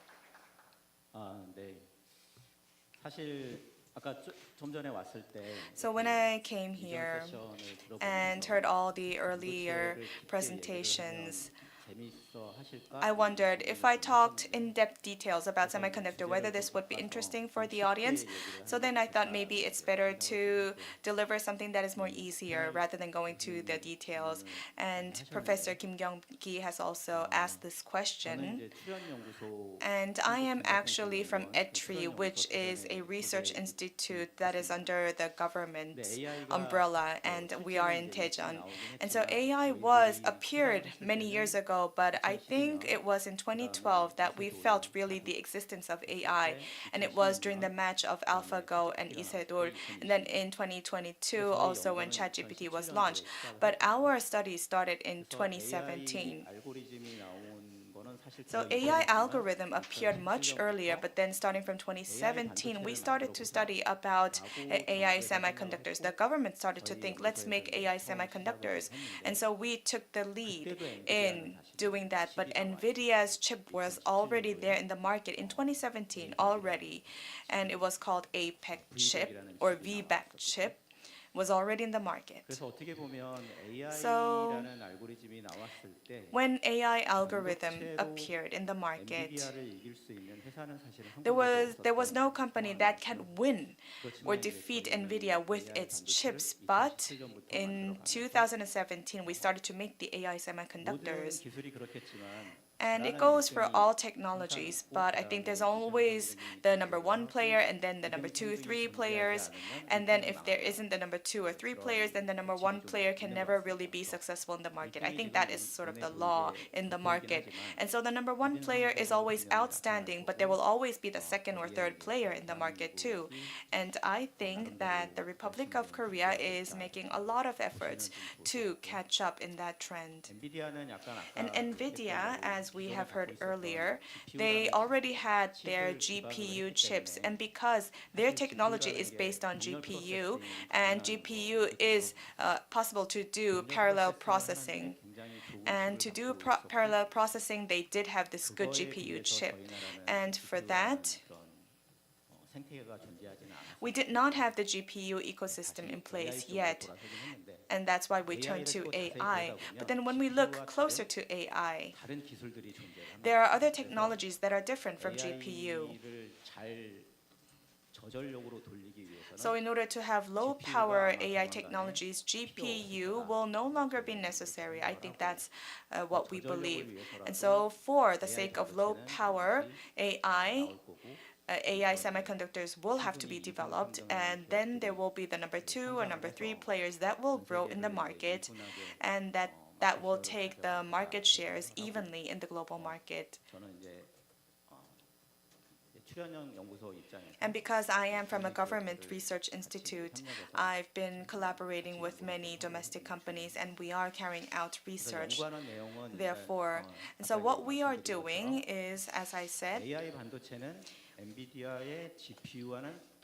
we think that AI semiconductors will be focusing on different types of power consumption of GPUs. So we believe that the AI semiconductors will grow. There will be a niche market that will be created, and there will be plenty of applications where we can win over. So this is one aspect that I would like to say for your first question. And the second question was about the future, right? Right. So within 3 years, we also have the CEO of Puriosa here with us, but Puriosa will also take the lead in the global market. And I think that Puriosa will be one of the top players. Yes, he's the last panel. And what was the other question that you asked? About NVIDIA. 쉽게 설명을 하기 위해서 하나 생각한 게 있는데요. So to make this simple, I thought 프로세서 시장을 그동안 들여다보면 when we look at the processor market until now, first there was the computer, 컴퓨터가 나왔을 때 and IBM was the leader in the market when computers were first launched, and then when we had the PCs, Intel led the market. And then with the emergence of mobile phones, smartphones, Army took the lead, and then with the AI GPU or graphic processor units, NVIDIA became the leader of the market. 만약에 우리가 생각했을 때 그 컴퓨터가 나왔을 때 IBM이 So when the computers were first launched, there wasn't any company that could catch up with IBM. That's what we thought. And then when the mobile phones were launched, there was no company that had the chips that could defeat the ARM chips. We made the efforts too, but it was not easy to be better than those ARM chips. But now, because of AI, rather than using those ARM chips, the NVIDIA chips are really taking all the global market shares. And so there's always a change. So we believe that AI is right now in the beginning stage. So in everything, AI will be applied. And that's why the paradigms will continue to change. And because of that, it's not that NVIDIA will always be the top player. That's what I think. Okay? Thank you. 예, 박수 뭐 이왕 치시는 거 박수 So 주시고. please give him a big round of applause as you already started. Now, Furiosa CTO, Mr. Kim Han-jun, you've been making chips, so you have a lot of experiences, and I'm sure you have encountered many challenges, and also you thought a lot about how to advance into the market. So chip making process and making chips is not everything. How to target the market. So that will be a very important issue. I just came up with this idea regarding intellectual property rights. I'm sure there must be some problems involving IPR. So would you please share relevant issues and ideas about that? Good afternoon, ladies and gentlemen. I am Han-jun Kim, CTO from Furiosa AI. We are making AI semiconductors, and we are manufacturing semiconductors to be used for data centers for AI. We are competing with GPU, and we believe we will defeat NVIDIA in our competition with NVIDIA.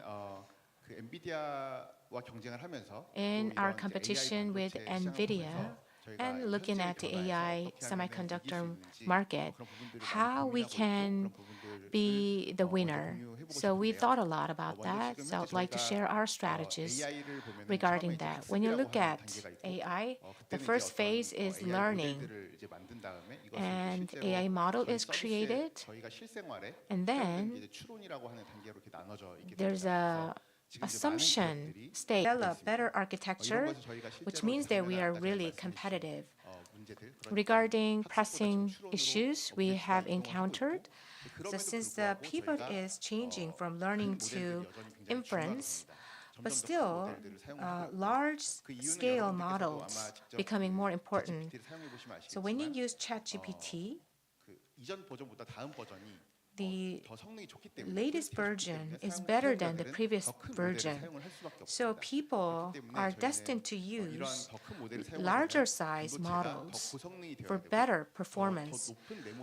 To support those large size models, high performance, high memory chips should be created. So the semiconductor technology in that regard matters. Since we have excellent semiconductor technology, I believe we have competitiveness to compete in the global market with advanced semiconductor technology. In order for users to use semiconductors, software is very important. We are using GPU software stack. So we should be able to create the software ecosystem, although it is challenging, but it is necessary.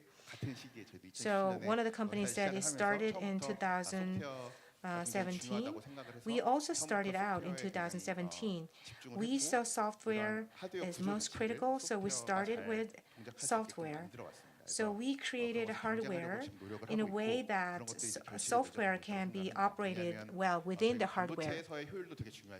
So efficiency of semiconductor is important, but in reality, the global software developers and algorithm developers are working to address the efficiency problems. So software and hardware efficiency should be addressed so that you can be truly competitive in the global market. And we are doing so, and we can demonstrate and prove that we can really compete with NVIDIA.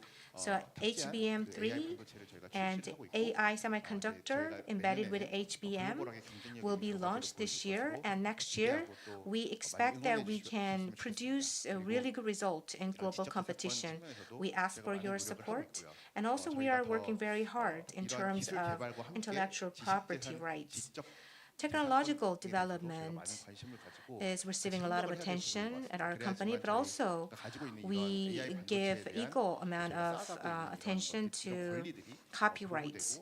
So we should be able to protect rights, and at the same time, we can be a true company that can truly compete with global companies, including those in the United States. Thank you very much. 그다음은 연세대 So next up, 노원우 we 교수님. have Professor Do Won-woo from Yonsei University. 일단 뭐 소프트웨어 아키텍처 뭐 So we're talking about software architecture, and you are an expert about that.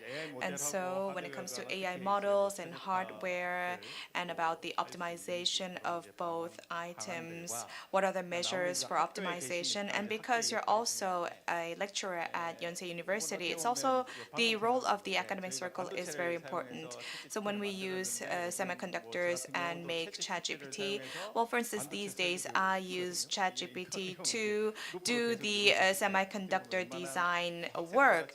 And so I asked ChatGPT to design the semiconductors. Maybe we will be doing that instead of asking our students to do so. We ask ChatGPT to do so. So the times are changing. And so the schools and universities will also have to follow that trend. And so if you could talk about that. Right. 방금 전에 질문하신 내용은 즉흥적으로 질문하신 내용입니다. So I think your question right now, it was an impromptu question. So to answer that first, 영상 매체에서 for we have many stored image video lectures, and it's been, I think, 15 years, 10 years ago when we started to do so. And back then we used to say that our job is now over because so the students would want to watch the videos and lectures of those famous professors, but that did not happen. And so I think education with AI, I think still has to be, face-to-face education. So I don't think there will be much changes because of AI. So face-to-face education will still go on. That was the first answer. And now I am representing the academic circle at this forum. And so not confining to the AI semiconductor, but there are about the AI-related papers at high-end conferences. There are about more than 10,000 theses a year, which is like a rough number that I can think of, meaning that the schools are still carrying out their roles as schools. But then when it comes to monetization efforts, or making it as a profitable technology that will help the people, well, it just contributes just a little bit. So I think that it's not that the technologies of the schools are late or lagging behind, but schools are institutions that do the research, that do the studies. And as an educational institution, I think it's important to nurture talents. And so I think these are the two important roles of the school. And so as an educator at the school, not only that, but when I look at the AI semiconductor from a technology know-how and expertise, as both gentlemen have just said, that technology-wise, surpassing NVIDIA or contributing, I believe that we do have much room for contribution to surpass NVIDIA. So if we do make the efforts, we can beat NVIDIA. But if we analyze, considering our history, and also Mr. Kubonte has also mentioned that the only successful processor CPU was Intel's x86. The Windows system that you currently use, that was the only successful processor that is used by the desktop server. And then there's the ARM-based CPU, which is used by the smartphones. And then there are the tablets, these intermediary devices that use also Intel devices and also ARM chips as well. So it's in between. So then the computing history is about 40 to 50 years. So why were those two chips the only successful ones? That will be the question. It's because it controlled the language that is understood by the computer. So Intel controlled x86. ARM has this ARM binary. That's how they control the software. It's because they controlled and occupied that language. And so even if you have a good architecture, a good house, still The software legacy codes, which is the loyalty to the previous codes, has to be overridden, but it did not happen. So even if the machine is good, the performance is good, but still, if your performance, your previous software does not run on that new machine, then it doesn't make sense anymore. And that's why this loyalty is very important. And AMD, for instance, has cross-licensing with Intel, which means that when there was this blurry concept of IP in the past, but somehow they ended up in cross-licensing. But thanks to Intel, they have a market share of 10 to 20%, and now based on desktop, I think they have about half of the market share. So what I'm trying to say is that when we talk about the binary or the language of the computer, it's about dominating that language. So going back to NVIDIA, so NVIDIA's software dominance, or these NPU companies or the GPU companies being able to override, I think this is an issue about that. And so there are many AI developers, programmers across the world. So they all use the software package of NVIDIA. And so whether these chips can support NVIDIA, I think that would be the main factor for success. So it looks like I'm talking about something negative, but it's about the CPU, that there is a difference between the CPU and the GPU, or the accelerator.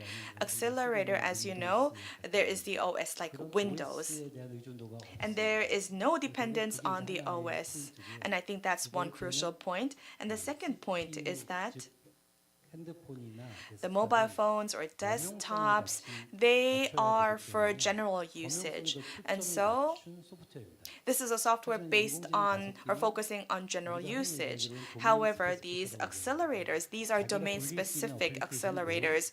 So there's only a limited amount of applications that can be run on these accelerators. It's a hardware that can only run limited applications. So these are the differences.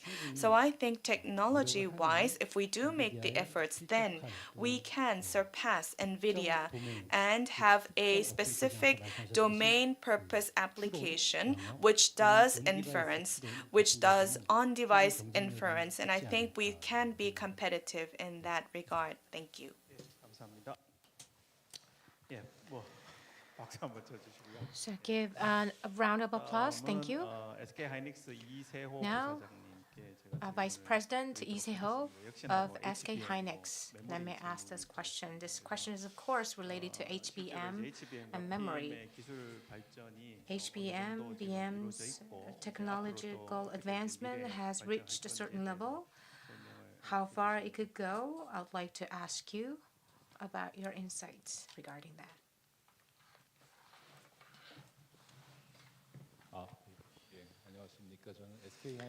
Good afternoon, ladies and gentlemen.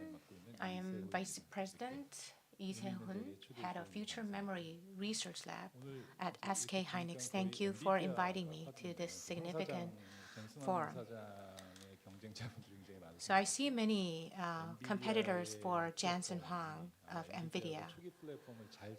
I think NVIDIA chose really good initial platform. We are here at the International Forum on IP and AI. NVIDIA-owned IP has created a huge platform right now.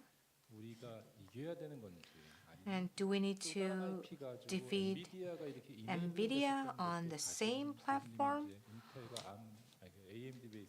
So earlier, AMD and Intel chips were mentioned. So maybe we should create another opportunities. Google, Amazon, MS, they have their own accelerators. But their accelerators fall behind compared to NVIDIA's GPU.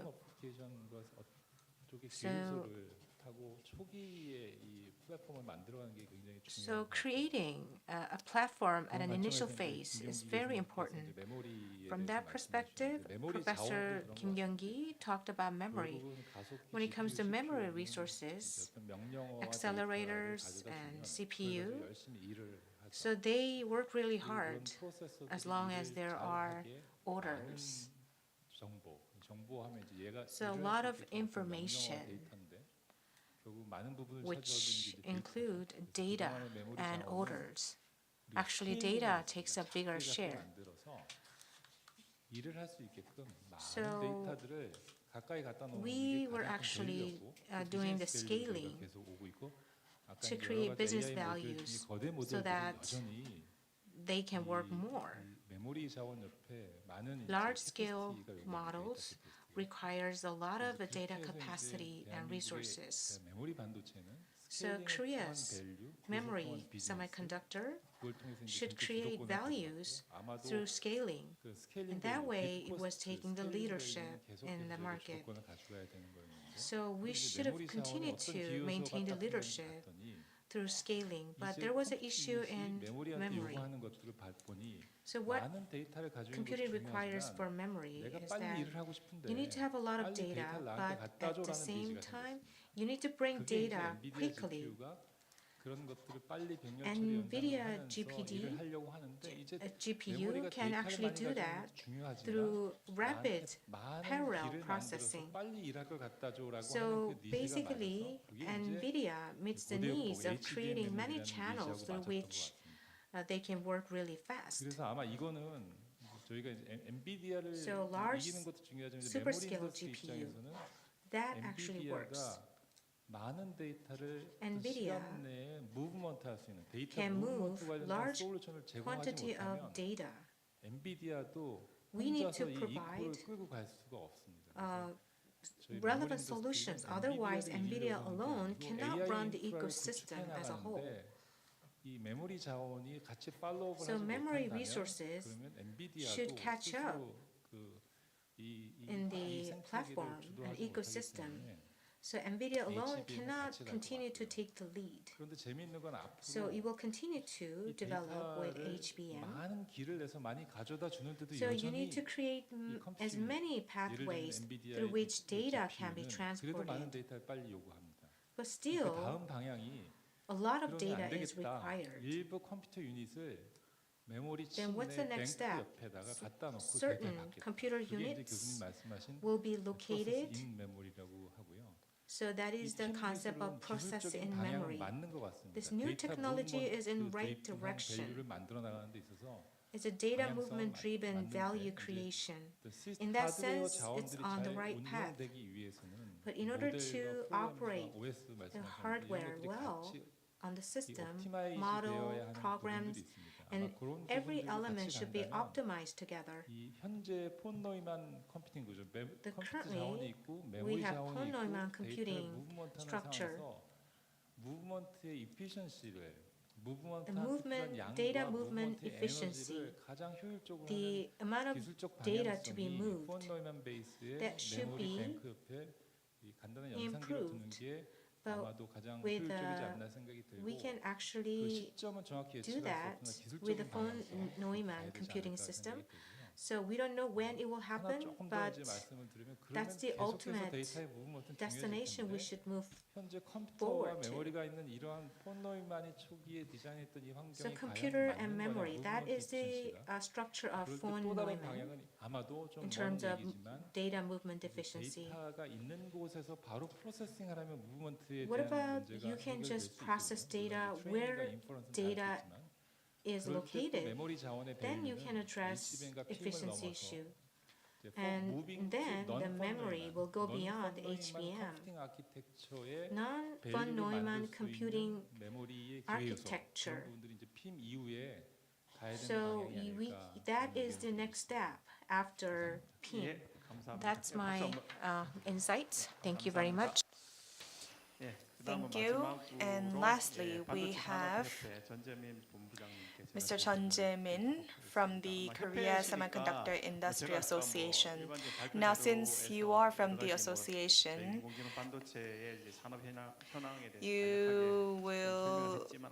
we've also talked about the current industry status of the AI semiconductor, and especially when it comes to AI semiconductor ecosystem and the global market. Maybe you can provide your insights about that.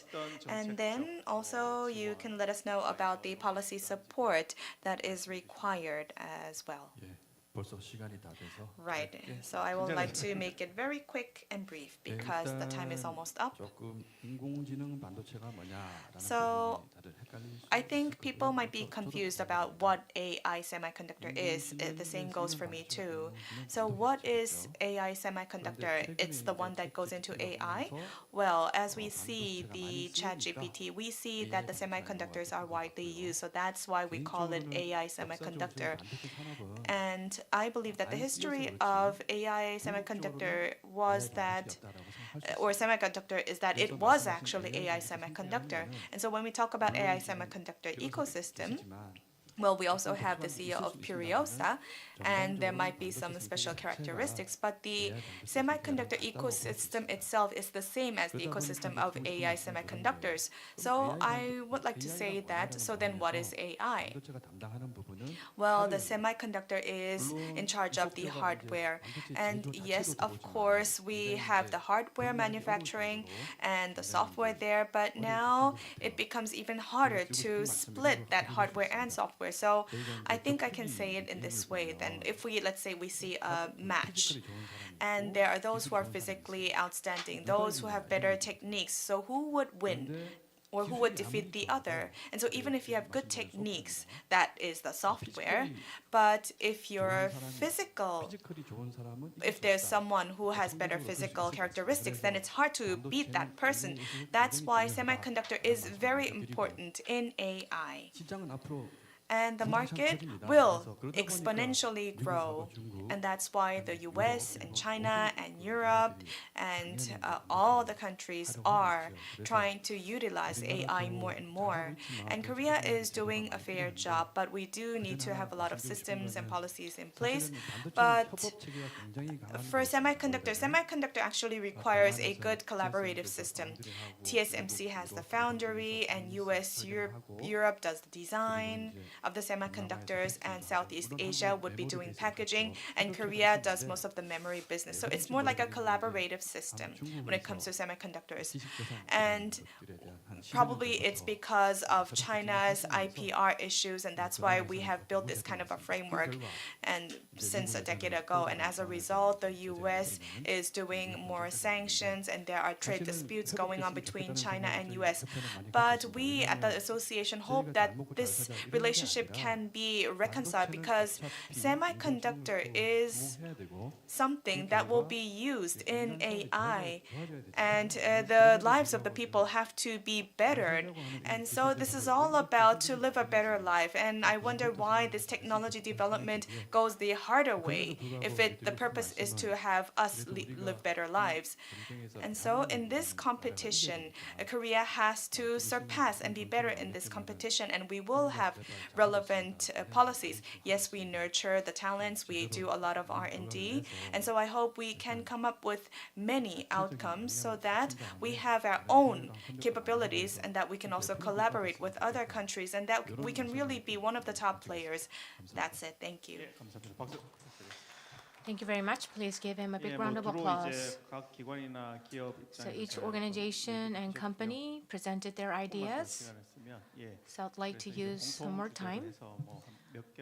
So regarding common issues, we will discuss more, and then we'll take a couple of questions from the floor. So in reality, so in the future, NVIDIA will be a huge hurdle to go over. So as you mentioned, of course, we can overcome that challenge. And we can develop an AI semiconductor that can be used in specific areas. Euromorphic or future technologies or quantum computing technologies in terms of AI, they are also potential areas. So we need to continue our efforts. But regarding future technologies, do you have any ideas? Regardless of your sitting order, would you please share your ideas?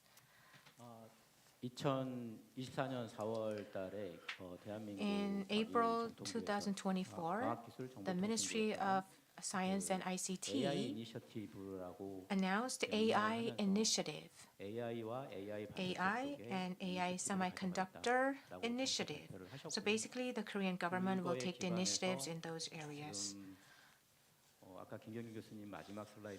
As was discussed in the last slide of Professor Kim Young-gi, so relevant investment is being made, and my research institute is conducting research in all areas involving that.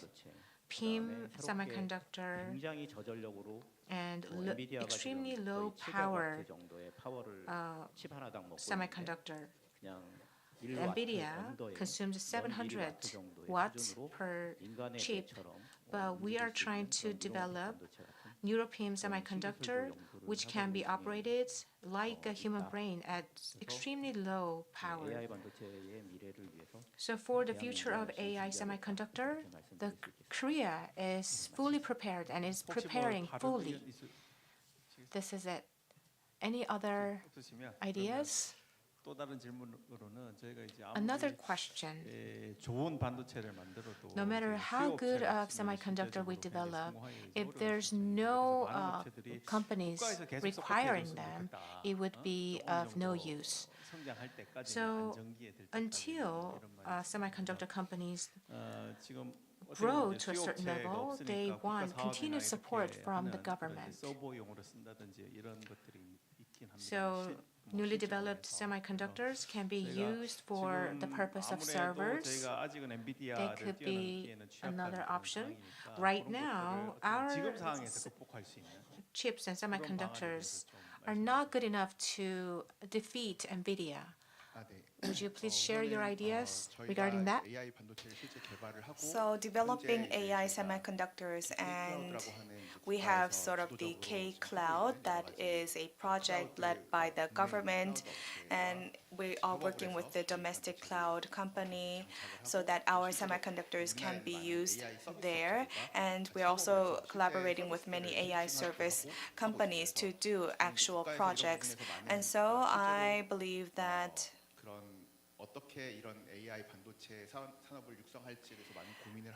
the government is making a lot of thoughts and providing a lot of support to nurture the AI semiconductor industry. And in that regard, we work with many companies that actually develop the services. So we communicate with them and talk about how we can develop the semiconductor, the software. We get a lot of feedback, and these become business. So there's a virtuous cycle in place. So there is the role played by the government, but in fact, the demand of AI semiconductor also increases right now. So right now, it is hard to see it visibly, but to some extent, it is visible. There are those who are trying to purchase the AI semiconductors to try it out. There are more companies that do so. It's because they want to use the GPU of NVIDIA, but these are highly expensive, and it also takes a lot of time to purchase these GPUs, and then there are also power consumption issues as well, and that is why they are looking for alternative semiconductors, and there are those in Korea and also in overseas as well. And so we cannot tell you the names of those companies, but they have our samples and they use it, and then they do the testing, they give us the feedbacks. So we are in that process, and probably the results of those will be confirmed or better seen in the near future. And since the launch of ChatGPT, many enterprise companies, they think about how to apply those LLMs in their companies. So for their services within the companies, how they can utilize the LLMs. And so there is more demand, and we see more of that demand. And some say that maybe AI is just a hype. or that the users don't really use it. But in fact, there are many trials going on, and I believe in the near future we will see more that becomes more visible. So this year and probably next year, there will be more explosive demand from the companies. And from that regard, we will be showing actual results. Thank you. 혹시 뭐 다른 의견 있으실까요? And any other opinions? 그렇다면 제가 SK 하이닉스 부사장님께 I'd like to ask a question for Vice President of SK Hynix. I think you have predictions of HBM next year. Some are worried about overheating, or some people say Samsung will soon supply chips to NVIDIA. What do you think about the market situation next year? Product planning and market analysis, this is not my area of expertise, but I would still like to share my ideas. Until next year, NVIDIA GPU platform BlackBerry and NVIDIA is also good at making GPU and fast linking and customers' feedback. So it is quite good. So in terms of performance, nobody can catch up with NVIDIA. So until the end of next year, high bandwidth memory will still continue to see high demand. Secondly, Korea's memory industry's competitiveness.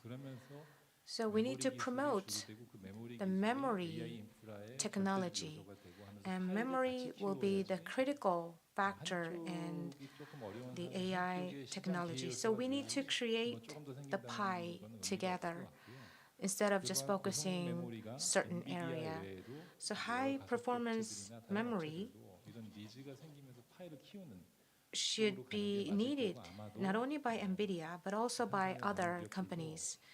So Samsung and other companies will prepare themselves to be a provider of high performance semiconductor.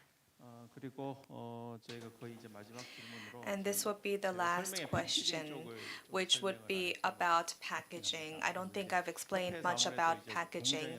And so the association, since you know the companies very well, and the reason why many companies opt for TSMC is because they get this overall package, starting from service to packaging. I think TSMC does that all very well.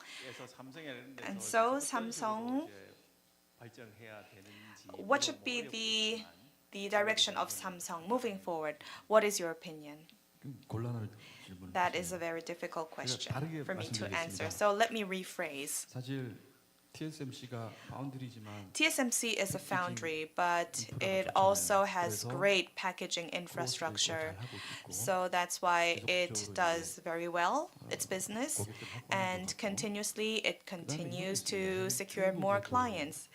And in China, there are about 3,000, more than 3,000 fabless, and US is already having its export sanctions.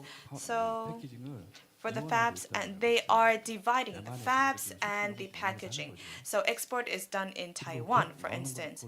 And then I think in the near future regarding HBM, there will be sanctions imposed on China. So amid this situation, this ecosystem will be consisting of strategic collaboration and partnership. Then what happens to Korea? I don't know. But to the extent of collaboration, we will have to engage in collaboration, and we will have to beef up our capabilities. I think that's the only answer I can provide. Okay? Last but not least, very simple question that goes to Professor No Won Woo. Some people say chip designing in terms of AI semiconductor is important. So software, people should learn about hardware and then design or the other way around? What do you think about it? 적절한 답변으로 생각이 안 되실 I don't 수도 think I can address this question properly. The computer's development is based on software and hardware layers. Within software layer, there are 5 layers, and even within hardware layer, there are 5 to 6 layers. So without communication between these two, just with communication, computing technology developed very fast. So as long as each layer does its job, everything was okay. But now, when you look at domain-specific focus, both software and hardware should be designed at the same time. So the boundary between software and hardware is becoming blurred. So domain-specific device has never been successful. That's the key point. As mentioned earlier, on-device AI or certain application or hardware specifically designed for certain companies or industries, maybe we should design them together, then they will be really competitive. So who should be the leader in designing all? So somebody like me in between, the architect,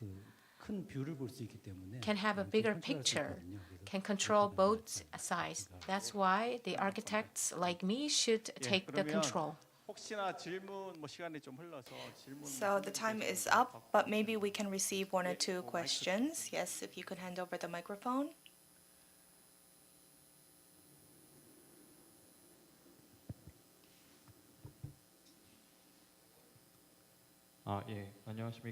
Hello, I am Kim Min-woo from a patent-related agency. I have a question to Mr. Kim Han-jun.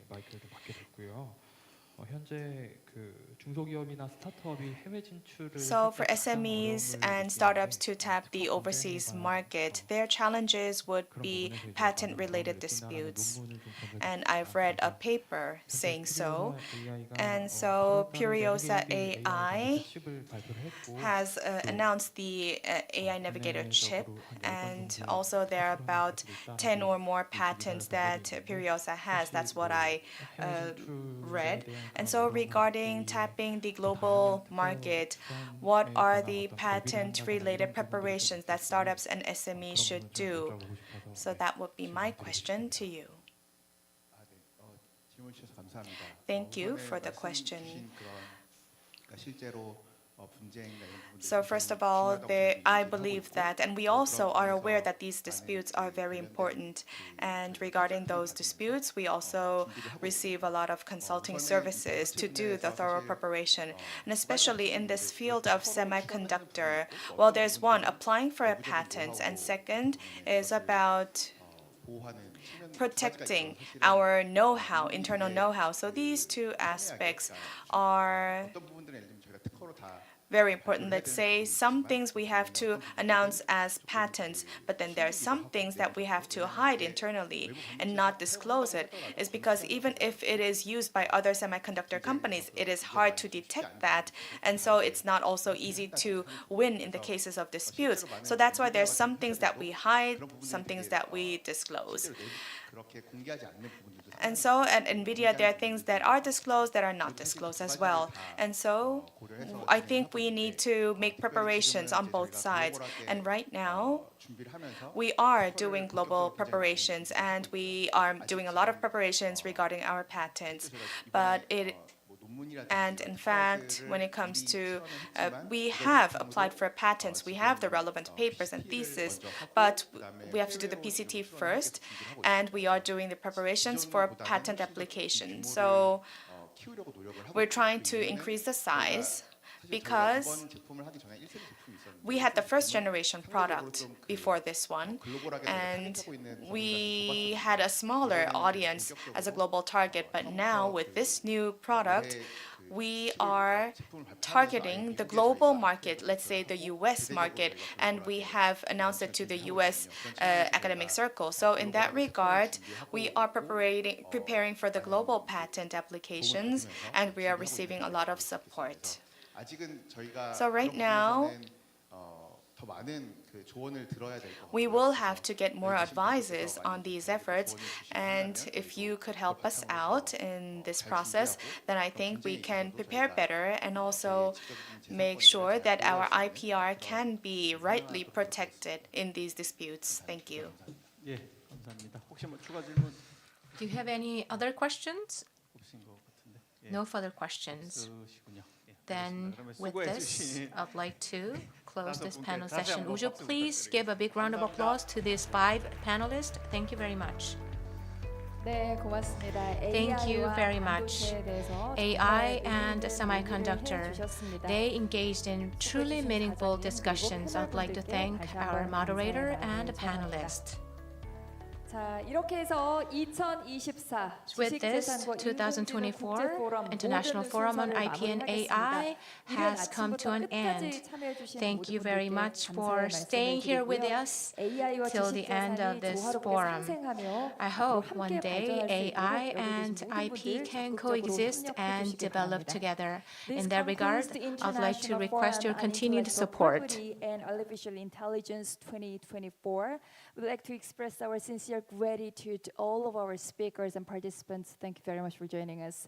And this forum will give us an opportunity to think about the ways on how to adopt new strategies and reform laws regarding intellectual property with the technological advancements of AI. 오늘 온라인과 오프라인으로 정말 다양한 의견 주신 모든 분께 다시 한번 감사의 말씀을 드리고요. 여러분 안녕히 돌아가십시오. 저는 지금까지 아나운서 박세정이었습니다. 고맙습니다.